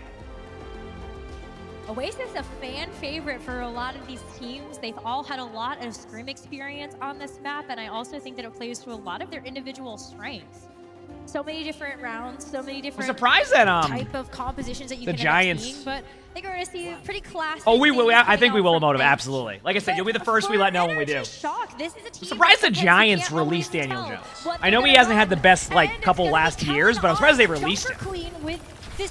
You know what would be hilarious? If the Cowboys signed Daniel Jones to play against the Giants in their game. A little bit more to their vibe, a little bit more to their strength. They should do that. Honestly, they should absolutely do that. Talent on the Queen is really interesting. Did he ask to be released? Okay, that's fair. Fairly quickly. I'm surprised they even allowed it. Damage from ENCE cannot be understated. But that would be so funny. Just NRG Shock. That makes sense then. I just saw quickly that they released them when I opened up my phone. Very difficult for Energy Shock to want to play fast when you know you have to run into something like Kai's Reaper already with a quick pick early on. In okay, this so map. Shock likes to run this Queen comp. It's very interesting because I haven't seen too much Queen. And we know ENCE is going to run this comp, so I'm actually really curious to see how this goes, how this plays out basically, is what I'm saying. Didn't quite meet the Grim Reaper just yet. He still owed like 13 million for whoever picks him up. That's fair. But that's never stopped the Cowboys from making interesting decisions, right? So the rampage comes in, but it doesn't matter. It's already done. Good for Shock there. Honestly, won the team fight. They're all trapped in. So the reason, by the way, just so you know, chat. From scissors, as ENCE, as quick as they cap that point. Will be as quick as they to give you an idea for double support Queen, defended for ENCE, they can still rely on their heavy-hitting DPS and Kevstar and Kai to deliver a big blow. But Energy Shock have the CMP. Like Queen is good against the Juno play, and what I mean by that is you ult, but then Queen can ult it, and then everybody's purple. And because Kiriko isn't being played in this meta, you get a lot of value. So that's why that works really well. The problem is that if it's about the setup time. So it's interesting, but even if you got the blade and the Death Blossom, Tree looking for a manual hack there in the front line. Doesn't quite get it, but scares ENCE. Oh yeah, I mean I want to see the Queen comp win. That'd be kind of cool. So you have to dude, imagine if both ENCE and SSG would get knocked out during this. He's looking at the back line, nice job by Shock. It's going to be the one to fell the Genji. I mean, so far so good for Shock. It's working. NRG Shock just running rings around ENCE right now. What meta are we in? Oh, right now it's NRG Shock's meta. This Queen comp with the Sombra is looking clean. How often do you get practice against this too? Yeah, I mean, I imagine a lot of teams aren't running that, so really rely on the DPS prowess of Scissors and Tree. Go for something like the hack. Scissors has also been a complete solo agent, being able to play this Echo. Has a duplicate for this next fight as well. All right. Duplicate, Rampage. ENCE have got the tools to kind of waylay that. They got a Juno ult. They got that orbital rate. Here we go. Here comes the TP from Kai, looking for an ENCE is going in with their Juno ultimate, which is fine. They get the pick on Kevster, and now you have the Mauga anyway, and then you can ult this if need be. Oh, well, you ran into the... is going to have to Yeah, back I off mean, this cage and the death block. it's fine, just reset. For NRG Shock has a good amount of ults coming up right now. The Queen Elf alone, I'm really... One way you can certainly it's really going to come down to this. Death Can block Kellex have the sickest brig ult we've ever seen? It can sometimes be a little bit tricky being able to get Way it Too Chill, thanks to the break 14 months of and the British shield Prime, so actually, thank you. no, Rack Thanks to Attack Way is Too so Chill. good with. But when you take a look at Energy Shock, they're still holding the front line. Okay. Pause coming through though. Looks like Sky's keyboard DC'd or something. He was like just standing there.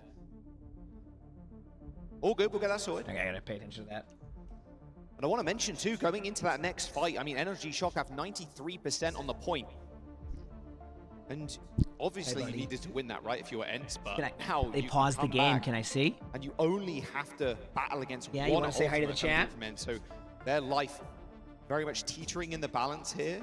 And Orbital Ray and just, well, any other ultimate kind of thrown on top. And sometimes you don't even need that. It's a quick monitor issue again, just a quick cable issue. Unplugged it a little bit, maybe, not sure. I'm going to plug that back in and get into the game. We're able to pause quite quickly as well. So Sky didn't end up dying. You can see the rest of the team kind of jumping on him with the break shield in front of him. And sounds like we're going to go in as well. So not a long pause, just literally needed to plug it back in by the looks of it. He's ready to rock and roll yet again. And there you go. That's what I was talking about. Kellex with the only ultimate here for Ents. They're going up against Rampage, Rally, and EMP. Almost everything. So much stuff that's going to make Ents so squishy. This rally's going to Sully was like rubbing his face against the Junker Queen ultimate, so maybe he's setting up for a good ult here because of that. He was wishing him luck. They completely... was able to stop any of the damage coming through. But now they got EMP. It does land and it connects with completely whiffed. Got nobody. Oh, they're just going to run over them now. No chance for Ents to come back. Couldn't have gotten any less than that. Classic Overwatch there. 95%. Elliot, thanks for the 3 months of the tier 1. Couldn't get any less than that one. Kevster, but Kevster gets sniped Hey, out no, by don't unplug my mouse now. Which shot by Rack Attack. And so Energy Shock, here, they buddy. take the first round of Oasis. Yeah, Kellex and Ents thinking they can go early. Pop the rally, hit the stun, Oh, maybe man. take someone out, but Energy Shock were waiting for it. And it was a really big deal to get How do I get Kevster my- when they did, because he actually had an opportunity to go in with that duplicate. If he was able to stall with that, maybe you're able to get a big dupe onto something like the Junker Queen. And they get my then you have an steam. ability to maybe just stall for a little bit. It was still going to be a rough road for Enough of Ents this to be able map. to get back into that one, but there was a little bit of hope. Don't worry. Go now. Good start so far. Got another round of Oasis. Energy Good start Shock, so though, far. look like they want to run back the same comp that they were able to best Ents on City Center. So Well, they want to run this Ents comp to begin with. actually Like, this respond seems to be their because comp, from what I've it seen. wasn't working on City Center, just losing control. This seems to be early. their comp. Energy Shock made it so difficult for them to be able to actually get in and to try to get an advantage in any of those fights. They've got Kevster on this Genji though. I love Kevster on this hero. He's so much fun to watch. Maybe this is the big difference here to deal with this Sombra. C-Town, thanks for the 44 months of the British Prime, so thank you, Queen's appreciate it. very vulnerable here, kind of walking through, having to shout, using the speed ring to get into cover first. Looks like Ents. As far as I know, Ents still does not have a coach. They were talking about it earlier. A fearsome hero to zero if you're From what I understand. Even more so if it's part Good of start for Ents. one of the world's I mean, best. that's pretty much what you have there. This is an interesting one for me. I think the problem for the Queen on this map specifically, like University will be a better map for Queen, is like how do you A virus got you just gotta have to wait for your teammates to kind of poke them out a bit. It's important to know. I think we are And then seeing go in. Sombra changes, right? She actually Who we cheering for? A good becomes match. herself when you go for the hack. Maybe that helps. I don't know. Orbital Ray from Sky here. 18%. We'll see. Just beating out Ultraviolet.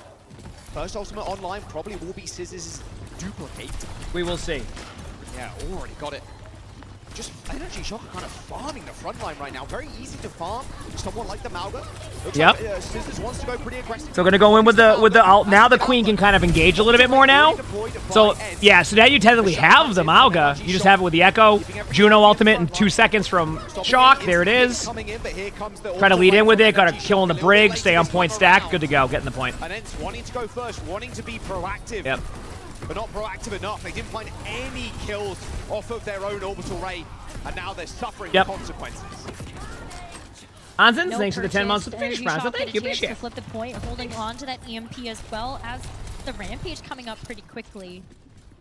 So really big ways that you can shut down something like Kevster's Blade, maybe even this Cage from Vestola. Here we go. There's some EMP just has some big ult potential. Genji has Blade.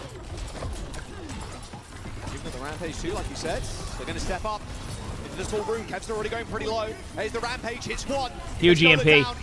And like, I don't know if they necessarily needed the EMP, but I think it's a part of their strategy. Oh, shut, I suppose. I think it's a part of their strategy to just like, if they cage, don't take any chances. And that's why they do that. Big ultimates invested though. Zen's now have a couple of DPS ults of their own. It's Kevster Blade. Yep. Will it get the job done? We've got the Death Blossom as well. No cage to actually be able to combo that with, but it doesn't really matter when you have something like the Rally that could also make either of those DPS heroes unkillable. Ooh, that's just a kill for free. That's just a, yeah, I was going to say. Reactions there. They were trying to flip the map on him, but then like they... And now they can go in. I don't know. It was a weird sequence. Disengaged the Reaper ult, got bashed out. I mean, I don't know. It's fine for Shock. Like, they're going to have ultimates coming up. It's just like, it just felt like a unique strategy at that point. To no avail, and with the way they disengaged all it. Of that chaos, Hey, buddy. able to get the point flip. So we're looking at a potential last fight here for ENCE. They don't have anything else besides this orbital ray to work with. And so maybe this duplicate from Energy Shock can come in clutch, but ENCE right now, they can play a little bit more far forward. Someone instantly gets taken out. Pops the duplication, hits over to the Malga. So they go in the Malga comp, which is good. Is that orbital right? Not something Scissors wants to mess with. Dashes all the way back. They're going to trade out. ENCE is going to go try and just farm ultimates. Puts himself on the point to trigger a little bit more time. 99% for ENCE now is NRG. Shock built a ton too. Of the point. Oh my, this might be last team fight coming up. This is going to be about 82% by the time they re-engage point. Yeah, this is last team fight. For Energy Shock. One more fight this is last team fight. Energy Shock and taking the first map of the series. And so look at that EMP Rampage. Really big in a corridor, even in this main choke. Come right here. Come on. Come here. Ideally for NRG Shock here, they use one ult, then use the next. You can see Sky jumping over to the Kiriko. No, that's one of the big win conditions here. Hey, bud. Suzu could be a really good way to get the clean. That is possible. Frame perfect, you're going to have to They have the EMP. Tree setting up. Already use the transicate. And you know deflect. Ground, get away from danger. But the EMP from up here is still Queen deadly. EMP time. Get ready. Now have to dodge. Somehow, EMP lands on the cage. Good Suzu though from Sky, keeps him alive. Oh, what a good play. From Kevster. He's already claimed 2. What a good play. That was looking like Shock was going to take that, but I think the way that... What a great play by ENCE. I'll explain in a second what they did. I don't even think, like... We'll see what happens here. Wait, this actually is winnable because Kellen is back and Kevster, though, that have to hold down the fort before Sky comes back with some healing. ENCE do end up flipping that point as well, so they are in control currently. Rally available from Rack Attack, just needs to make it back to the point in time. Vestola taking too much damage. This is going to be a reset, I think. An axe swing goes a Yeah, I was going to say, like, I actually think they might. I think Shock might be able to win this because those 2 final kills they had at the end. A dash away from Kevster, but it might be too little, too late. Yep, it's the rally. It's all they needed. Rack Attack comes in, provides the overhealth, and jobs are good in for NRG Shock. They find the flip again and find the first map. Good for Shock. Holy crap. What so what I do want to point out, the really cool play ENCE made there was when they had Vestola kind of feed on the point in order to use an ultimate because they knew that EMP was going to be baited out by using the ult. So they had Vestola run into the backline so that way you could basically have Vestola ult the team in a bad area, EMP, and then cleanse them. And that actually almost won the team. Good first map though. Yeah, that was like, it just was like, when that happened though, ENCE made a really, really good like play with that one. And like, they almost were able to take that because of it. It was like such a smart play because they recognized that what's happening is that Shock is basically EMPing every single one of Vestola's ultimates. So they waited till last possible. It was such a great idea. Like it was perfectly executed. It just they lost. Like, and that's fine. So I wish I could showcase it when it happened. You're gonna have the Sombra to disrupt a lot of the ways you might want to fight against that. It'd be really difficult to actually get in and go face to face with something like that. I think Gracie also, you just pull somebody out of that big clump of team and take them out. NRG no win condition there as well. You happy, buddy? Jumping in with the EMP, cancelling the cage. Suzu comes in from Sky, and it's like, well, now it's game over for you. I hit the Rampage, and Bud, what are you doing though? What is this? What is this new thing you've started today? You just sit in front of my monitor because you know I watched. Yeah. 14. NRG shot coming out ahead. 2.4k data, 0.4. Not too bad whatsoever. Of course, now it's their time to choose the map. NRG Shocker running this kind of queen comp. Where do you expect we're gonna go? I don't know how much it matters. Just in terms of the fact that you have to be prepared for anything. It is going to be Circuit Royale, though, and it makes a lot of sense for them. Circuit Royale time, okay. Those off-tank heroes, you get an opportunity to potentially play something like the Sigma, which is one of Vesola's absolute best you got heroes. off We also this time finally yesterday. get a chance to Does see he? those little map changes in effect, too. Right. Yeah. Circuit Royale get changed recently, so see if it ends up mattering a whole bunch here. Of course, that third point. The high ground control a bit easier for the attackers now. You're not walking on basically a tightrope staircase and then peeking around a corner. There's a little bit more cover and there's a little bit more open as well. Much more beneficial for the attackers, a bit easier to get that height. And as well for NRG Shock, I mean, if you want to run the queen, it's going to be very Is Rack Attack normally a tank player? No, Rack Attack is just want to go a poke style. They can just have the Widow. Rack Attack is a Sigma, like you said. Have to wait and see as we jump into map number 2.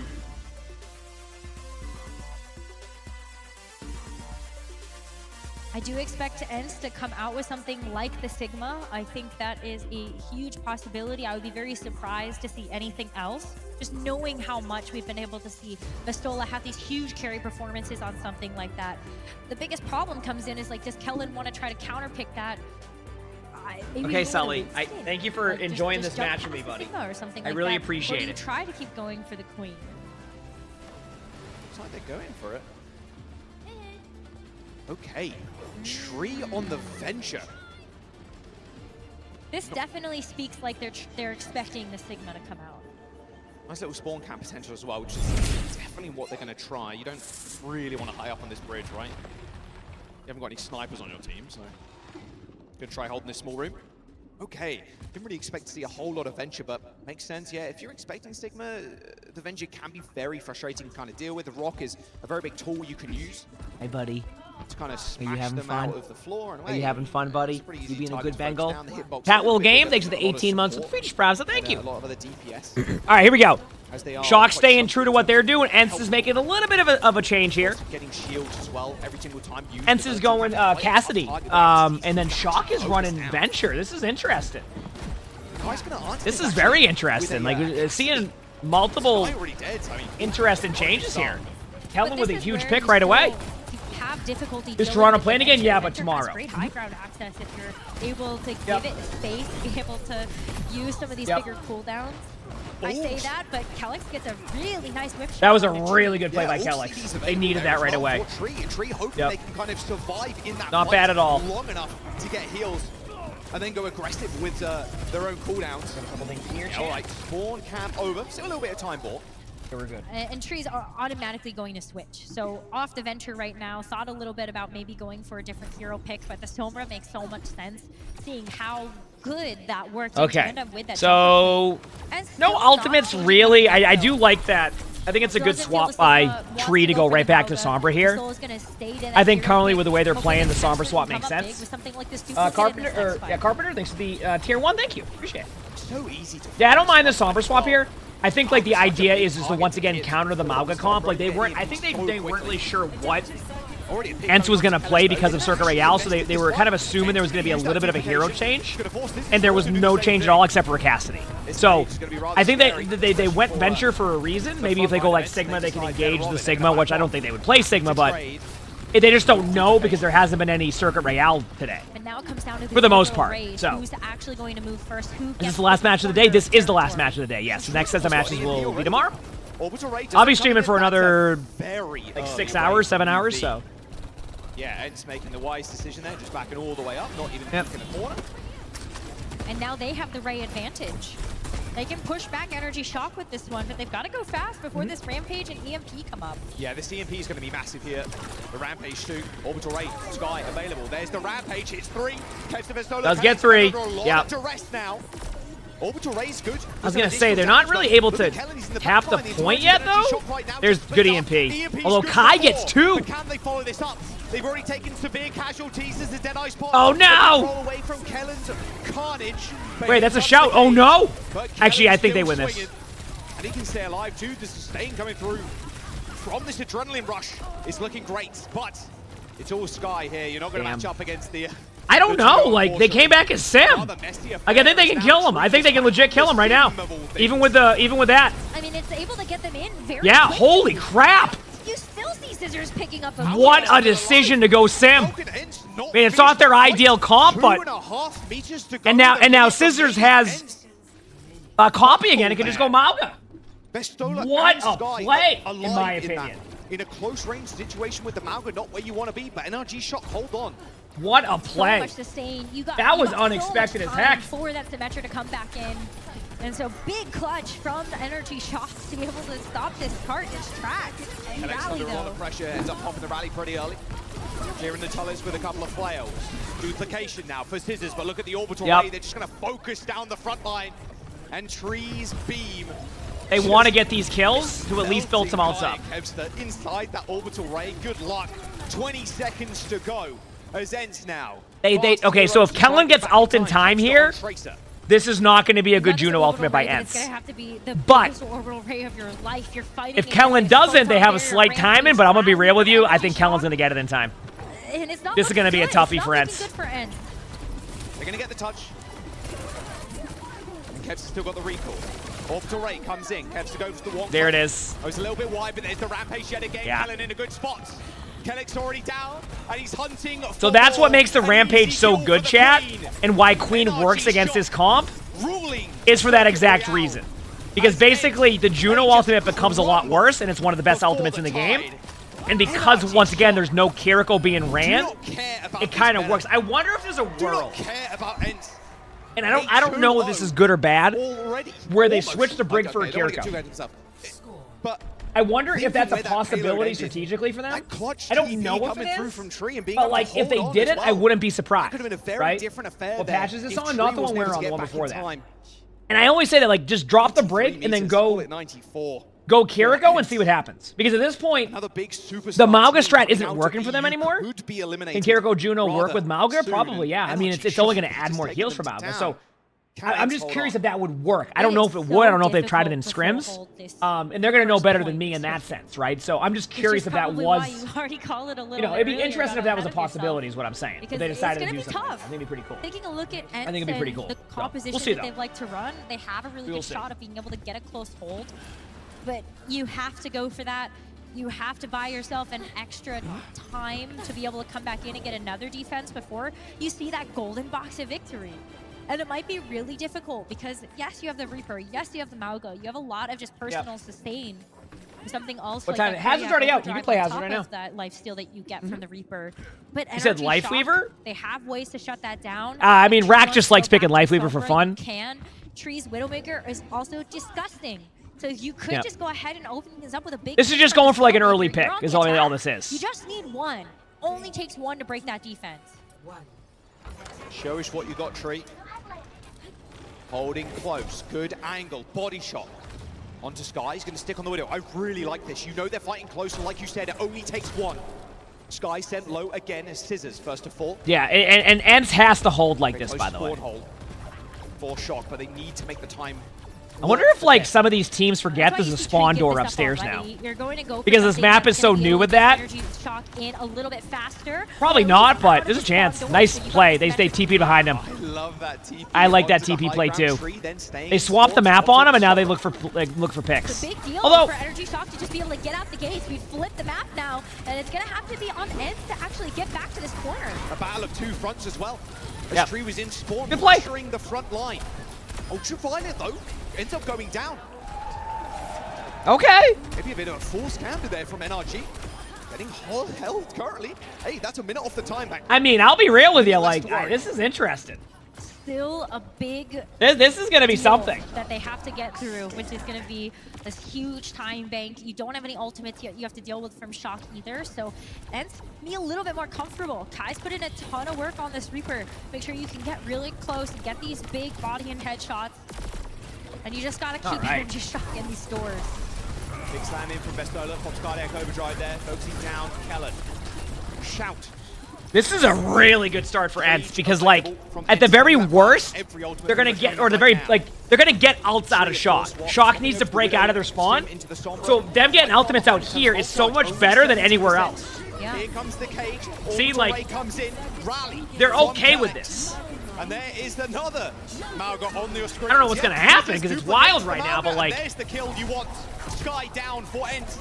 And as the spawn hole's been broken, as Kevster jumps onto the Queen, gets stunned, goes for a Carnage swing, 2% away from a free rampage. Ooh, nice trade. There's the kills. Dying card though. Eventually. I mean, that's 2 minutes off the clock, chat.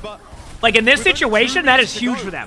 Downside, they used about every single ultimate in the game ever. A big deal for Ents to be able to get so much of that. And I thought maybe a little bit of an ult advantage, but no. He has to deal with 2 more big defensive holds here. This next one, you kind of expect you're gonna lose. You've got the Sombra as well as the Junker Queen, but what is this? Ents have Vestola coming out on the Zarya of all things. Another way to cleanse that ultimate. That rampage can be so deadly. Oh, his tree has been killed off already. EMP in The Zarya, you know what? They're this is why I want to see them make some shifts. It's just not working anymore. Better if you're Ents, because it buys you so much Pants, thanks for the Phoenix prize. Thank you. It's just not working anymore. Yeah, just bubble the Reaper, get some energy, bubble off the Queen out, like, this is already dead. You know? Where's the damage now for NRG Shock? They've still got the Rampage in hand, but need to count those bubbles. They need to count them now. One use. Vestola also going pretty low, and Kellen knows he needs to press the advantage. But Ents know exactly that. Read them like a book, ends up backing off. They got another fight. You know, they need time, if Kevster can build ult in time here, this becomes very interesting because you could go Queen Zarya, bubble the Queen. It's like a very small time in here. If Kellen takes it, it's over, but like, it's going to be a perfect place to use it. Rampage still available. Oh, it's Vestola. That's it. Where he stands. Orbital Ray's going to hit Sky, but I mean, look. Reaper ult actually coming up. Anymore after that Rampage, a big axe swing there from Kellen, and the rally should seal the deal from Rack Attack. They only need this 1 point, and 1 point they will get. Holy crap! This is interesting. Good for Shock. I really think that Ents needs to make a change now. And it's just. Here's what's happening. I want to give you all a rundown of how this is going. Okay? Talk about the Mauga comp is the meta. Advantage, maybe. All right? That would be the Mauga comp is the meta. Also, Gels, thanks for the 33 months of the Phoenix prize. Thank you. Okay? But do we even call That's it the current meta right anymore? now. Take a look at how you go Mauga. So, yeah, the Shock comp is basically designed to prevent that ultimate from working. So you go Sombra to EMP the cage, and you go Queen to get rid of, to purple the team when Juno ult happens. That's why I'm saying, what would happen if they decided to play like a very, like, unique backline of, like, Kiriko Juno, and then see if you can get the value out of that with the cleanse. Because it's not working. And then they went Zarya for that exact reason, to be able to cleanse with the bubbles. So it's like, at this point, why not try it? Like, you're not going to effectively change some of the strategy. You'll just go the Kiriko in that comp and just see what happens. All right, they're on Midtown. I really want to see this. This is the one way that Ents gets a chance to come back into the series. Yeah. And then EU's kind of hopes and dreams of taking this tournament do lay in the lap of Twisted Minds. Ideally, right, you have most EU teams making it through. Like that happened in Dallas. Like the NA teams just did not show up. It was EU that were the kings. Jack, we get some blanking to chat for Clever Tom. We are going to Midtown. With the 5 gifted. And that was 35% off, right, Tom? Make sure it's consistent. All right, adaptations here. I want to see Ents do something different. But NRG Shot with Tree. And like you mentioned, thank you. I appreciate that, Clever. Vast hero pool. Heck yeah. Just massive. He's going to be rocking the Dude, you Ashes. get to say yeah. I mean, they just randomly did a Black Friday deal for 35% off gifted, so I'm not complaining. More aggressive with the Sombra. Fear No complaints on my end. Be there, but with Tree okay, here we go. In the backline, Kellen's going to be a little bit more patient with how he wants to get in there. Got to play a little bit more reactively in that sense, but you're so not many changes here. They're playing against a similar comp. Similar hero pool, so it's just they want to commit to this and maybe it works. Oh, I like that. Okay, already we're seeing a change of pace.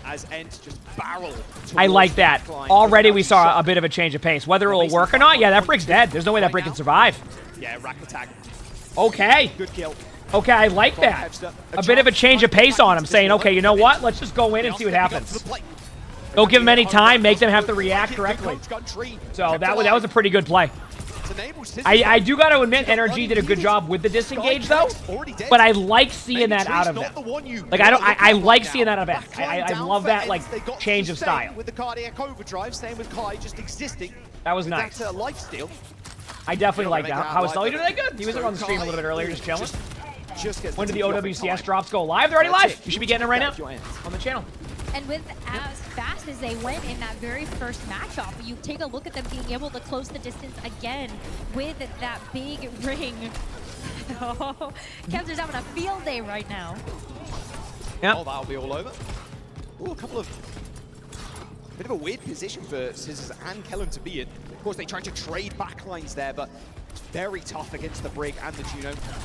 Quite a bit of mobility and a lot of damage as well if Kevster or Vestola. The app, yeah, their app's been a bit scuffed, I will admit. Nice! Honestly, good start by Ents. I think the one major thing they changed is they stopped playing like slow. They're fantastic for the Ashe. And they just went in. They said, you know what? Let's test their disengage, right? And I like that. I think testing their disengages there is the correct play.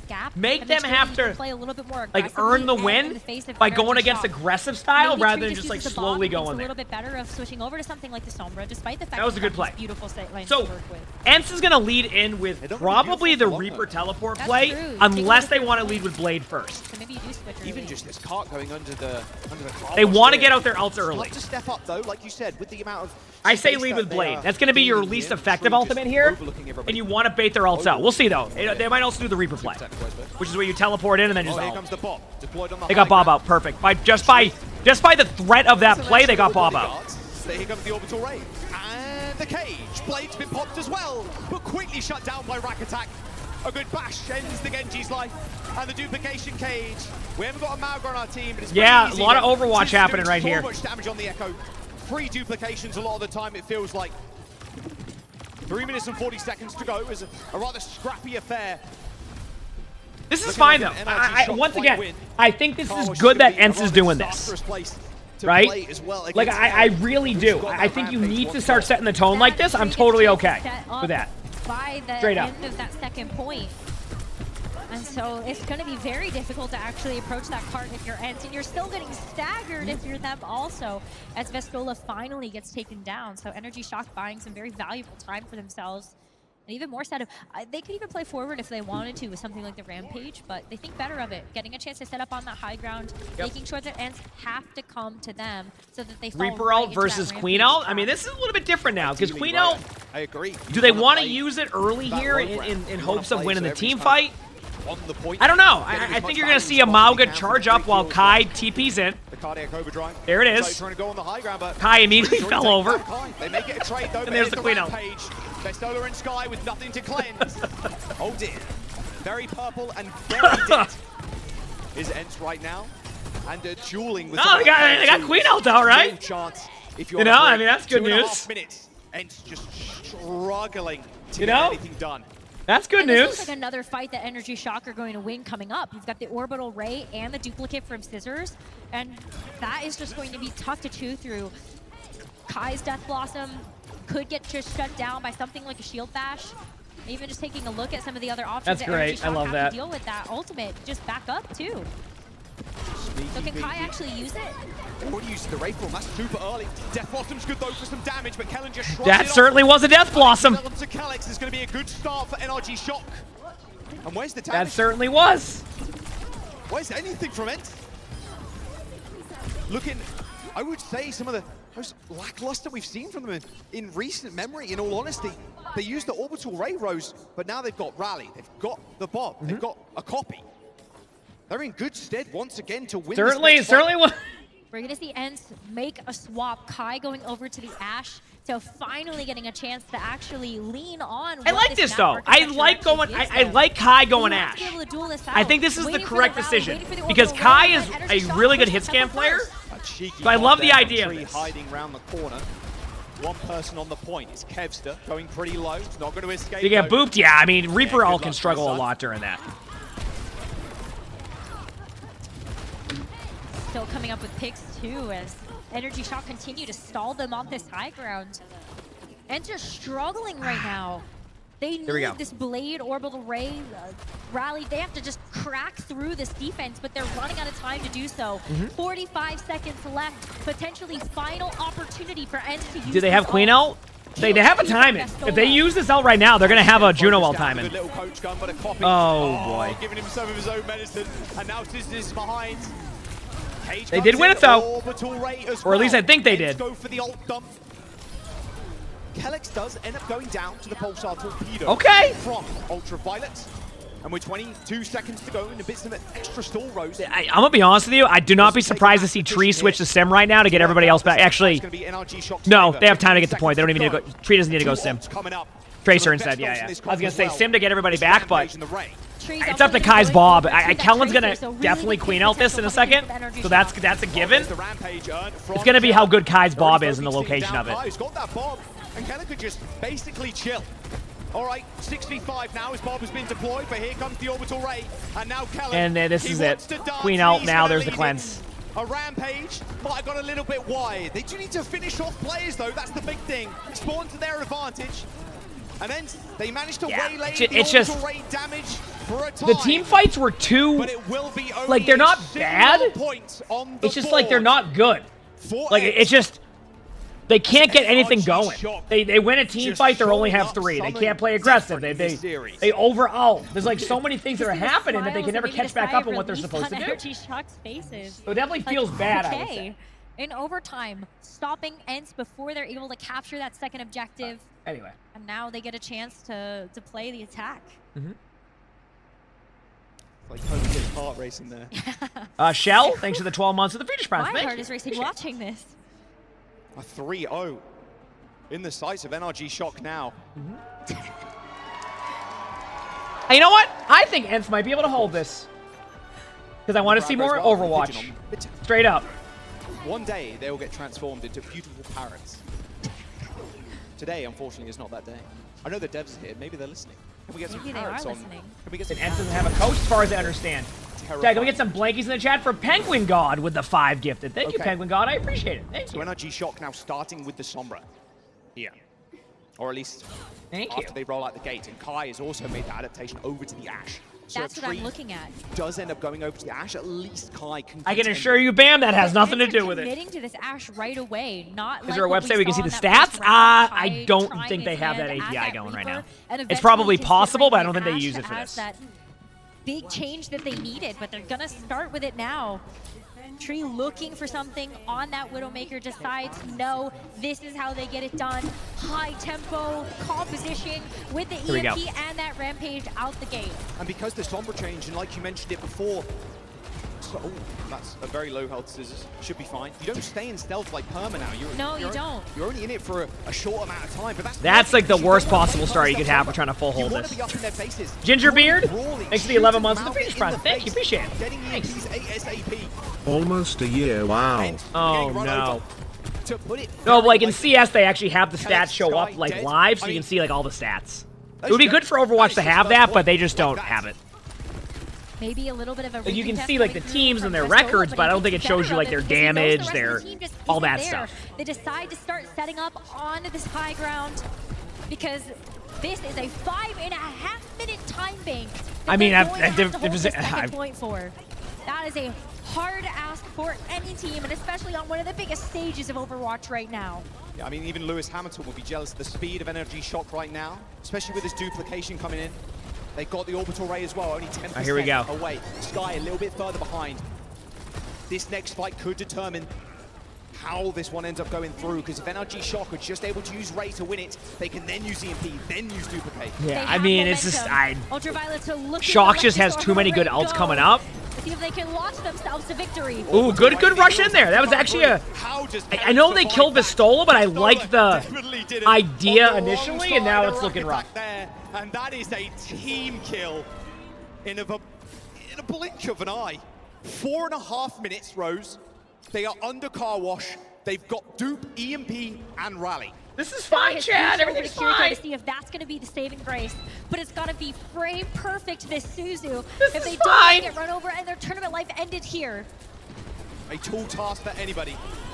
A rush in. Oh, and Scissors just turns Kai into DNA on the pavement. Luckily, those guys going to come in. Good cleanse. Perfectly timed to try and save Vestola's life. Duplication onto the Queen now as Kevster looks for a free rampage. Kellen falls, and they might have just done it. Oh, I'm lagging a little bit. Now. 4 minutes You know what's kind of crazy, chat? What? For energy shot. Is that me or is that the video? I'm going to pause for a second just to see. Another EMP. Even Tree has You know, out of curiosity, chat, what is Ence's backline right now? What I mean, what they have the break still, but what's their other support?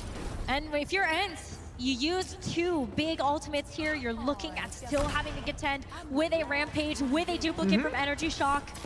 Tree also switching over to the Ashe, so maybe not even wanting to invest into this EMP because he thinks he can just get the job done by getting a pick from the Ashe.